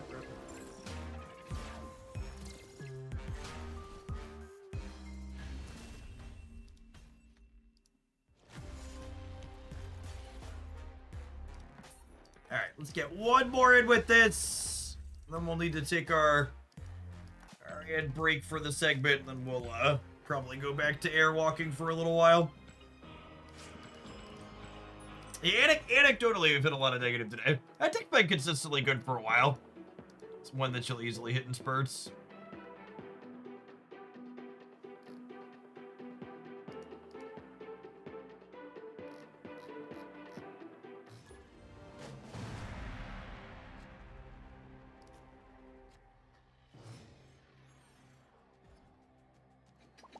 Opponent snapped.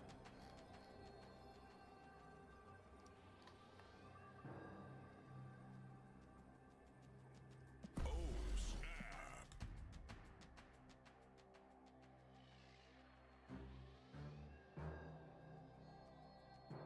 How is White Tiger feeling? Could Sarah be better? I mean, I don't think Sarah does anything in this deck.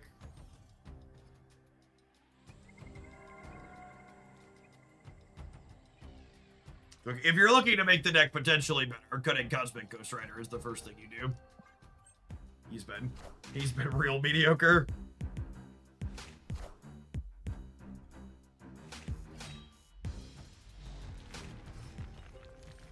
Sarah's pretty terrible in decks that just want to play a 6-drop sometimes.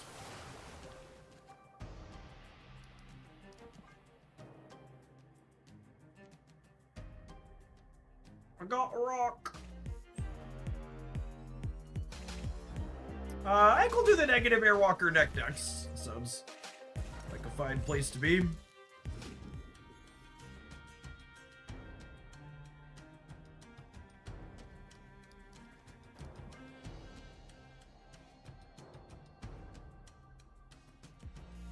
I don't think Cosmic Ghost Rider is a very good card in the metagame we have at this moment in general.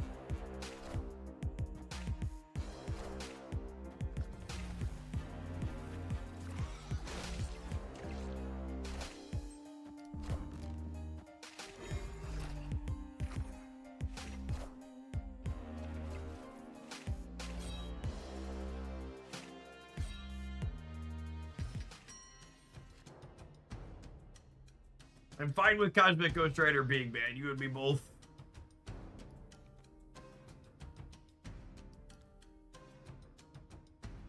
However, I'd like to wipe the smile off of Scream's face.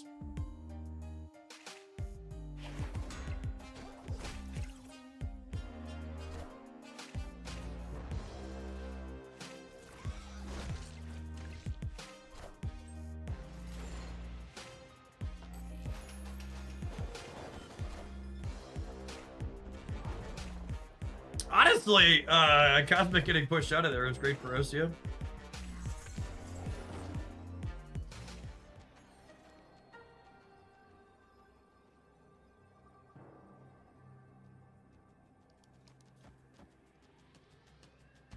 I want a Lady Sif second because I'd rather have Gore than Iron Man here, I think. Is Airwalker your favorite card released this month? I think almost assuredly. Because Airwalker is the most interesting build-around card to release in a while. Murder Face, speaking of being a while, thank you for the 55 months. That's such a long time. Welcome back.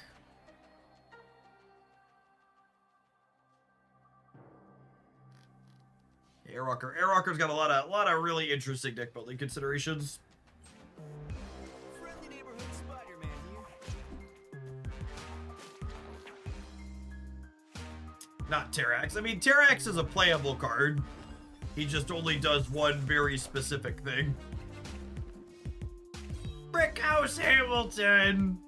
So you're in a brick house in Hooglandia for over 4 years. Welcome back.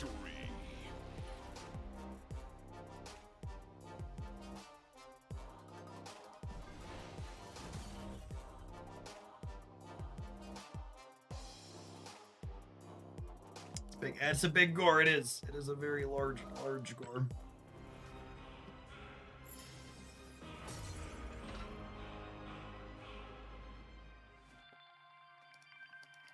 All right, Ghost Riders, you've earned yourselves one more. One more at least. It's gorgeous. Excellent. Excellent.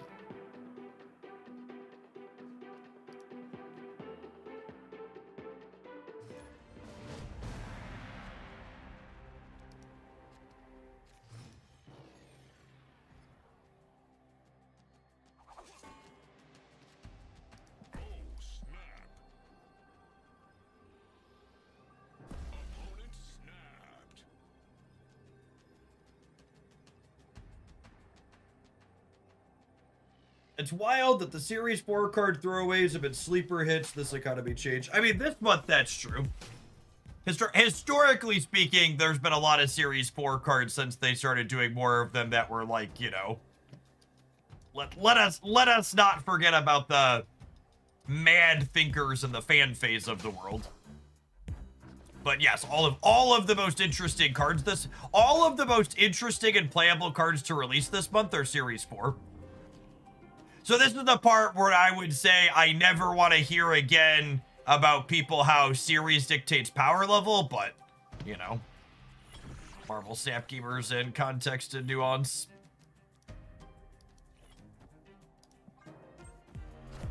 Redshift, Terrax, and now Airwalker. Shit, Firelords is Series 4 this month too, yeah?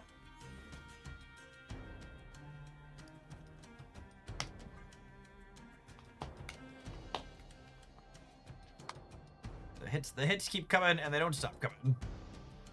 Fed to the rules and I hit the ground running.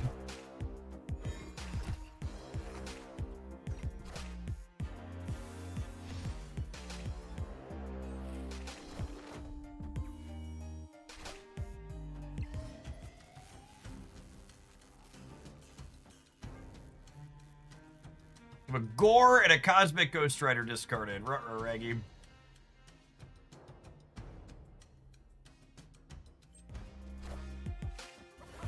Oh, you know, maybe I should have Goblined the left, actually. Oh, honey. I don't know how we expected that one to go, but that is in fact how it goes. Steady as she goes. Do do do do do do do do do do do do do do.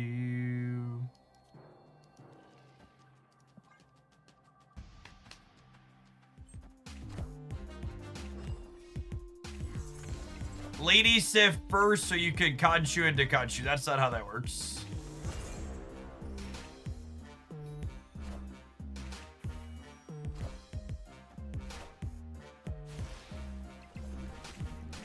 Breaker, give me some news. I got 22 points over you.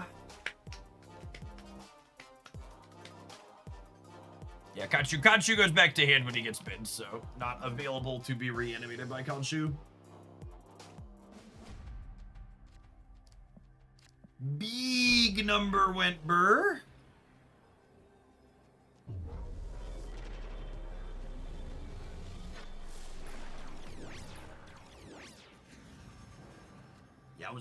Yowza.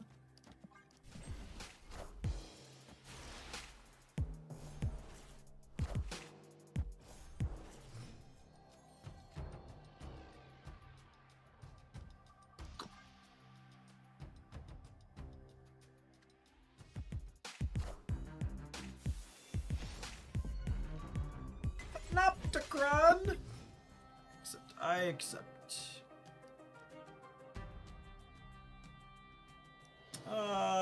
Esme doesn't really have amazing hits here. Well, I guess I could Esme. Okay, Lady Sif hit that. I was gonna say, there might be merit to saving this till after I Silver Samurai this to guarantee she hits here, but we'll just win our 50-50 and call it a day.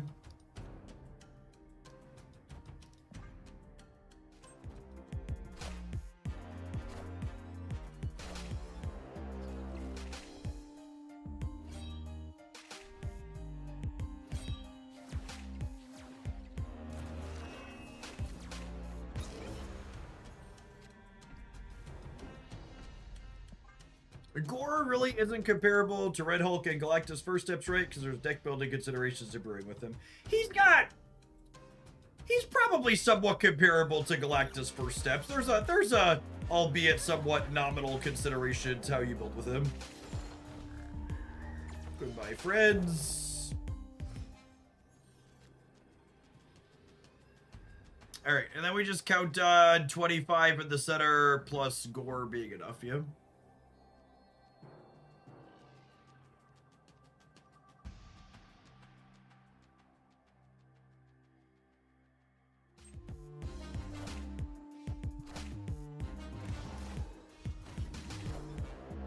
Breaker. How big is Gore this time around? 22. Victory. What a lovely lad he is. Big Gore.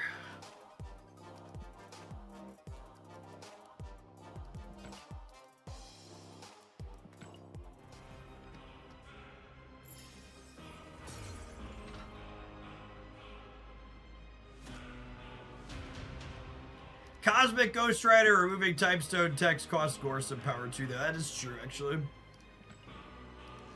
He does, yeah. He gets rid of the odd reveals.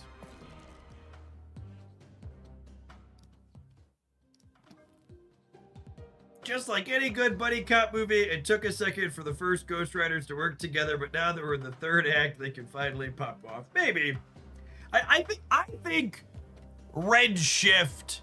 So again, talking about the Series 4 cards being good, he's such a good addition to the game. He's just does a thing that every discard deck in the game has been lacking in terms of utility for so long. And I think these Khonshu decks are like really solid B tier type decks. I think Cosmic Ghost Rider, who we just cut here, has anti-synergy with Gore and is obviously pretty clunky, but the core of this, let's make big numbers with Khonshu while Esme also has synergy here, I think is very, very reasonable. If anything, I feel like I kind of want a way to get extra energy on occasion in this deck, because I really felt like I wanted to be able to play a 3 plus a 4 on the last turn of the game with some consistency. A copy of Luna could maybe go a long way. Or Kale perhaps. Will the stream be a VOD later? Yeah, you can always watch the VODs after the fact on Twitch or YouTube. Yeah, Kale could be okay. All right, we can take a pause for the cause to let some adverts roll. I really don't think Sarah is very good. I think you want it to be a cheaper option. Okay, we're gonna load this one up when we get back. Kid Omega blowing up Airwalker is an addition. Oh, Corvus could be okay. I don't know. The problem with Corvus is you kind of want Hela at that point, and then you're just kind of a different deck, I think. Kid Omega into Airwalker gives you a new way to get turn 3 negative. So let's go ahead and let the adverts roll, and when we return, we'll see how this pile feels. Yeah, BRB. Haven't been Mobiused all day. Excited to run into it in the first round we queue up with this.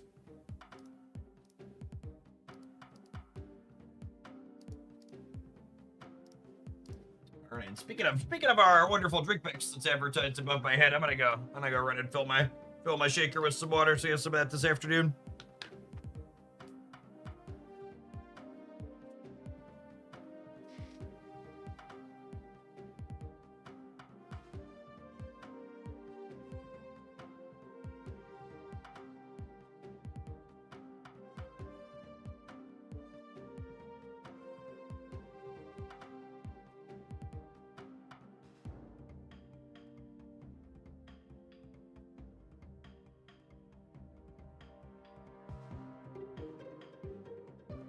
Do we want any other synergies in here for Kid Omega? So, a long time ago in a galaxy far away,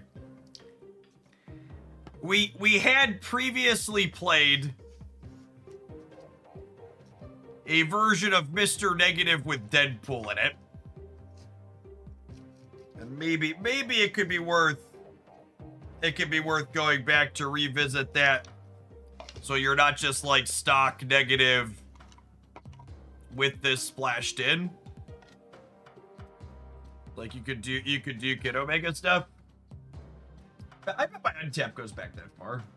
Let's check.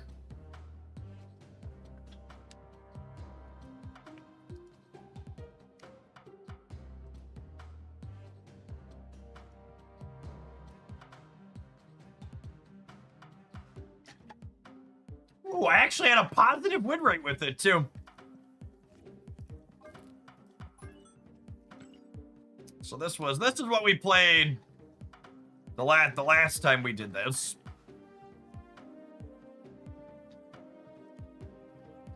You have to fit 2 cards in here though. This was the negative Deadpool build. Last time we played an Agony was a 1-2 obviously.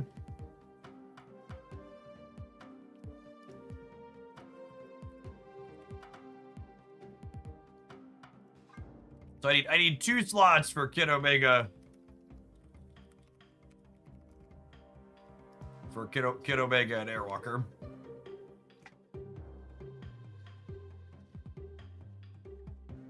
Yeah, you do have to wait a month to purchase Airwalker with tokens again, which sucks. I really wish they'd change that. But yeah, it's not gonna be available to purchase with tokens until September 21st. You should go give Second Dinner that feedback loud and clear that sucks and needs to change. Yeah, we probably dropped one of the Destroy enablers. Was it Killmonger? I think it's Killmonger.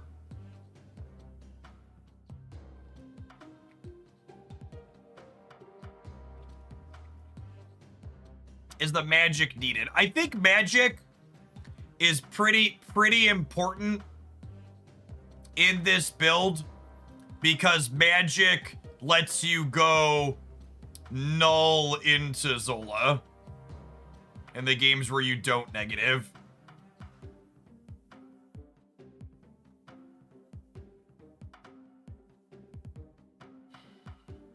I think it's gotta be one of these two. And Venom has synergy with Zola.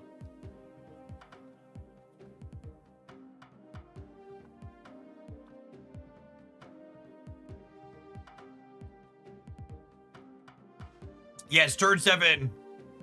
Deadpool plus Zola or Deadpool plus Null is nice.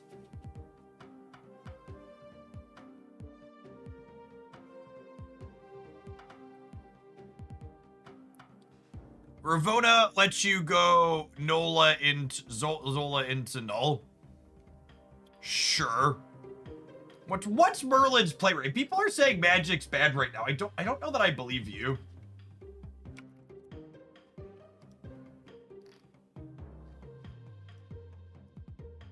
He's like 10 to 15% depending on the slice I look at.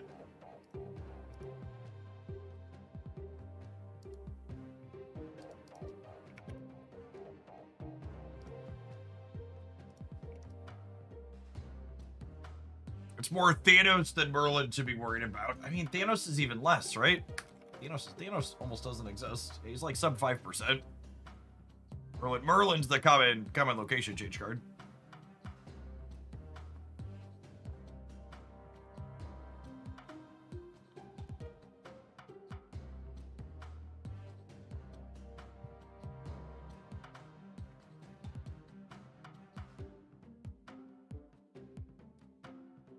I think it would be like this probably if we wanted to fit it into here. But it could definitely be Killmonger or Carnage as well. And the thing about Magic versus Ravona 2 is that with Ravona, I would need to cut the Bast from the deck. Pocket metas are real things too. They aren't actually. What most people actually mean when they say I'm experiencing a pocket meta is that they're extrapolating the last 6 games that they played to be representative of a meta game, as opposed to the reality of what it is in a diverse game like Marvel Snap, which is there's just a ton of fucking variance in how many different decks you can play into in your last 6 games. Is Bast a real card if Agony's a 1/3? I mean, I think you need 2 ways to give Deadpool extra points of power.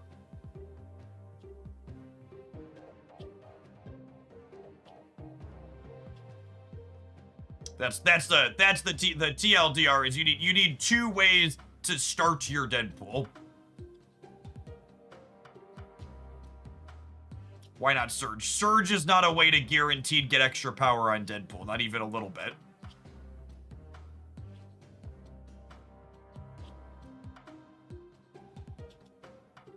Your other alternative for the Bast slot is like Hulkbuster or Forge.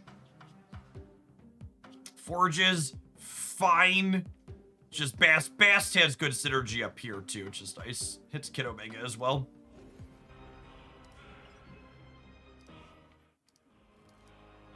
All right, let's start here, and if this is trash, we'll do the more traditional negative deck with it splashed in. Nico. Nico doesn't count as a consistent enabler. She's only an enabler like 1/3 of the time or less.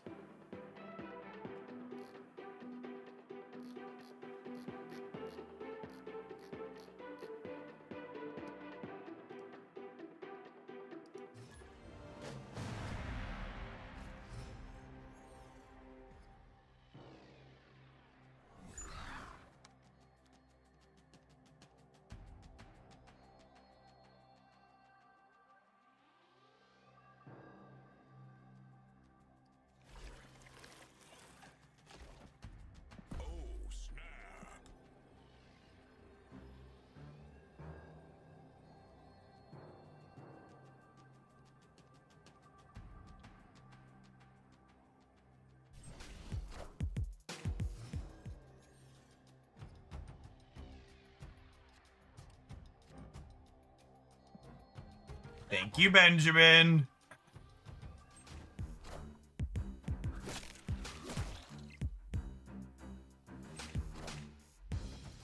What a pog champion. Don't you do it to me, Merlin. Give me the altar for a couple of turns, bud.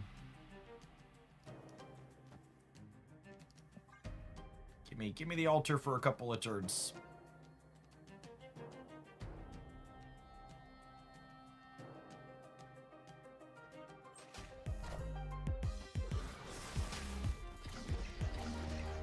I definitely need to change my underwear.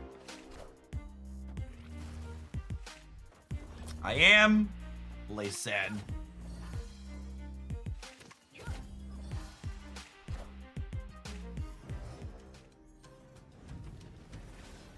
That's fucked up. It's fucked up.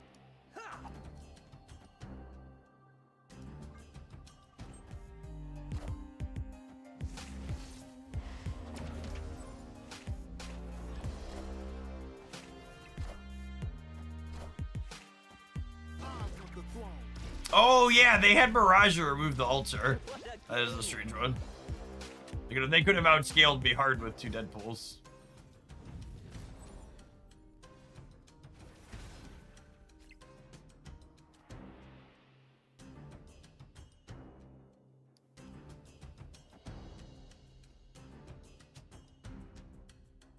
Oh, they're Erishim, so they just don't know what they're doing.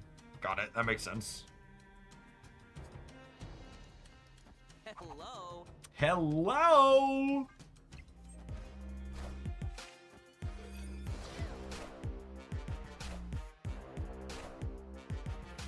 This just in.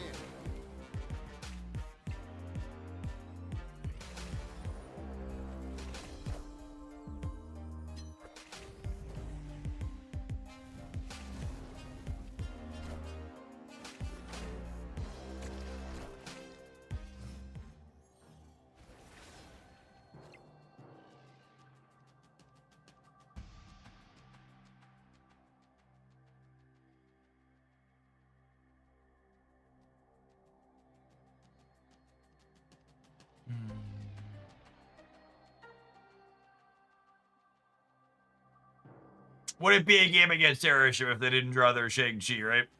Opponent snapped.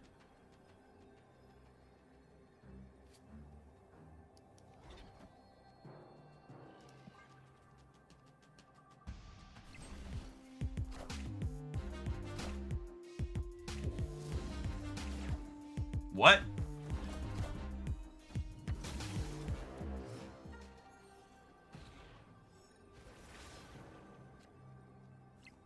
Do do do do do do. Beep do do. Do do do do do do do do do do.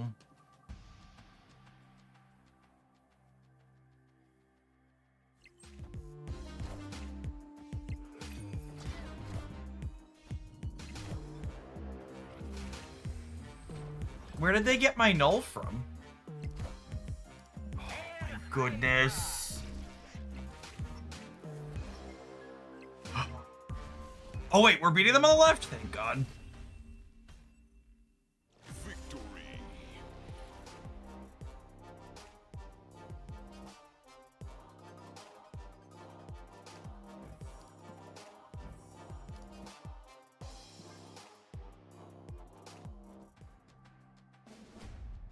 There was a Daily Bugle. That's where that one came from.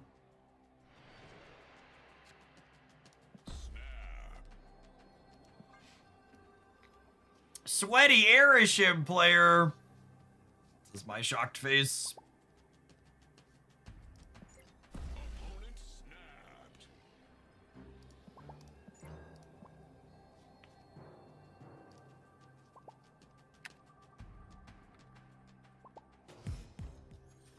Okay.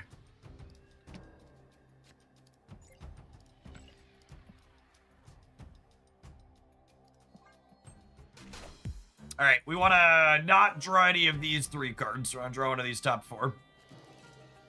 Perfect.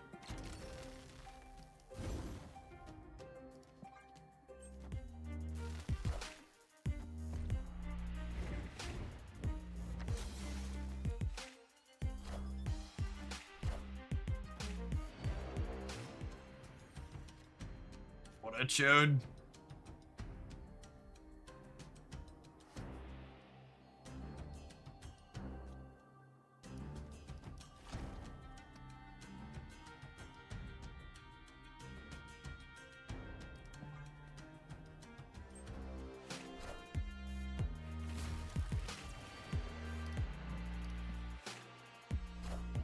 Wow, and the Legion means everything goes to the right, and I can't agony my Deadpool anymore.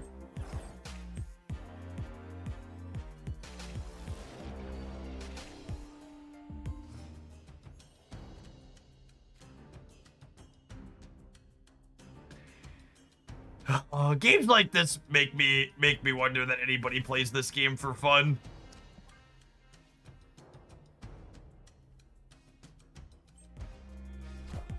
Why would you do this to yourself, gamers? I am Iron Man.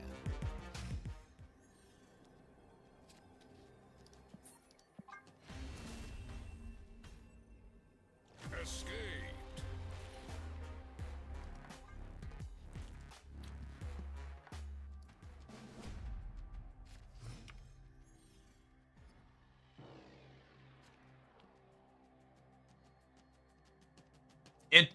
It's extra fitting here too that I made the comment earlier that I haven't played against Mobius all day. We're about to queue up and hit it, and then 1000% we did.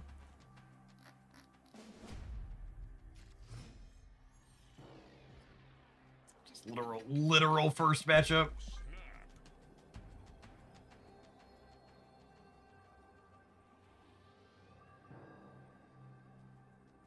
Opponent snapped.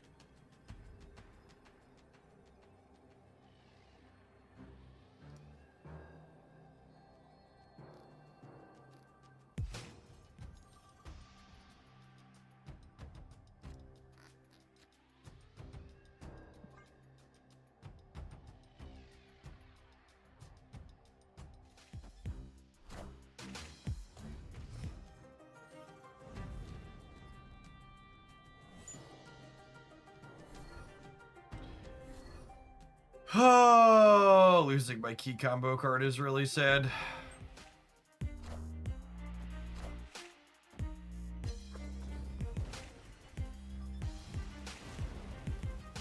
That's the most revealed cards I've ever seen out of an Aeroship player's 12 card deck. Yeah, and ironically, Sim.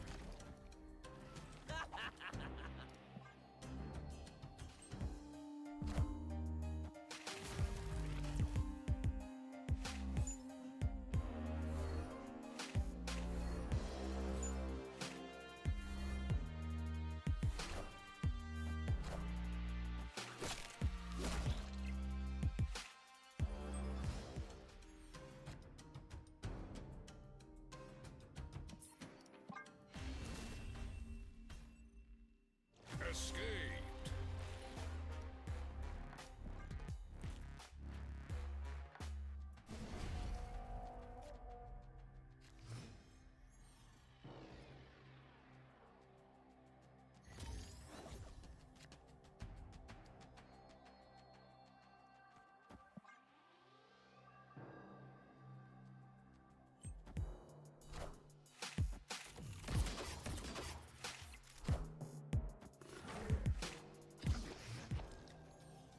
You know, I should wait a turn to best in case we draw Deadpool.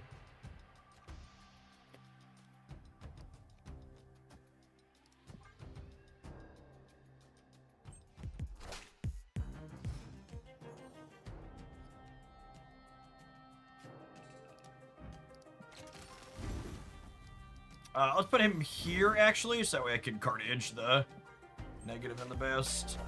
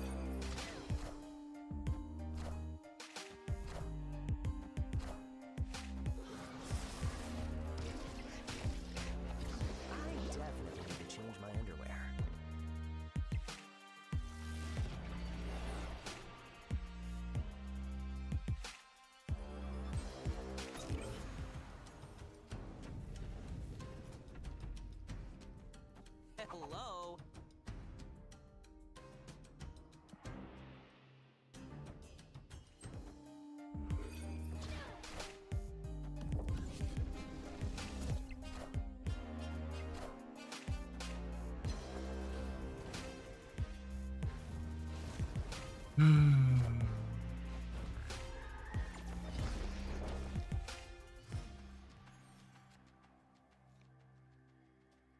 excited for a second when I saw the draw.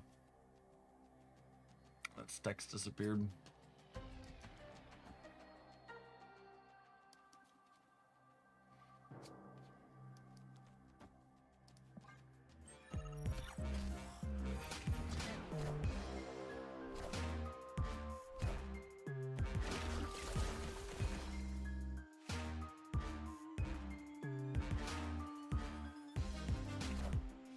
Cut off one head, two more shall take its place.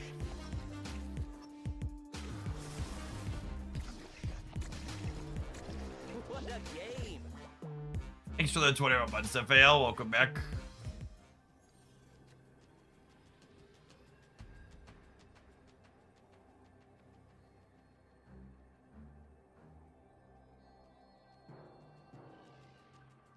I don't think there's any lines that lead to me winning this.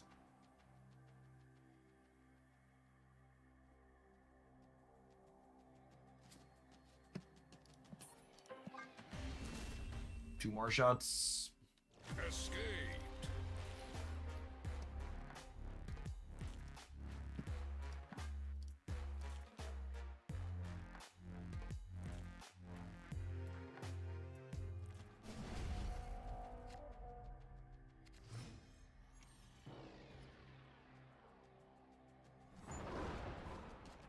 Alright.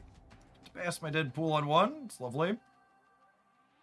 The really unfortunate part is not even just that my opponents had their Mobius every game, but they've had their Mobius and we haven't had the Deadpool. Like, our deck can win without doing negative stuff.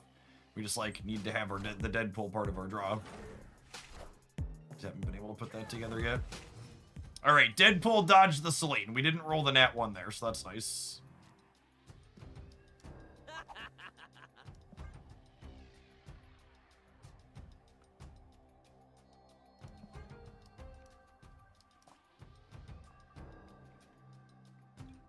I'm gonna wait to play this, actually. So I'm not gonna Killmonger, I'm gonna Carnage, I think.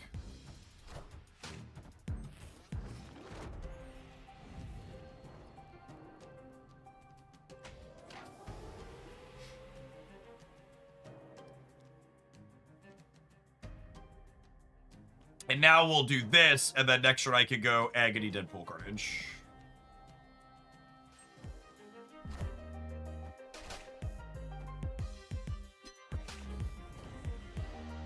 Yes, this is the upside to ask myself, okay, what's the upside to playing the card early? And the answer is there wasn't an upside.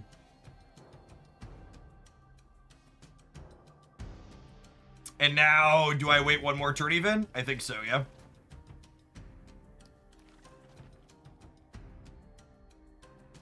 Problem is, if I wait a turn, I can get Eliath next turn.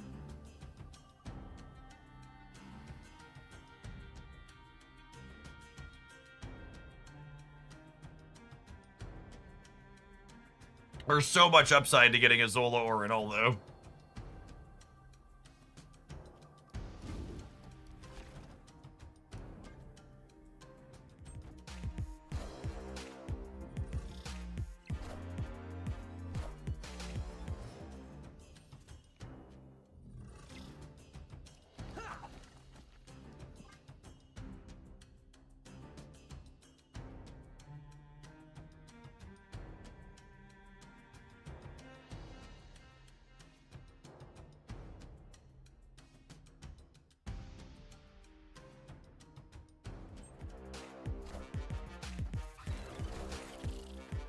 Well, that being their best possible is great for us.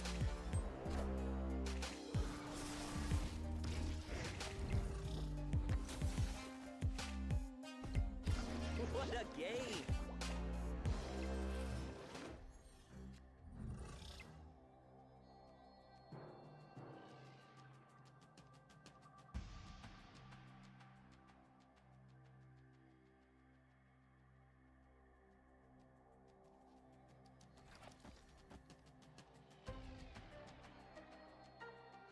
I think I do this to respect the rug pull, yeah?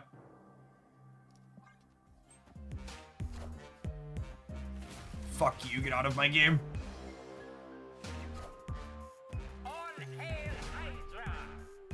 obnoxious piece of trash deck and go bother someone else. Victory. Because we still have a big turn 7 after that if they don't rug pull us, and if they do rug pull us, we set ourselves up for the win. So it's definitely just right to play around them having their Legion there. They're an Erishim player, they always have it.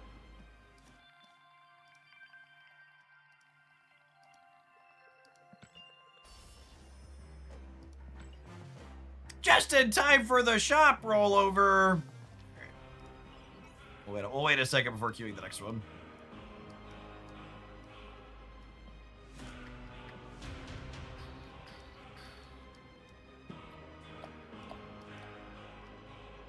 $20 seconds. 20 seconds.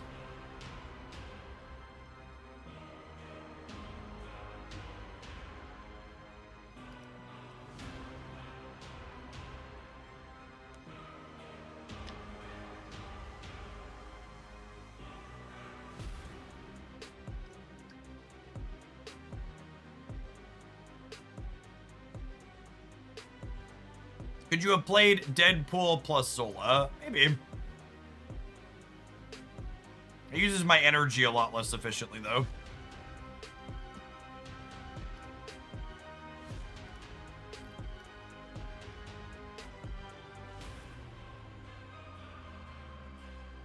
I think Deadpool plus Zola could then have lost to Legion left. I guess Zola would have been winning the center. I don't remember how many points we had on the right. I think there's a chance we could have Zola Deadpool while still respecting the Legion. Oh, golly. Creative House Pocket mostly doesn't miss, so. Although the perspective on here is a little bit weird. I was like, man, Maria is a little large in this picture.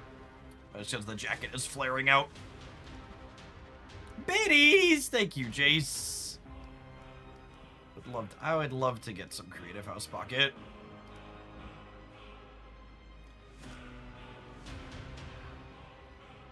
We got a little bit of the weird hand stuff going on here that the first round of Creative House Pocket variants had. Or, sorry, that Panda Art Studios had.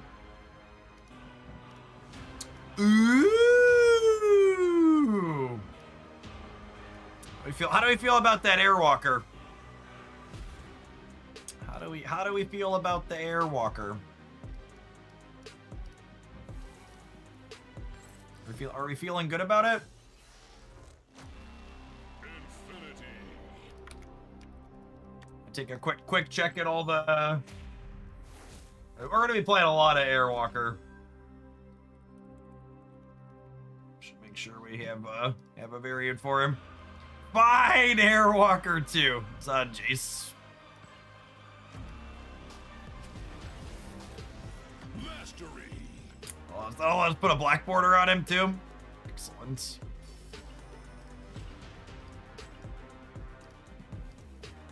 We're working Surge towards.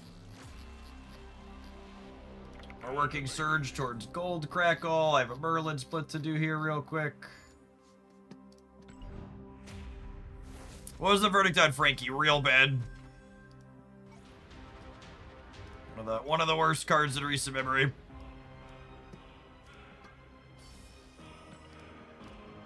Thank you for the minis, Jace. Split Mr. Man here.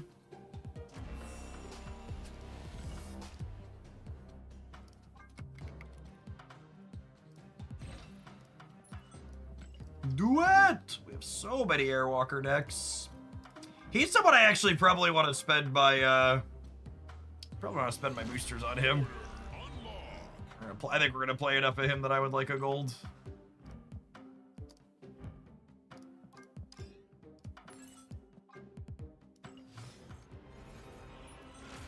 Oh right, I just played my web shop credits, so we're out of sync.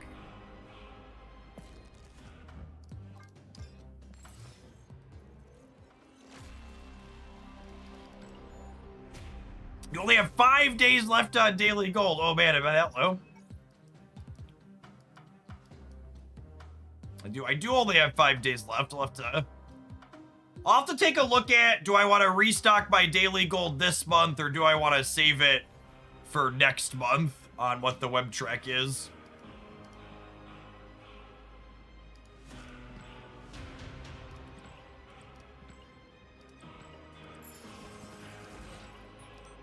What is it? The Maria Hill bundle is going to put me to 120 in web shop points. So I guess I could buy 2 gold passes to get to 100. No, I need to buy 3 gold passes, 6 gold passes. Yeah, it's probably worth it. 6 gold passes to get me to 150. Opponent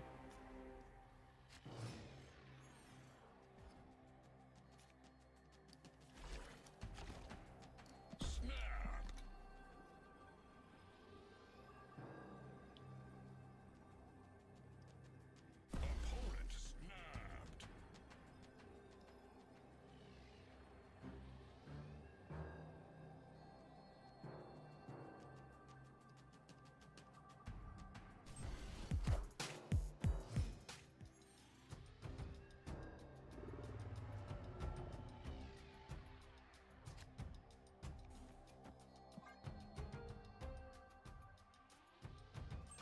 How does Kid Omega work with Deadpool and Agony?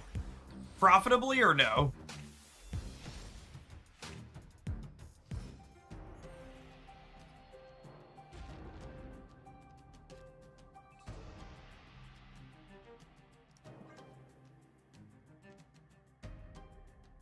So, what's the timing like? After the next card is played, destroy it to gain its power. After we play a card here, merge it.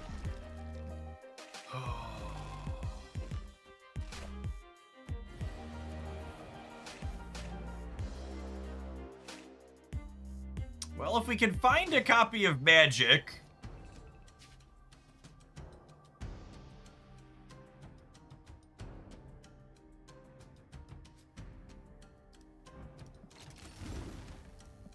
I'm gonna blow this up mostly to thin the what's it called out of my deck.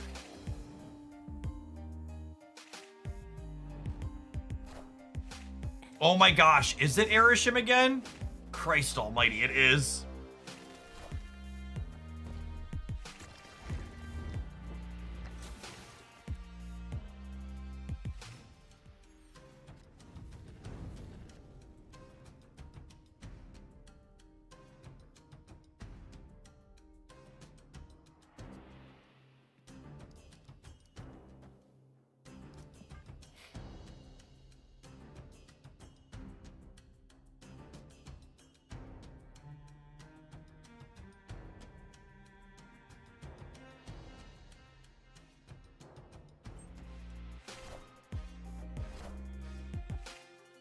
They already burned Reality Stone, so we're gonna get tagged by like a random Legion or something, but otherwise we have a shot with Null Zola here.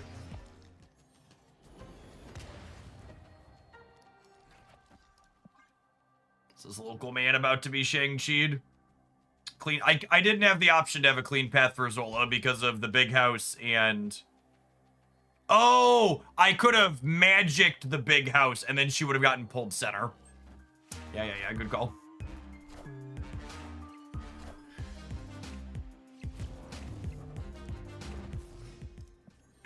They have Null in their actual deck. I was gonna look at the matchup. I really don't want to play a bunch of rounds against Airship again, much less one that's like actively teched against us.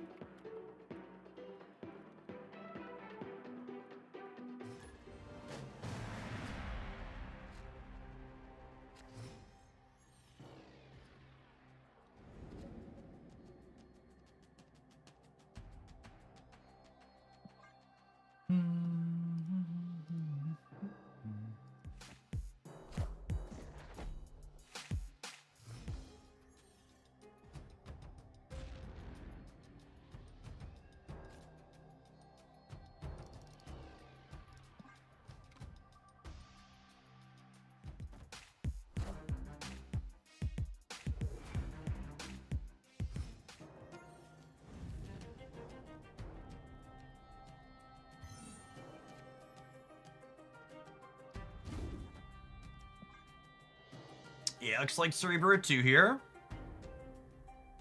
If Null's still in my deck after this next draw, I might snap.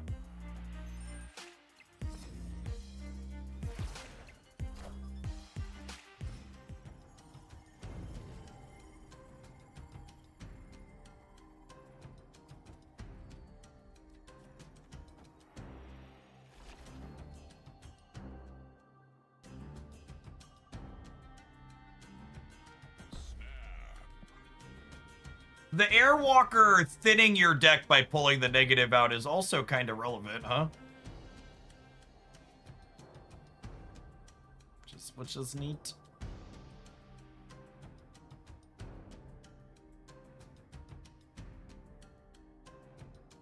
Yeah, hopefully they storm this turn. That's great. Now I can magic the flooded.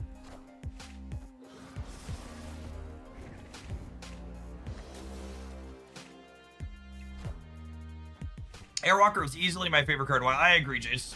All the Series 4 cards this month are just absolute bangers.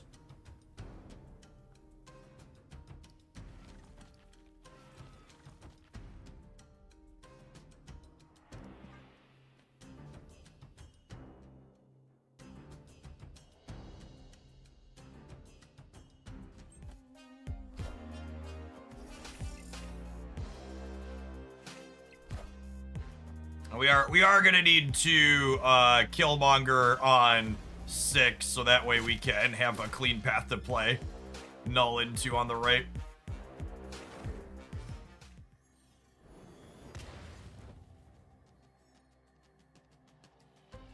Hello.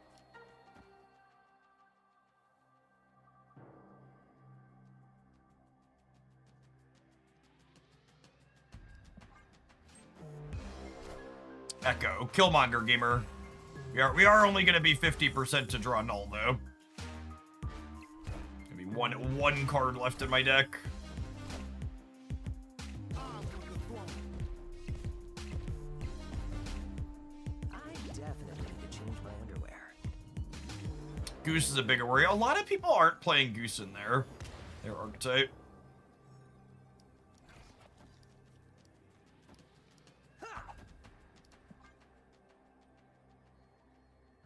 No. Do do do do. Do do do do do. Do do do do do. Our 0 energy 70 power card's good. Maybe above rate a little bit.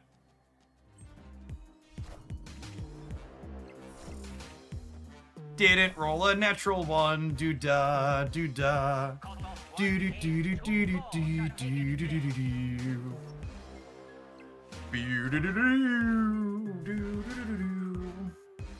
Oh, delicious casserole. Victory. Yeah, we gotta get 6 more Cuban readings out of him though. We ain't done yet. Not remotely.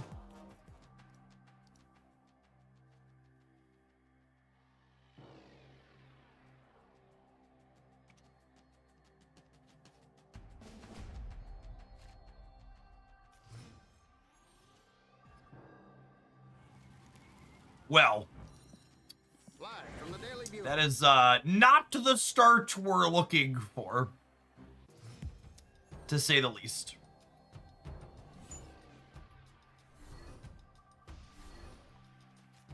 They have pretty Cerebro-friendly locations here, too. Opponent snapped. I'm out. Deuces. Escaped. So long. Marvel retreat. Marvel retreat. Do do do do do do do do do do. Looking pretty good so far, gamers. Kid Omega. Kid Omega. Kid Omega. Unlucky. Hello. Hello.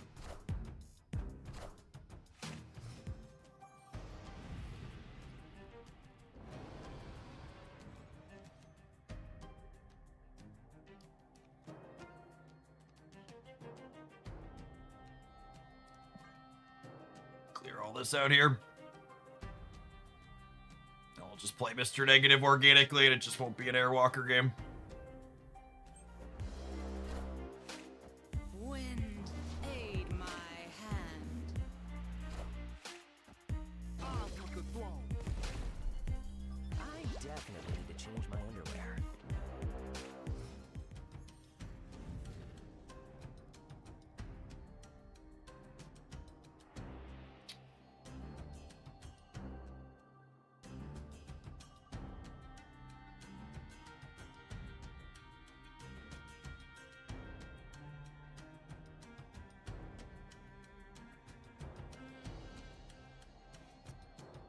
With the null draw, I think I'm just doing this.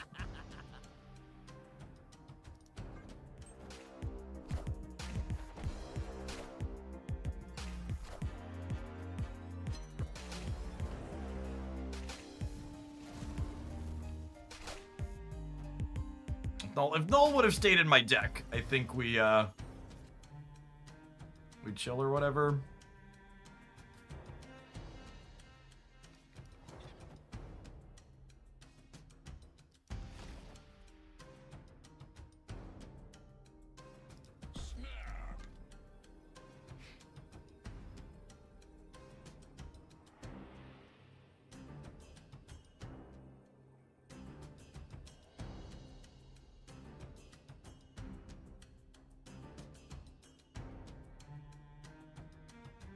C2's ability to Rug Plus with Storm almost feels directly countered by C2's need to remove like half the locations in the game. Yeah, unironically. Accurate.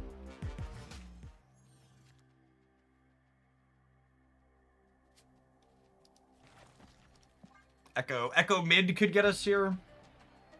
Oh, I guess if I don't have priority going into next turn, they can Lasher me before... I should have switched this. I should have gone negative here, agony here.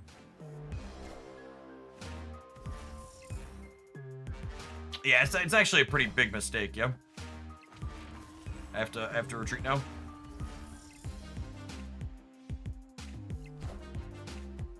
I think we probably would have been too small regardless. I would have only been making 20 points, and they're easily bigger than 20 over here.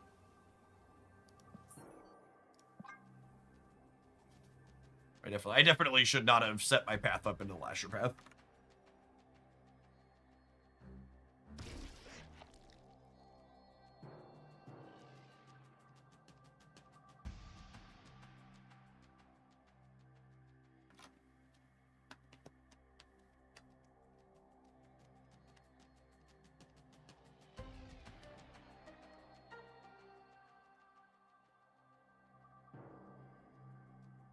Opponent. I shouldn't have retreated later. Sorry for wasting everybody's time, including my own.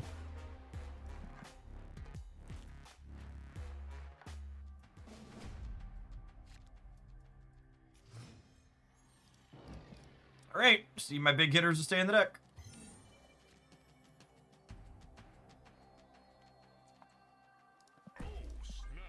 First location's bad for them. My hand is good. I'm going to press the button.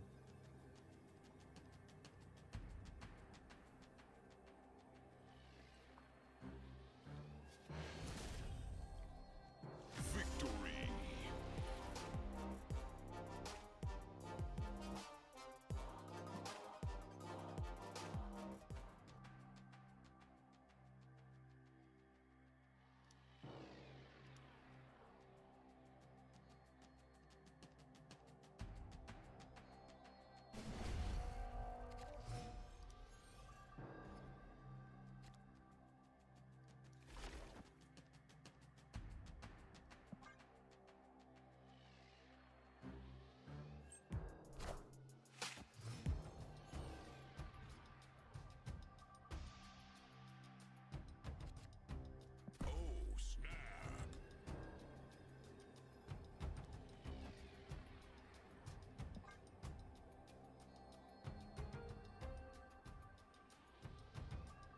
I do really wish I had Venom, but beggars shan't be choosers and all that.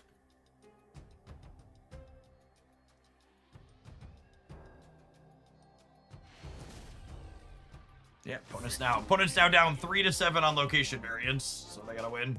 They gotta win 2 games, and then they have to.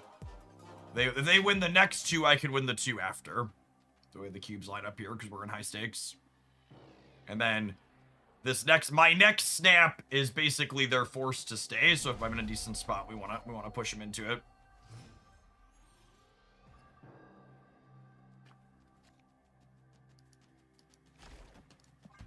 My hand's only okay. I think was just about to say, I think I stay if they snap, because Deadpool's a good draw and Airwalker's a good draw, and all my big negatives are in my thing.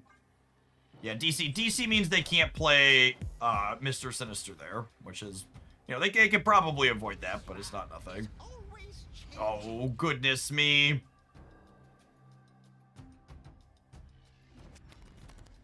That's so bad for us. There might not even be a Mr. Negative in my deck anymore.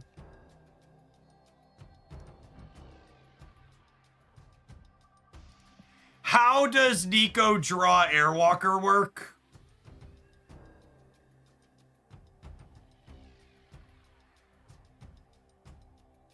I don't think it worked. I'm pretty sure it doesn't work the way I want. Airwalker goes first and then you draw. You sound pretty confident. All right, we're gonna trust Eric. My Mr. Negative also might just not be in my deck.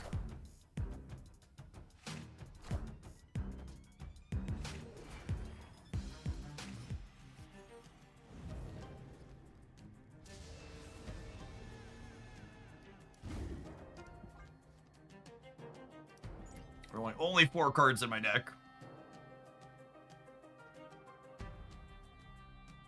Yeah. Marvel Snap does pause mid-resolution on things a lot of the time.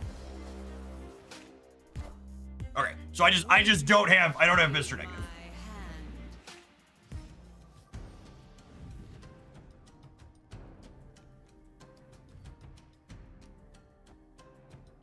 So they have our Mr. Negative. And then, so I do this, and then next turn we go 6 power Deadpool Killmonger it. And then I have it set up so I can go null into Zola my null. I think they're cooked.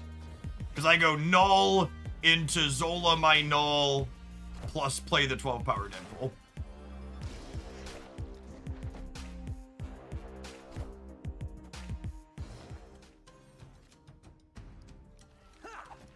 Yeah, Killmonger can play middle. And they can't get rid of Limbo. Oh, they do have Goose as their last card. Holy shit.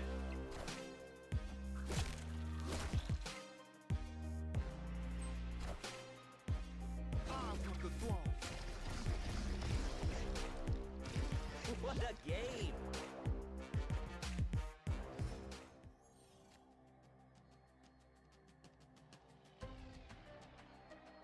Man.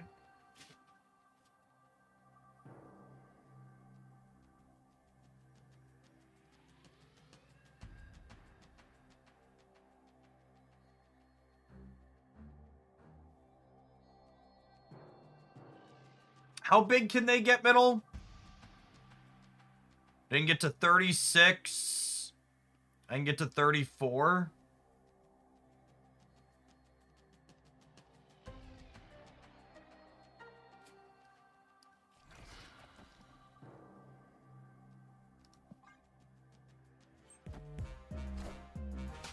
Mystiquing center means I win, yeah? Because they're locked at 27 there.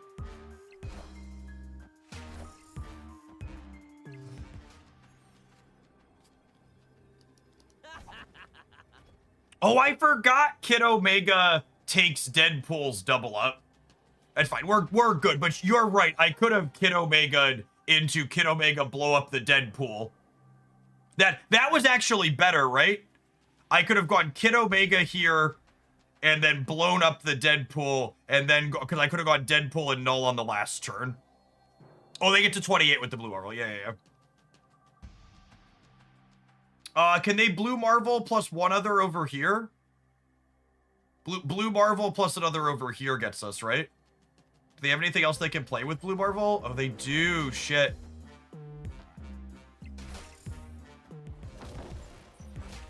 Yeah, GG.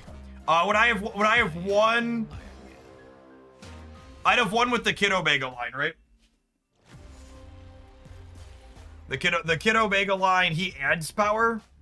So he would have been 27. Yes, so the Kid Omega line won the game. So I forgot that Kid Omega's stupid. I hate that he's templated differently than Venom. Kid Omega takes the power of the card wherever it ends up at. It's like Dracula when you destroy a Deadpool. So the Kid Omega would have been 27 in the middle, and it would have added 12 to null on the right. The goose is a surprise last one. Caught us there for sure.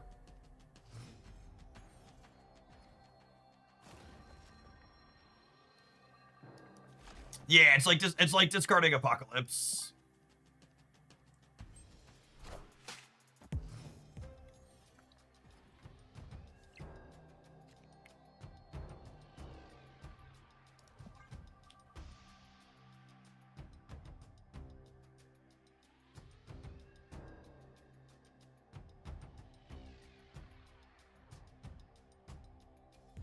This is a free snap for me, yeah. I should have snapped on one. I'll cut the throne. Wind, aid my hand. Well, I mean, that wasn't ideal, but the snap is still optimal.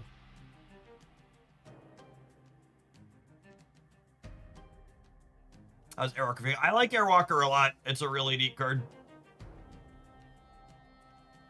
Really very interesting, fun design. This is not a free stay for my opponent.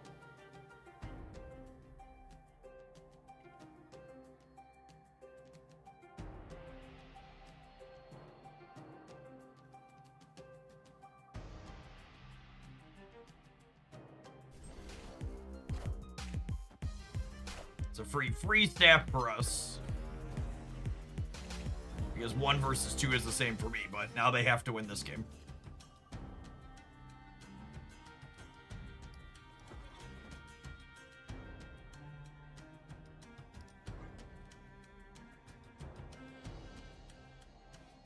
I really need to draw Carnage, so I could go Airwalker Carnage to get some initial points on my null.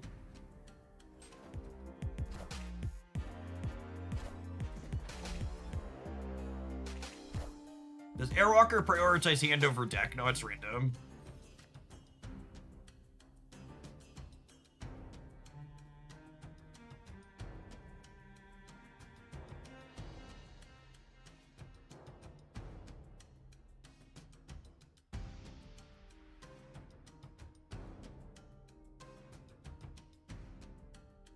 I guess I'm doing this so I can, like, blow up Airwalker next turn. Are we Zolaing Iron Man at this point? No, putting an Iron Man into Necrosha is fucking atrocious.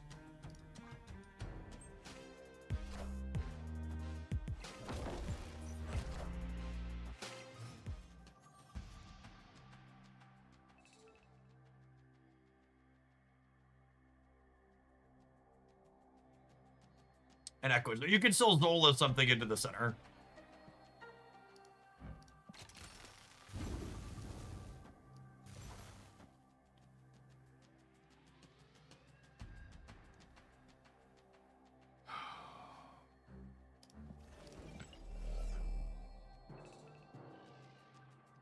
Do I null this turn so I can still draw Carnage next turn?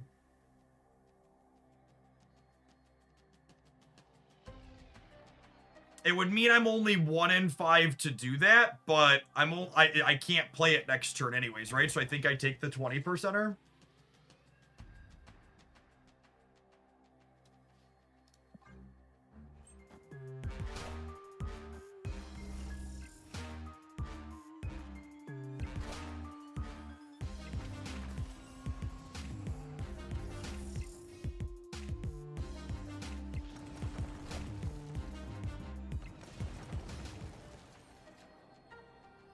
There's the Carnage. Is it even enough, though?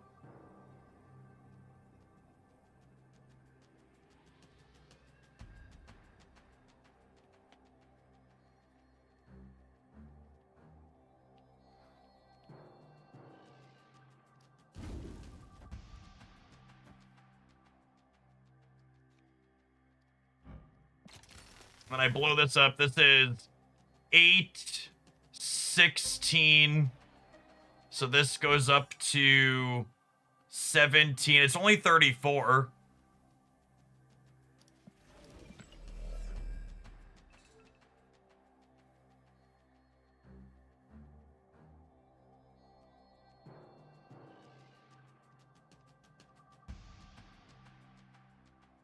And if Kid destroy the Zola, I could.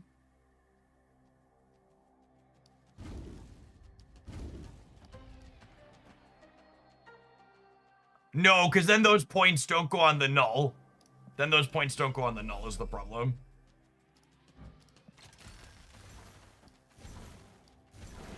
Oh, I can't put that there because of Goose.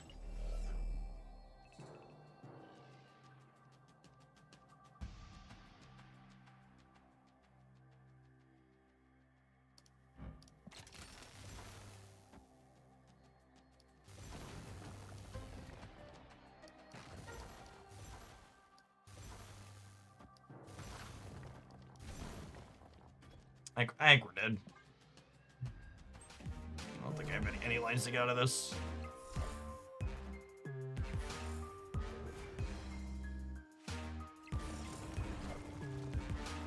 So yeah, for people that don't understand the sequencing here, I want to blow up as much stuff as possible before I destroy Null, because Null is bigger.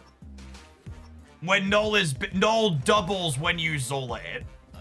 So the goal here is to blow up as much stuff as we can before we Zola the Null, because if we blow up as much stuff as we can, it then doubles it.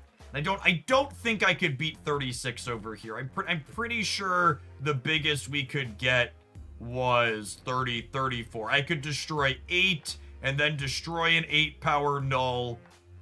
And then, or destroy an 8-power Carnage, and then I would be 17 on the Null. Yes, yeah, the fact that the location variance on the right stole our Killmonger was definitely the game losing bit there for us. If we had been able to leverage some value from that, we would have been in a really good way.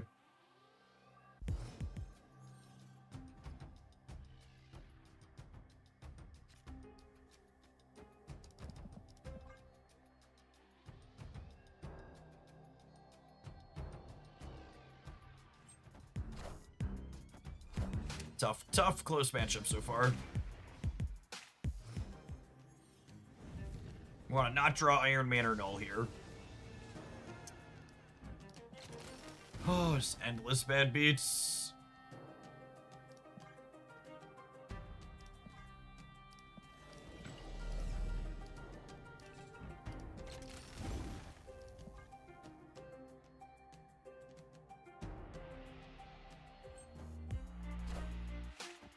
We're hoping for a Stark Tower on the left here, obviously.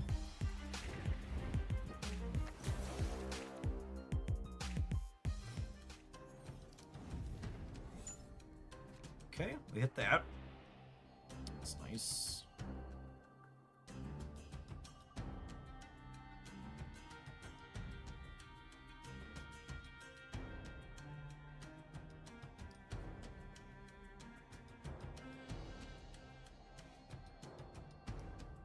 So they need to either get rid of this or commit their Shadow King here later.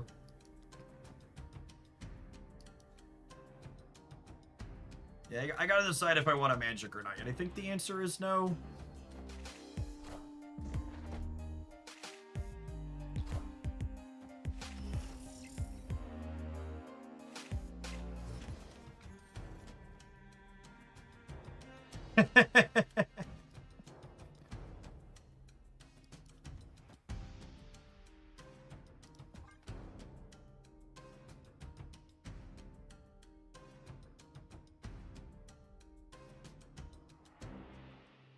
downside to waiting here is now, I can't Killmonger a big Nightcrawler. If they have Shadow King plus Storm on the last turn, we're just like up a creek without a paddle.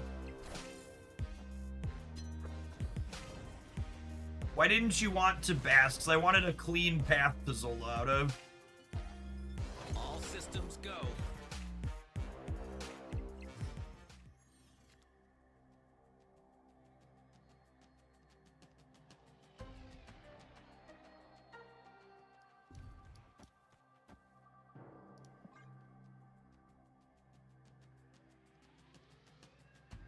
We sure replaced negative with Cosmic Ghost Rider. Nailed it.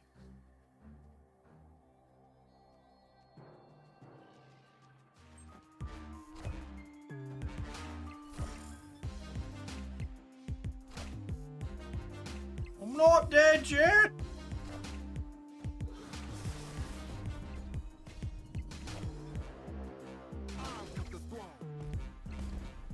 They have a copy of Echo though. So even though we drew this null, we're still pretty cooked, yeah.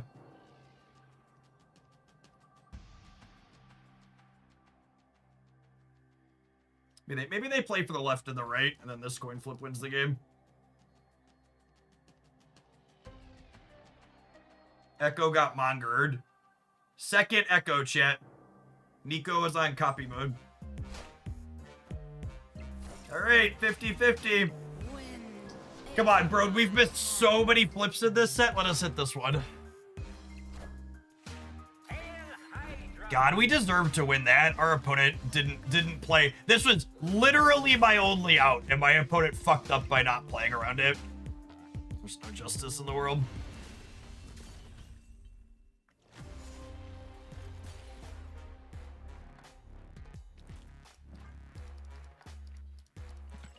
Sad to not be able to punish someone being sloppy.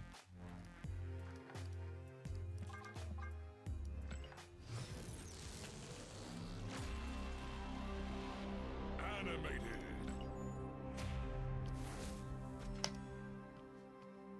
I'm really not interested in Captain Hindsight's.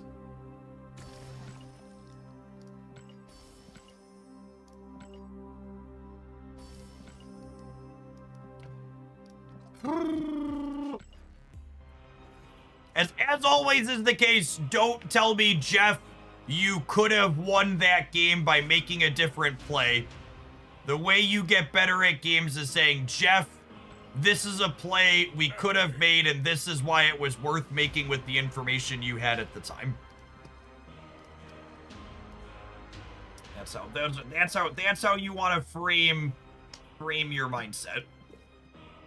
It's easy to look back on a game and be like, there were lines that won here. The thing you want to reflect on to try and improve is, what's the likelihood that the line that won the game was an optimal line to take? How many permutations of what they're doing does it end up winning against versus others?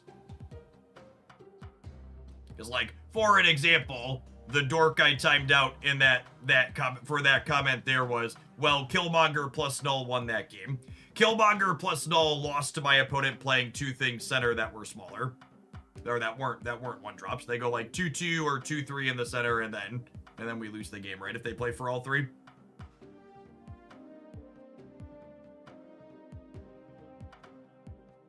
I could maybe be compelled into it's a similar variance because we have to flip a coin with ours anyways, and there's the echo factor, but neither of the lines are guaranteed. They both lose to permutations of variance. One's coin flip variance, and the other is where my opponent flips to play their cards variance.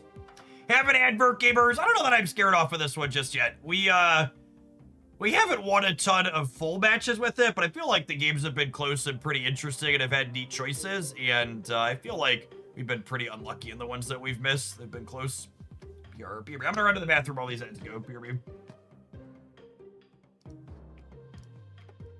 I don't want to know that one. Yeah, I feel like our variance was pretty shit in that last one.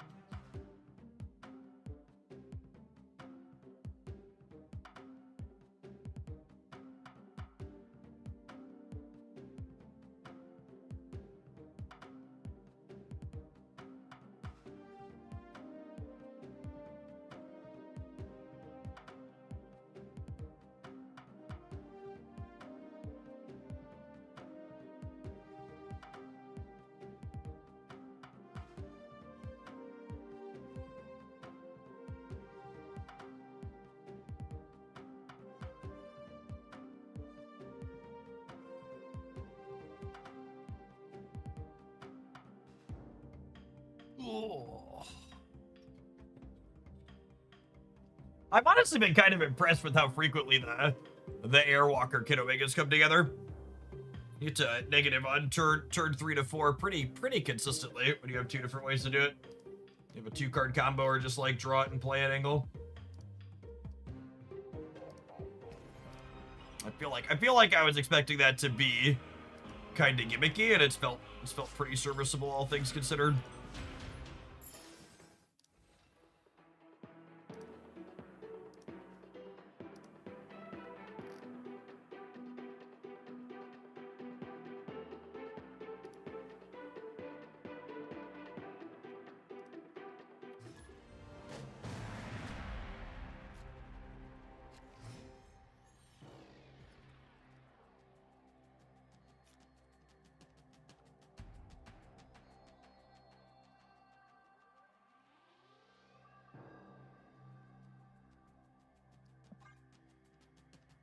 Might just be a fact-finding mission here, looking at our opening hand.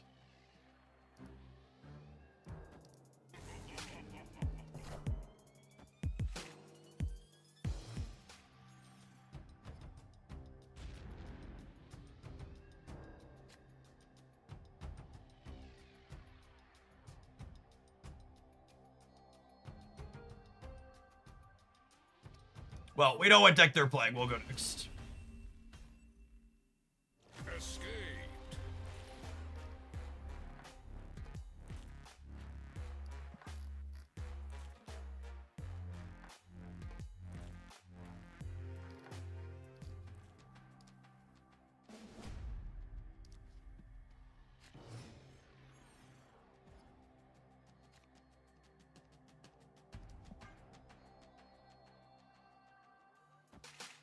One of your finest Kid Omegas, please, deck.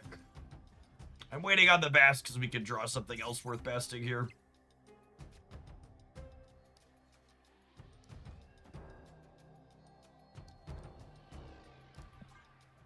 My statement continues to be correct.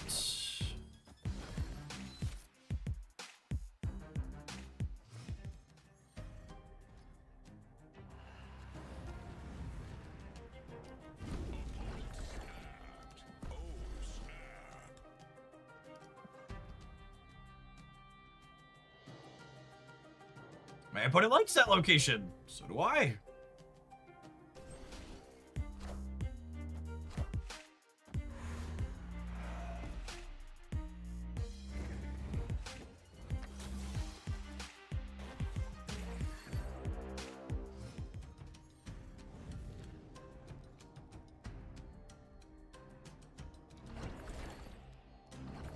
Central Park, the quintessential Zola experience. I mean, that's why this deck is a good one, right?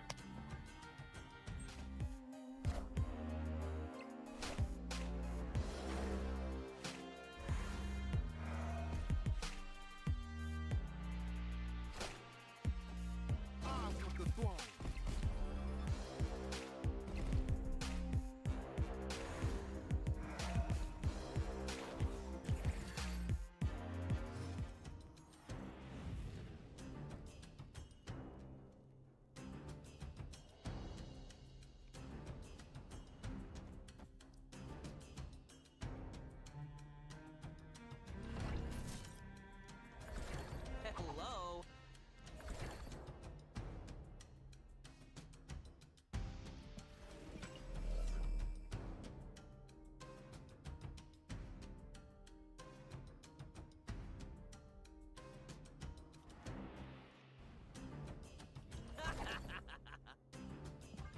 He said I want to sequence this.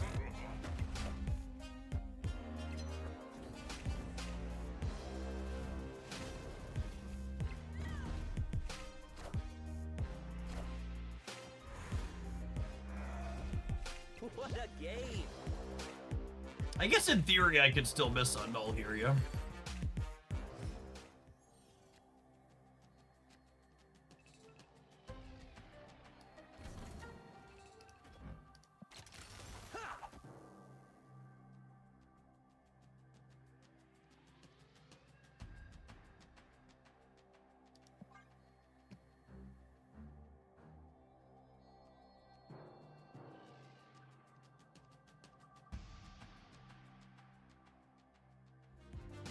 Blow up Deadpool again. I am.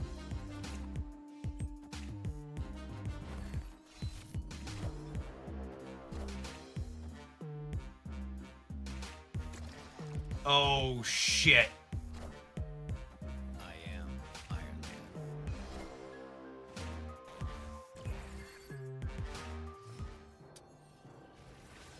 Man. Well, shoot.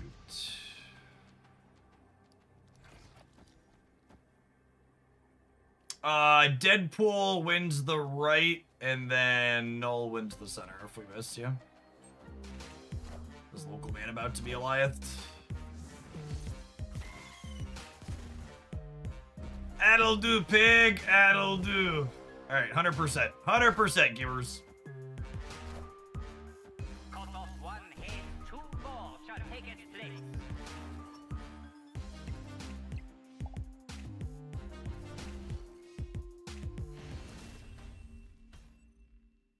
Victory. I mean, their Merlin literally didn't matter, yeah. Like, even if their Merlin high rolled to all get out and I hit Deadpool, they lost this.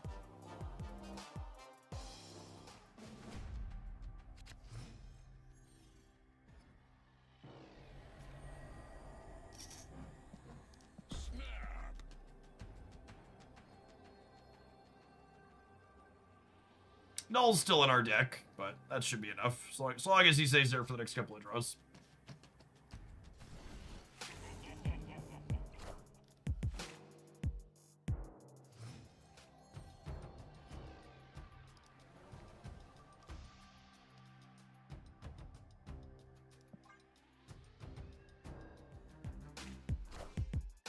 They could have polymorphed into Rogue. They had priority. They needed an alliance to not be in there.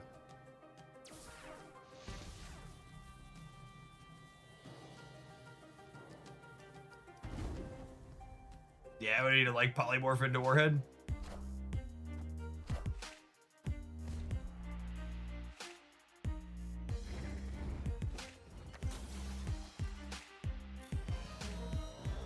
I was about to say I kind of want to draw Agony, but Agony's currently a 3-1, so let's not.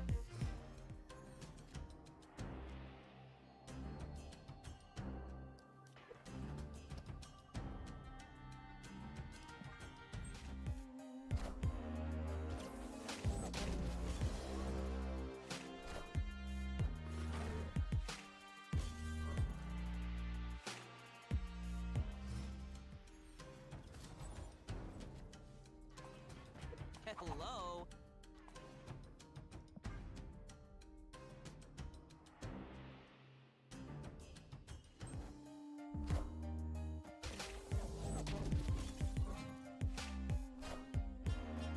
Alright, so how big is Galactus? Like 24?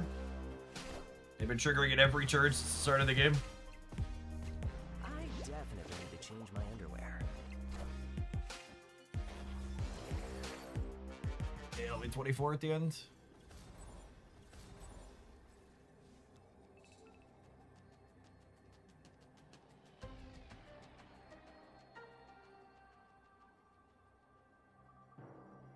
So we're cooked then?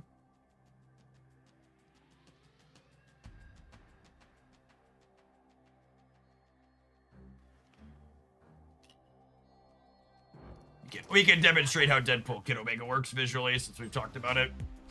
But he'll gain the post double up here, which is fun.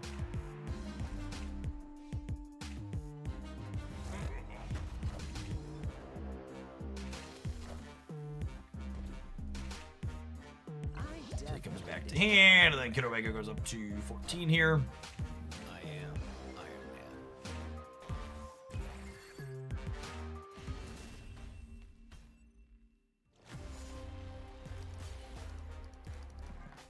We've had a lot of 2-cube sweats today.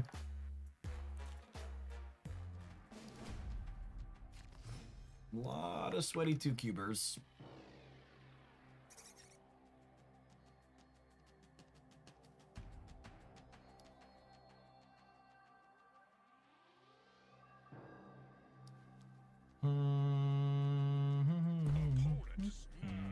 Yeah, bud. I think I chill on this for a turn, right? Because I could draw Agony or Bast are both good for me. I haven't muted you yet, Sweater? Come on now. What a mistake I've been.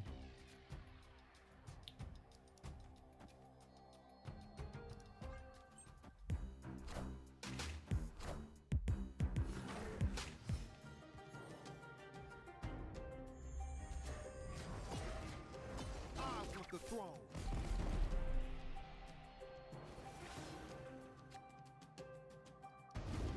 That's so annoying.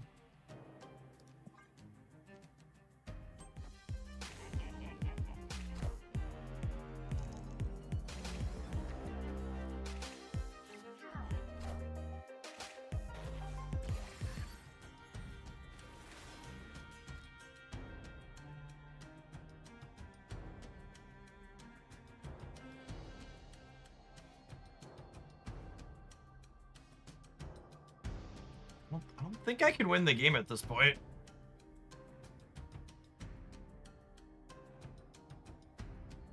God, that's such a bad streak.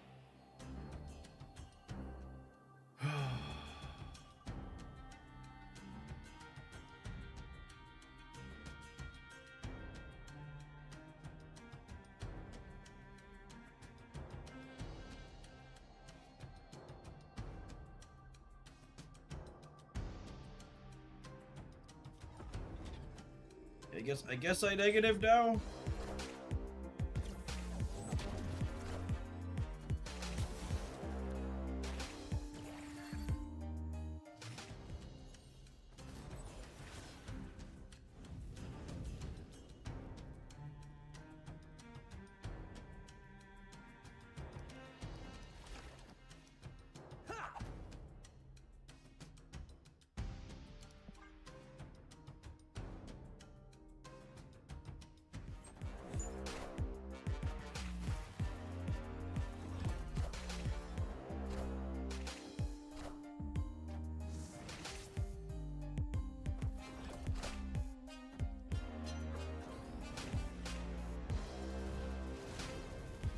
Wish I knew how many Merlin cards are in their hands.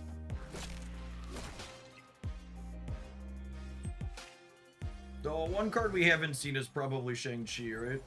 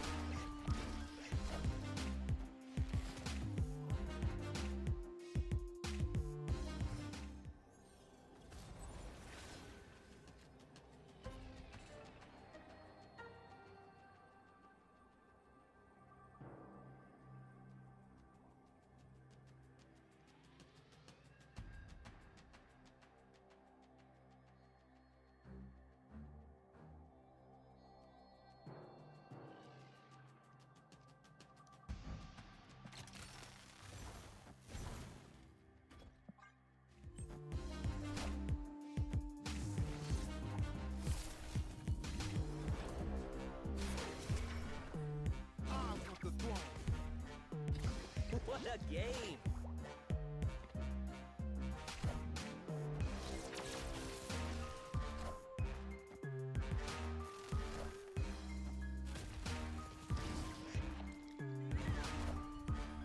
I am Iron Man. I can't post a highlight of this deck in good conscience.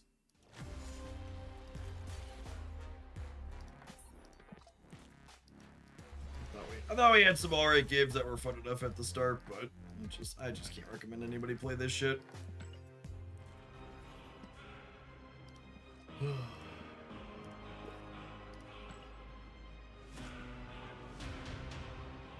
I'm glad they let us know Cannonball's getting nerfed.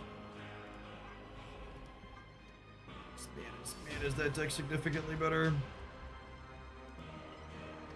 Basically everything else.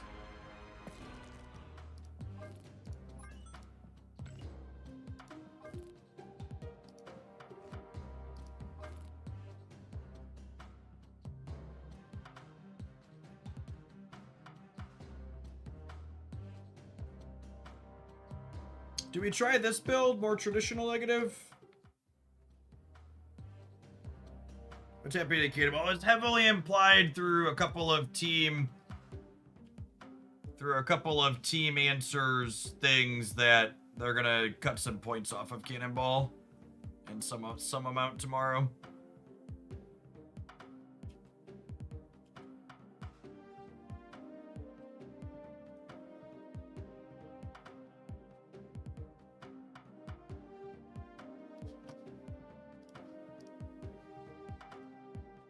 Have an advert. We're gonna try this build when we get back.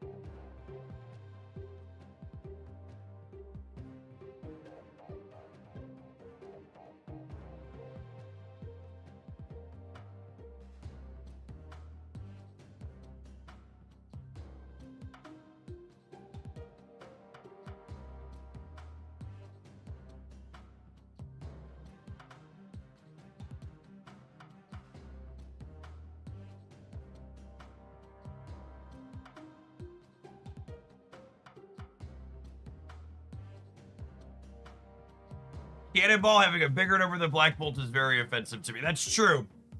But also remember, Black Bolt's not fun to play against. Which is why it is what it is.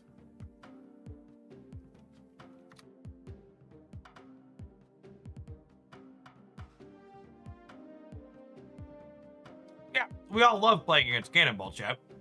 Card's super fun.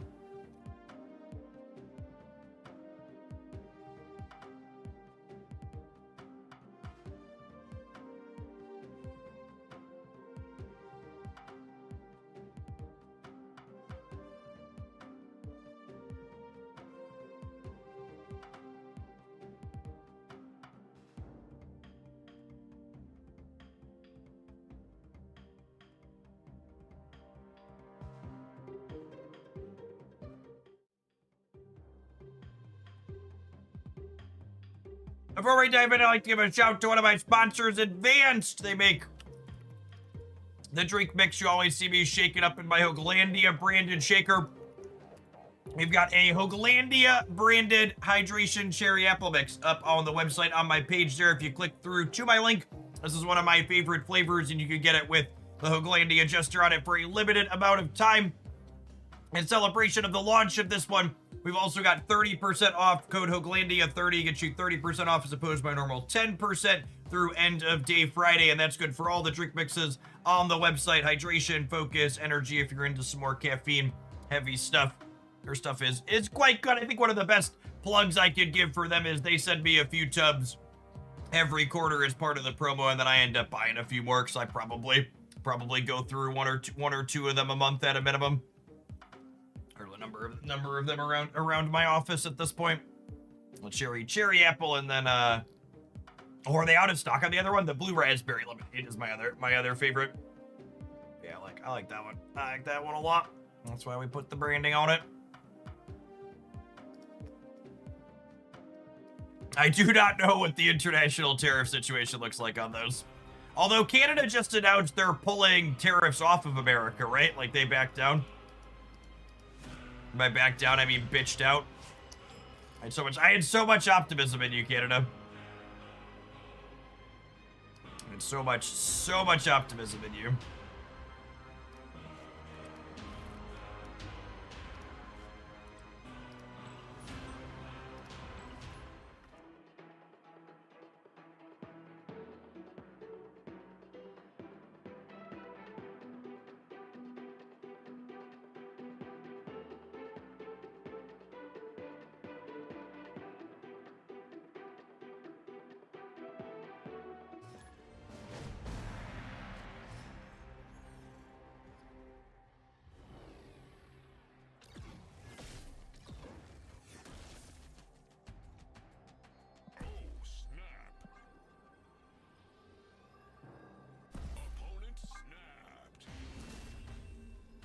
My opponent's playing Erishim, and I'm past my Erishim tolerance for the day. But I'm mulligan.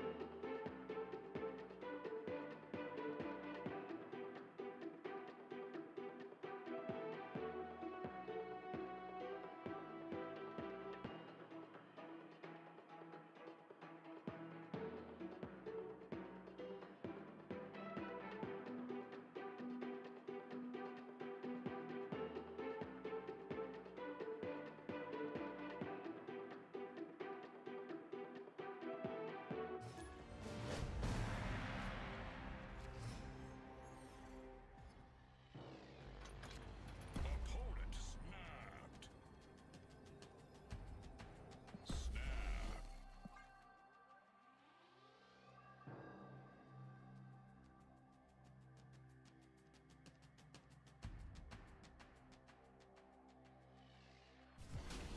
All right, we've got to turn 3 negative off the Airwalker.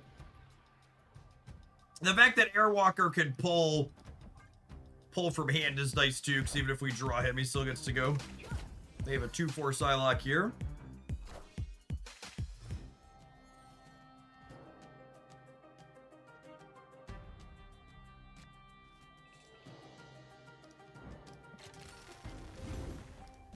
We'll plan to Jane Foster the Krakoa here, methinks. So we have Inverted, Mystique, Zola, Null, and Taskmaster in our deck here.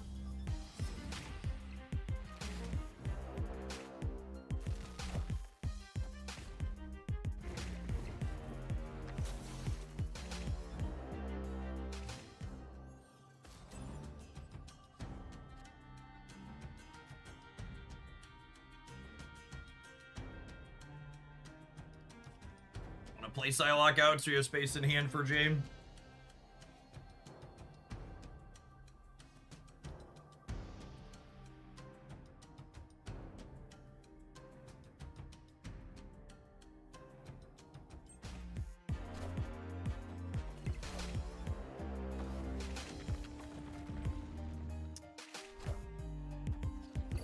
On one hand, that's like marginally annoying, but on the other hand, Jane Foster's showing us zeros.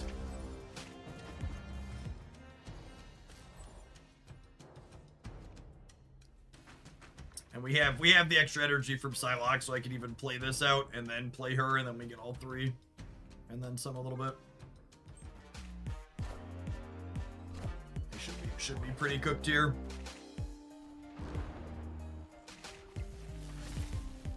Oh, do we want a clean path for Zola? Yeah, I probably should have left a clean path for Zola. It's fine. There's not really a wrong way to eat this, Reese's. We just have an embarrassment of riches here.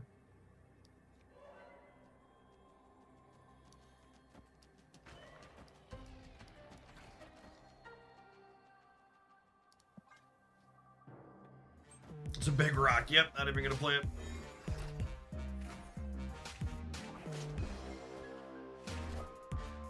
Oh no, Mobius! Shit! One hit, 2 more shall take its place.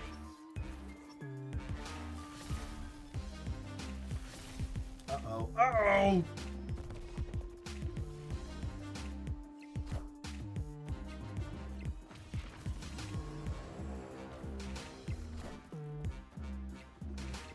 Well, that was a textbook what are we trying to do type game.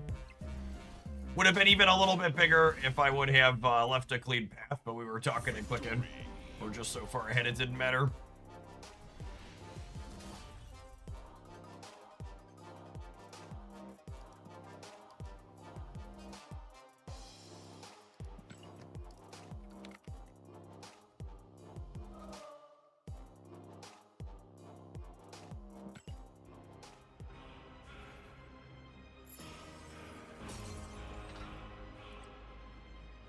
Finally a reasonable human being not sweating a stint to two.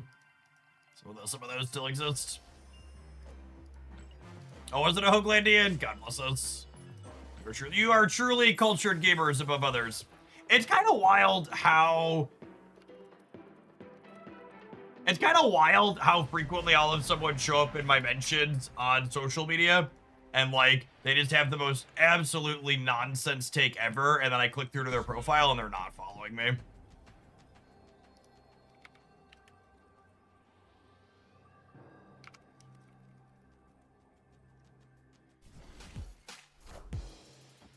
Like, people who follow my content, they know better most of the time.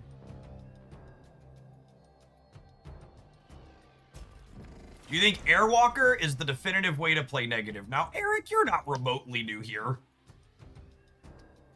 No, I don't think the deck I've now played one entire game with is a definitively new way to play an established archetype. Christ almighty.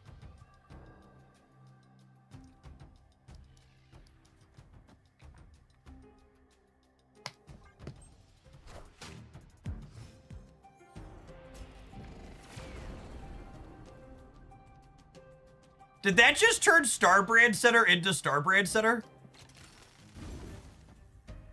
That's what you get for complimenting. I did. That's why I said most of them. We made a point to say most, so.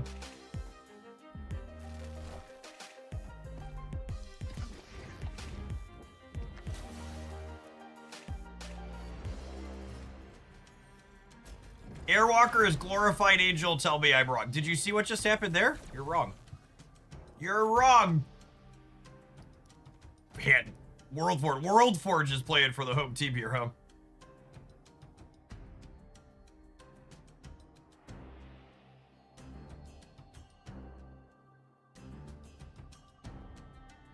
Holy, turn three, Mr. Negative. Turn 4, Jade.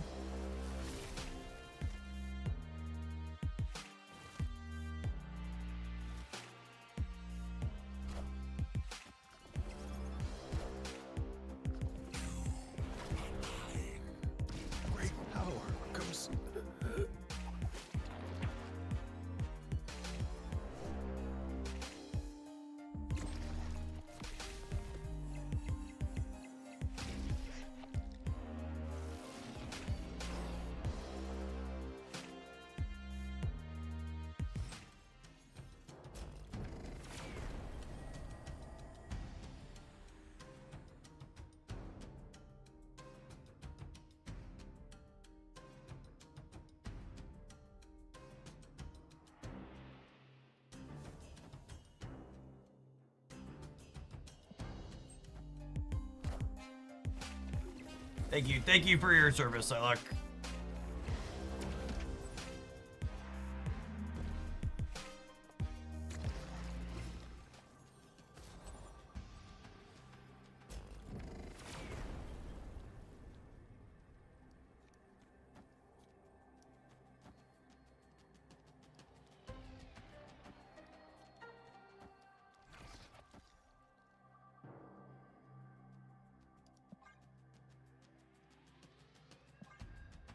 Order! Oh, I did order that wrong, didn't I?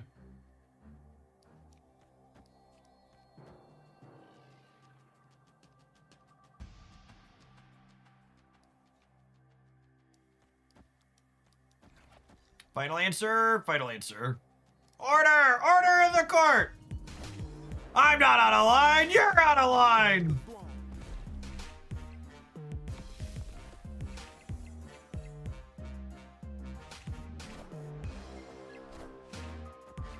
Yeah, our decks just, like, aren't really in the same weight class when it comes to getting to do their thing. Whenever I play this archetype, I'm always really surprised at how many people just, like, stay. Do we have any more stayers in the chat?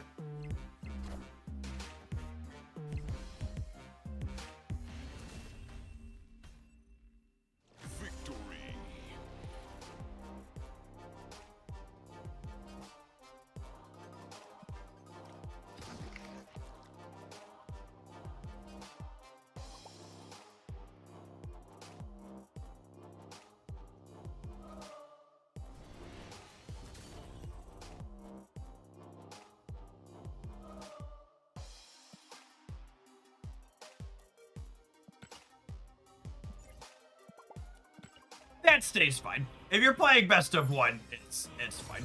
The only time it's a puzzling stay in Conquest like that, chat, is when they stay in a game where they're very obviously and deterministically dead, and then grind it out. Like if you're gonna take it seriously and grind it out, like leave in the games where you're 0%.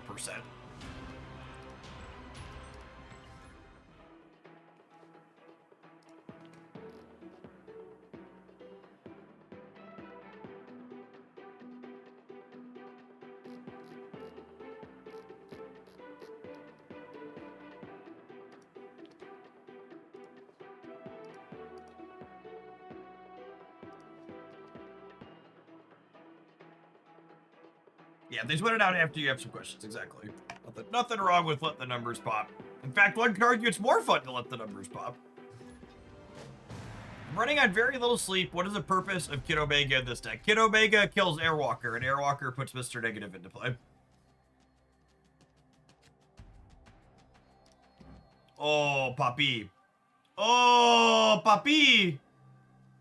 Oh, snap. Really good hit, fine hit, kind of sad hits.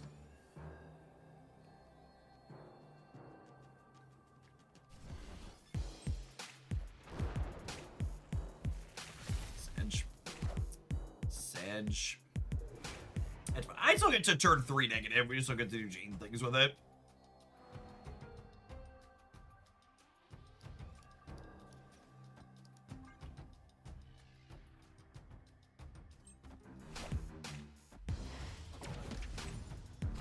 I didn't see a coin flip. Why would this happen? Asking the real questions. It's fine. Just pretend Jane was gonna get spider hemmed. You'll be less sad that way.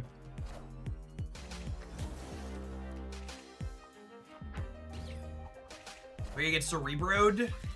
What a gamer.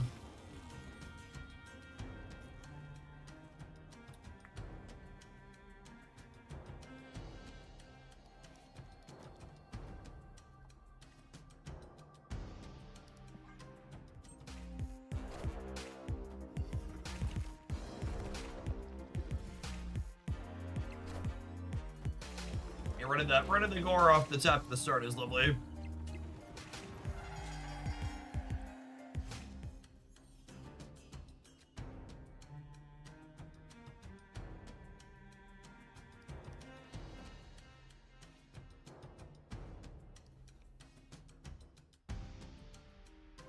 Is there any reason to Zola in advance? I guess Zola in advance lets me do this turn.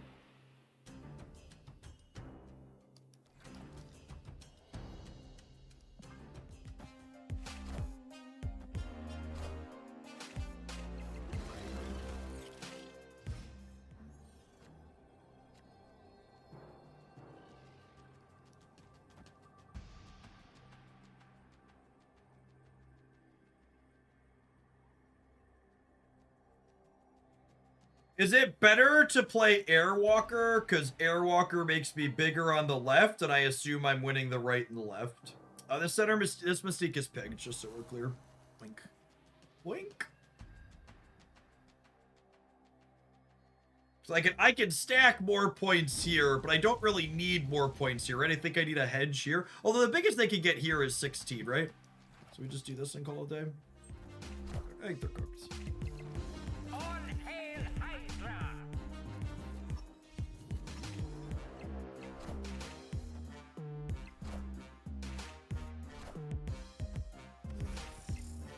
Ambitious. Ambitious. Lash me, daddy. Victory. The Airwalker Firelord deck is one of the most fun I've had playing against Dap. Yeah, they're really sweet. There's a lot of like, Airwalker is. I know I'm FOMOing a lot of people on the limited time game mode every time I say this, but it's just genuinely the best design that we've had in a long while.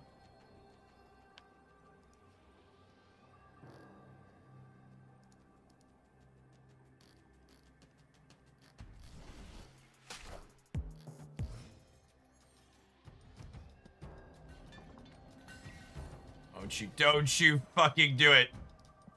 Don't you dare.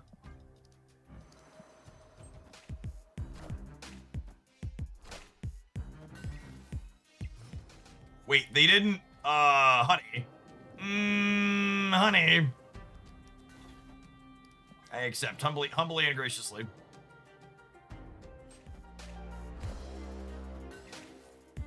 Wind, aid my hand. Got me.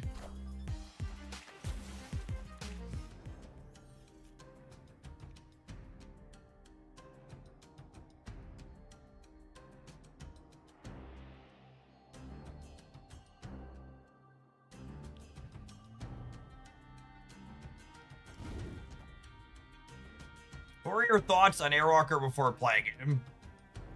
Basically the same as. What are the thoughts on Airwalker before playing him? I mean, I expected him to do what he's doing. He's a card where it's just like, you know, the best description is he does what he says on the tin.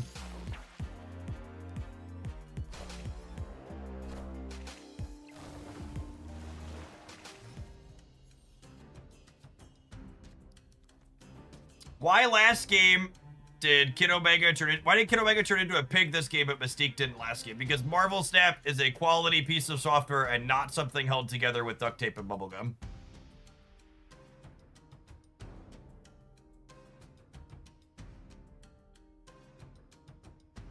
They have a copy of Echo and they're gonna have priority going into this next turn.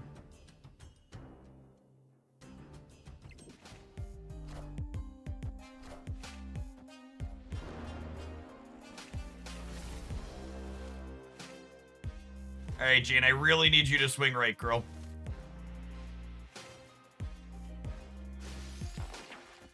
Okay.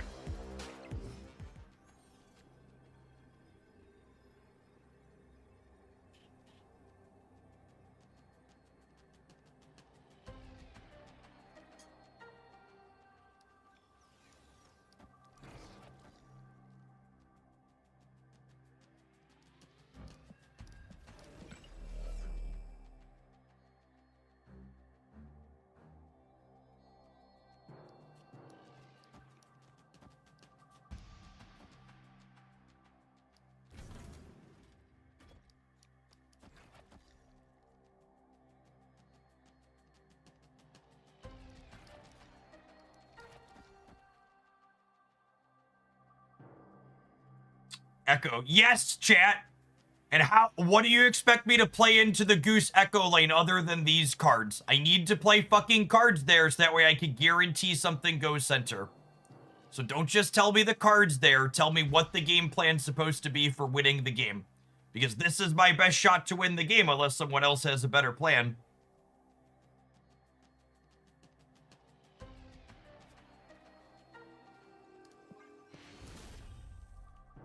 I can see the Echo, but I also can't play the Taskmaster there because there's a Goose.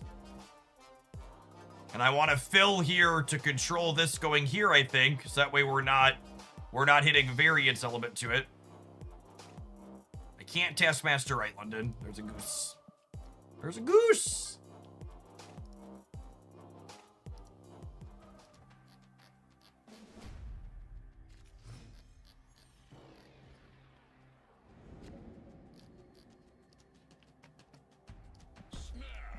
That location is bad for them, and my hand is good. All of the snap conditions are met. I think we should definitely play the Taskmaster right, even if the game rules don't allow. I mean, yeah, you just like, they'll call a judge if they want to.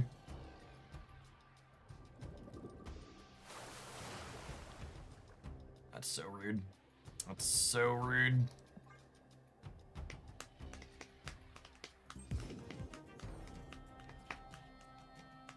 I'm tired of the streamers having an unfair advantage. First they could count, now they can see Echo. Yep. It's really pretty unfair.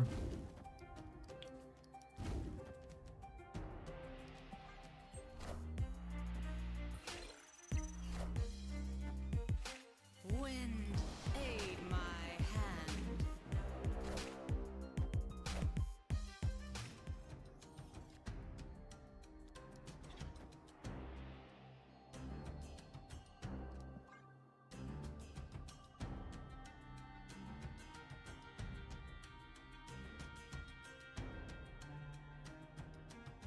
Who's first? Lamaria meant they didn't know what location they were playing to, Francisco.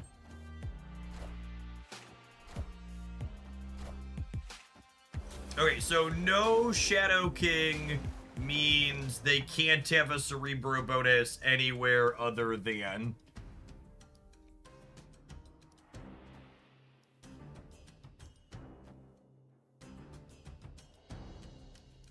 And I want to play this out here so that way it can't get hammed, and then we'll Taskmaster into the center next turn.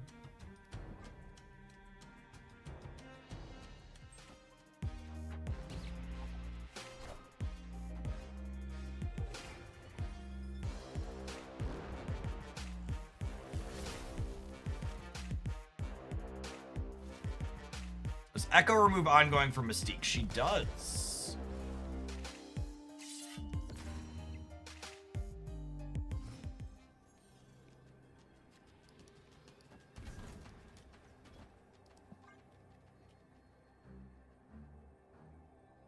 Oh, should we play Psylocke before the Taskmaster so Taskmaster copies a gore that's bigger? That's probably the line, yeah. Victory.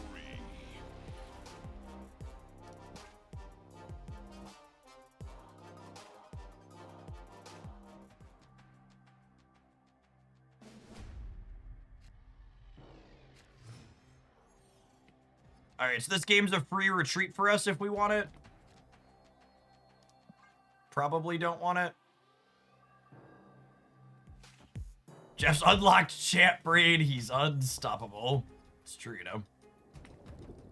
For fuck's sake, Benjamin.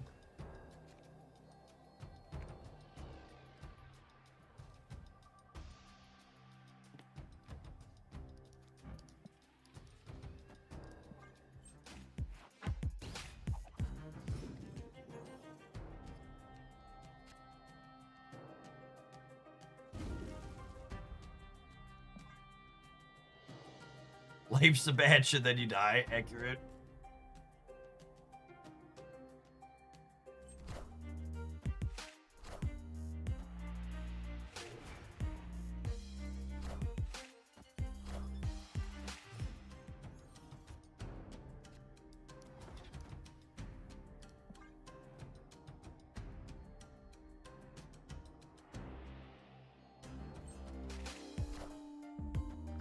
Wind, aid my hand.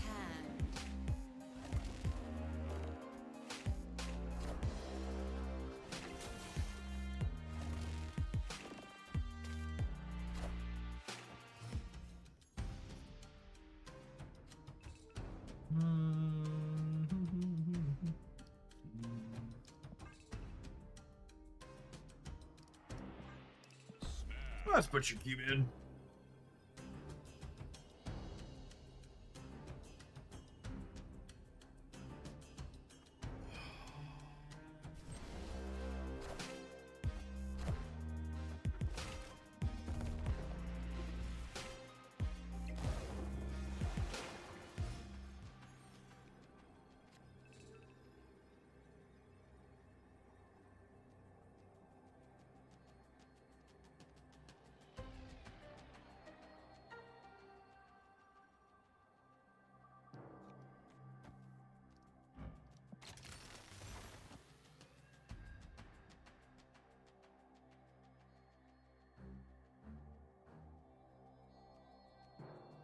How does this work?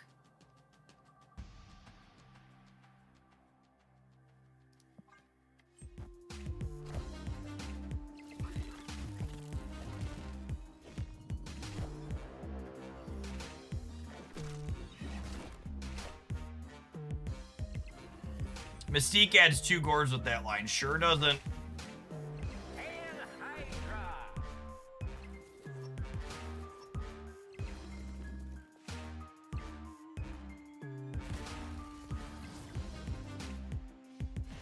There's an Echo in the center. I'm really surprised we 10-0'd them. This matchup can be quite challenging for Mr. Negative. We kinda dance circles around him there.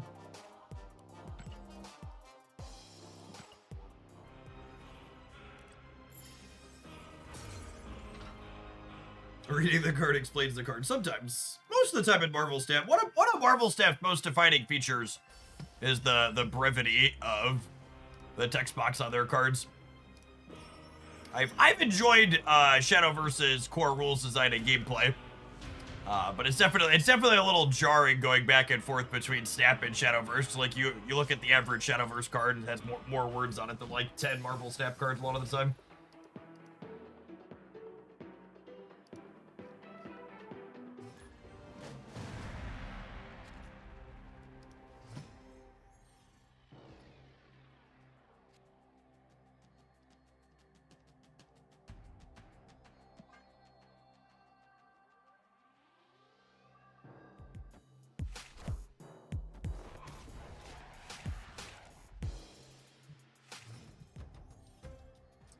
Our hand is probably a retreat.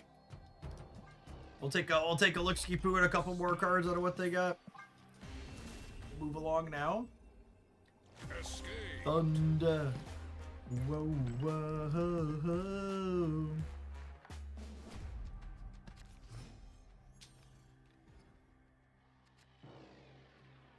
Oh, snap. Alright, let's play a game. And draw of one draw Kid Omega, and then 2 draws at negative.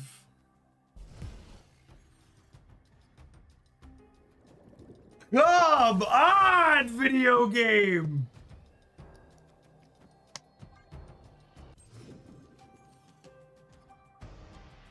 It just ain't right. It just ain't right, okay? You know what? It just isn't right.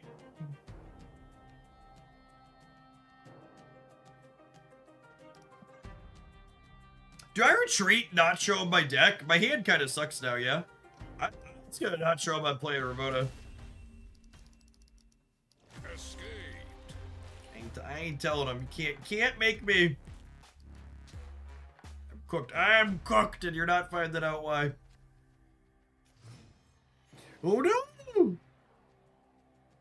This is the other half of the Mr. Negative boot for those that haven't played this. On the other, you know when they say the other shoe's gonna drop? This is what they're talking about. Well, it's been nice knowing you.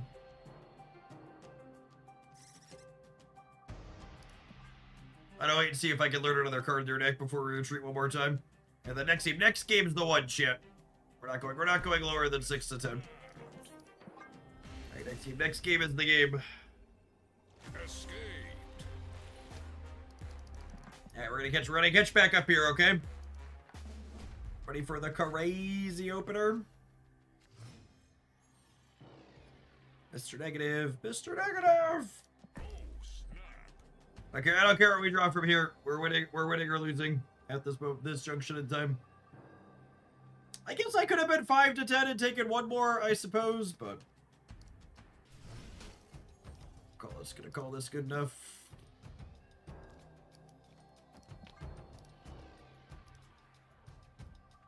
Opponent snapped.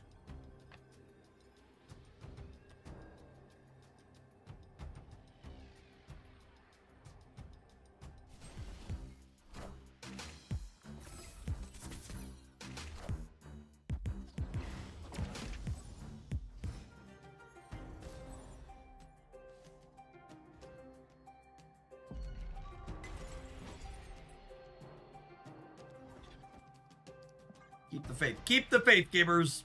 That's fine. We're probably cooked into clog anyways.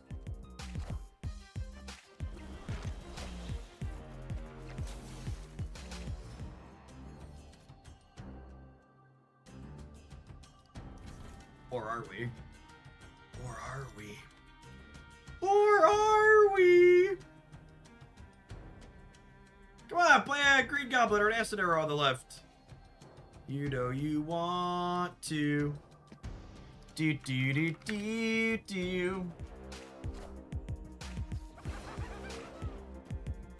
played it middle. Rude. I am Iron Man. Clear for takeoff.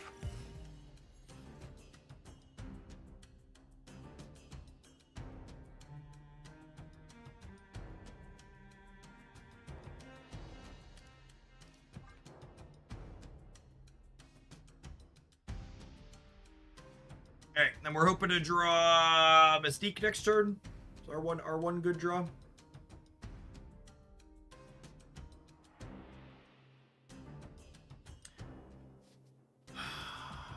Am I ever supposed to play nothing here? So if they put one card into the center, I think I'm supposed to play nothing. So that way if they put one card into the center, I can still play there. All systems go.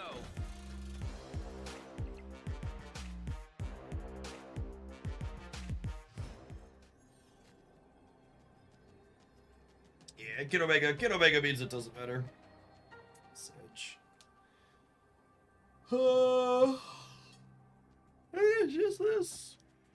Oh, I can't play him and the other things. I didn't play this.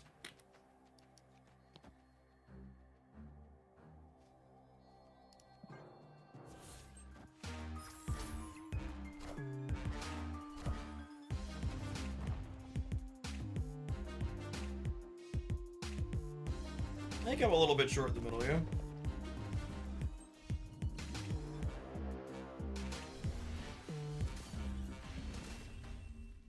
If we drew Mystique, we won that game.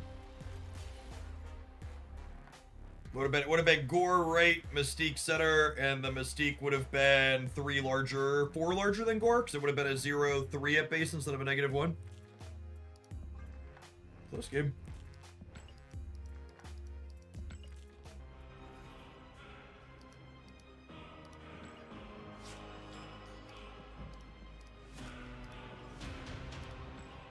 Alliance missions being collected never once.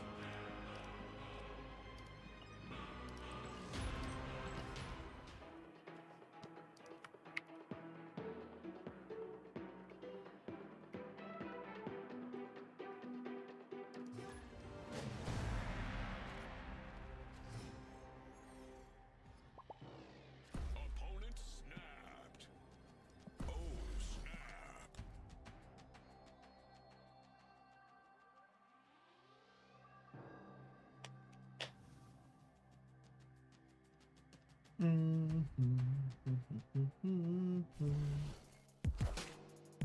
Hey man, I'm cool. Awkward.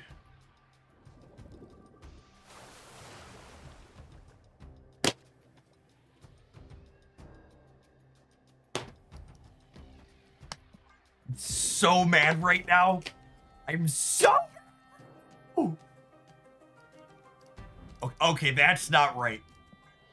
That is not right. Don't you dare, Benjamin.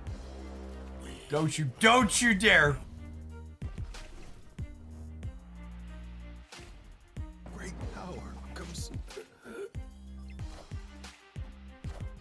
Don't even think about it.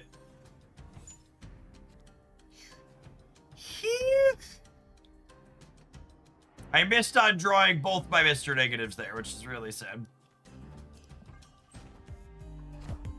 I think we're cooked. This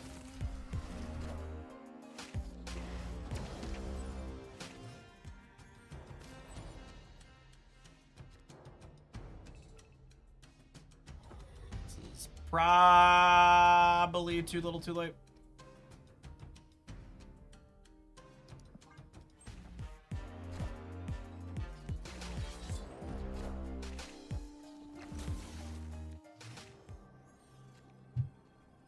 I got a rock!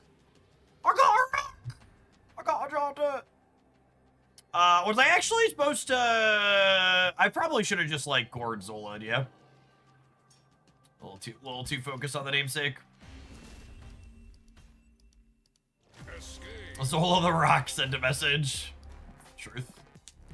The message is Lamaria sucks.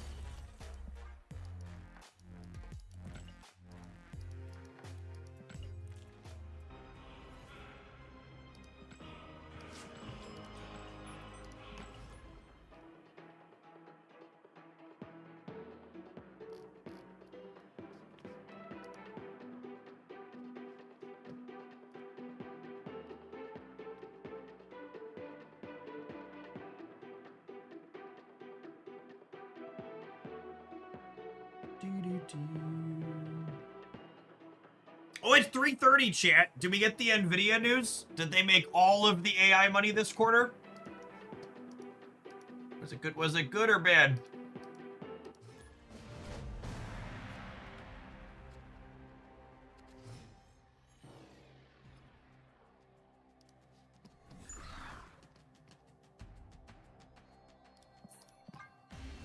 Taking a mulligan. Escaped.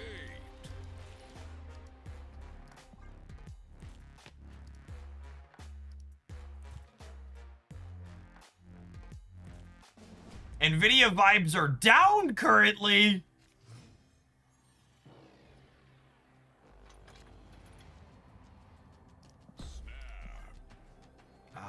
No jokes about suicide, my chat. Thanks. Ideally, no jokes about suicide anywhere, but absolutely not in my spaces.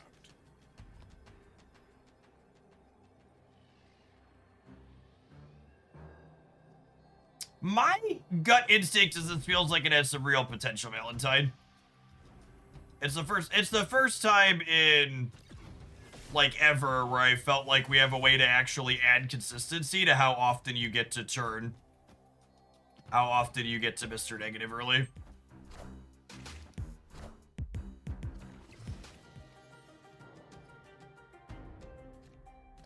And then obviously you still have plenty of games where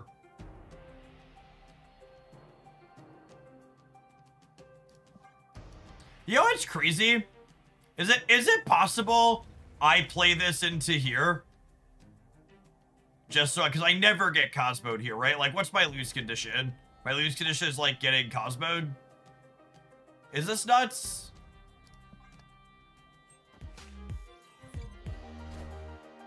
I feel like I just want to play around my lose condition with the Jane in hand. Yeah.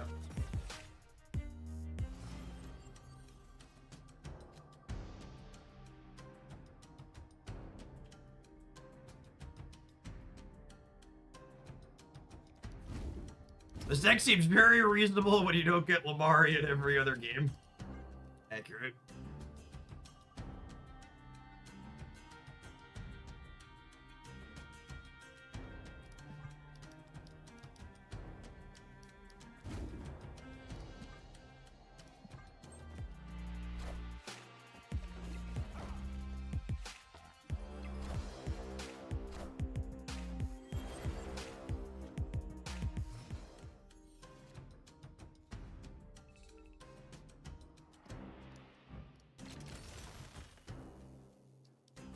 Wait, I could do this, and then we get the null back out of here, too, right?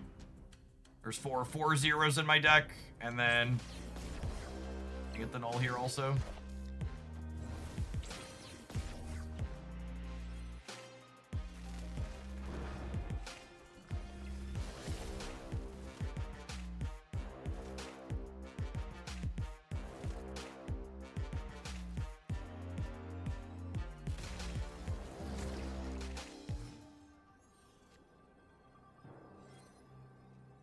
My gore's not actually that big, right?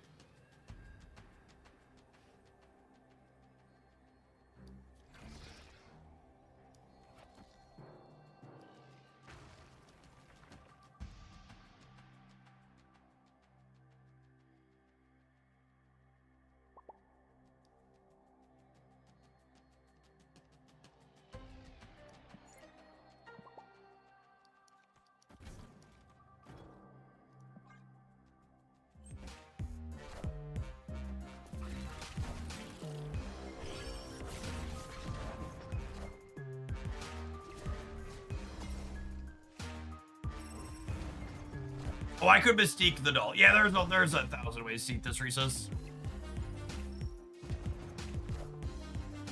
Cut off one head, two more shall take its place. I am Iron Man.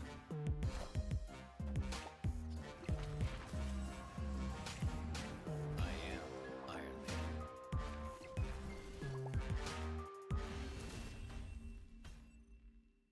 Victory.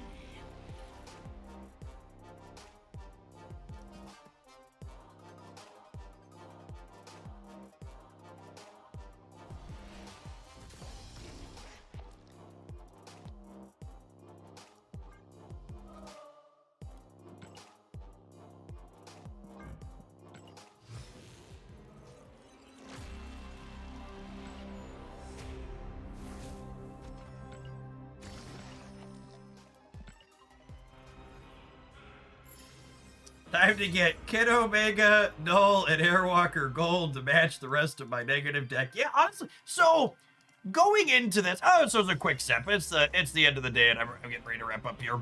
So, I just want to talk about this one before we sign off.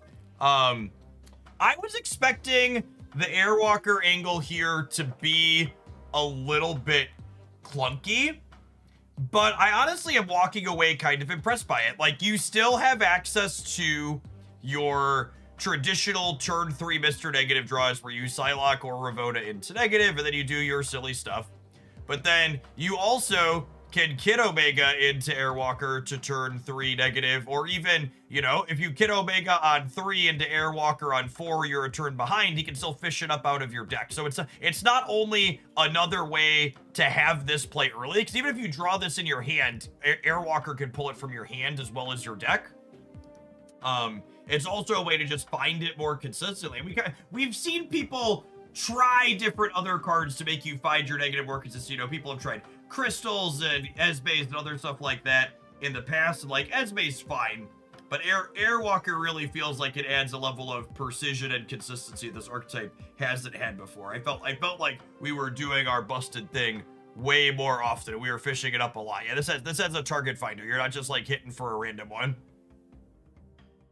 Yeah, someone earlier made the question, is this our first birthing pod like card in Marvel Snap? And honestly, it kind of feels like it. That, okay, we're getting a very specific cost out of our deck, so we want to play single targets, want to play only 1/4 so we know what it's doing. We're taking it from a variance card to this very specific targeted card, and it's honestly been my favorite card to release this month. It's such a sweet build around thing. Yes, Birthing Pod's old Magic the Gathering reference. It's a card that searches up specific cards out of your deck.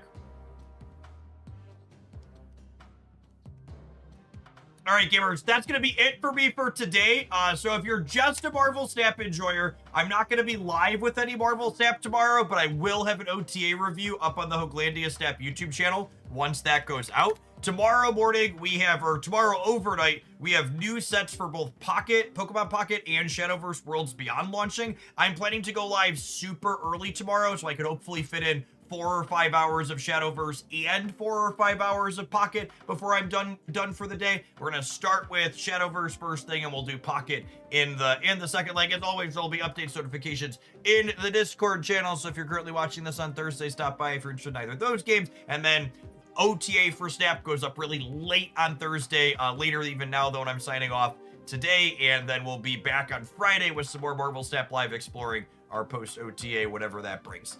Enjoy the rest of your Wednesday. I almost said Thursday, but it's Wednesday. Yeah, enjoy the rest of your Wednesday wherever you're at in the world, gamers. We'll catch you around later.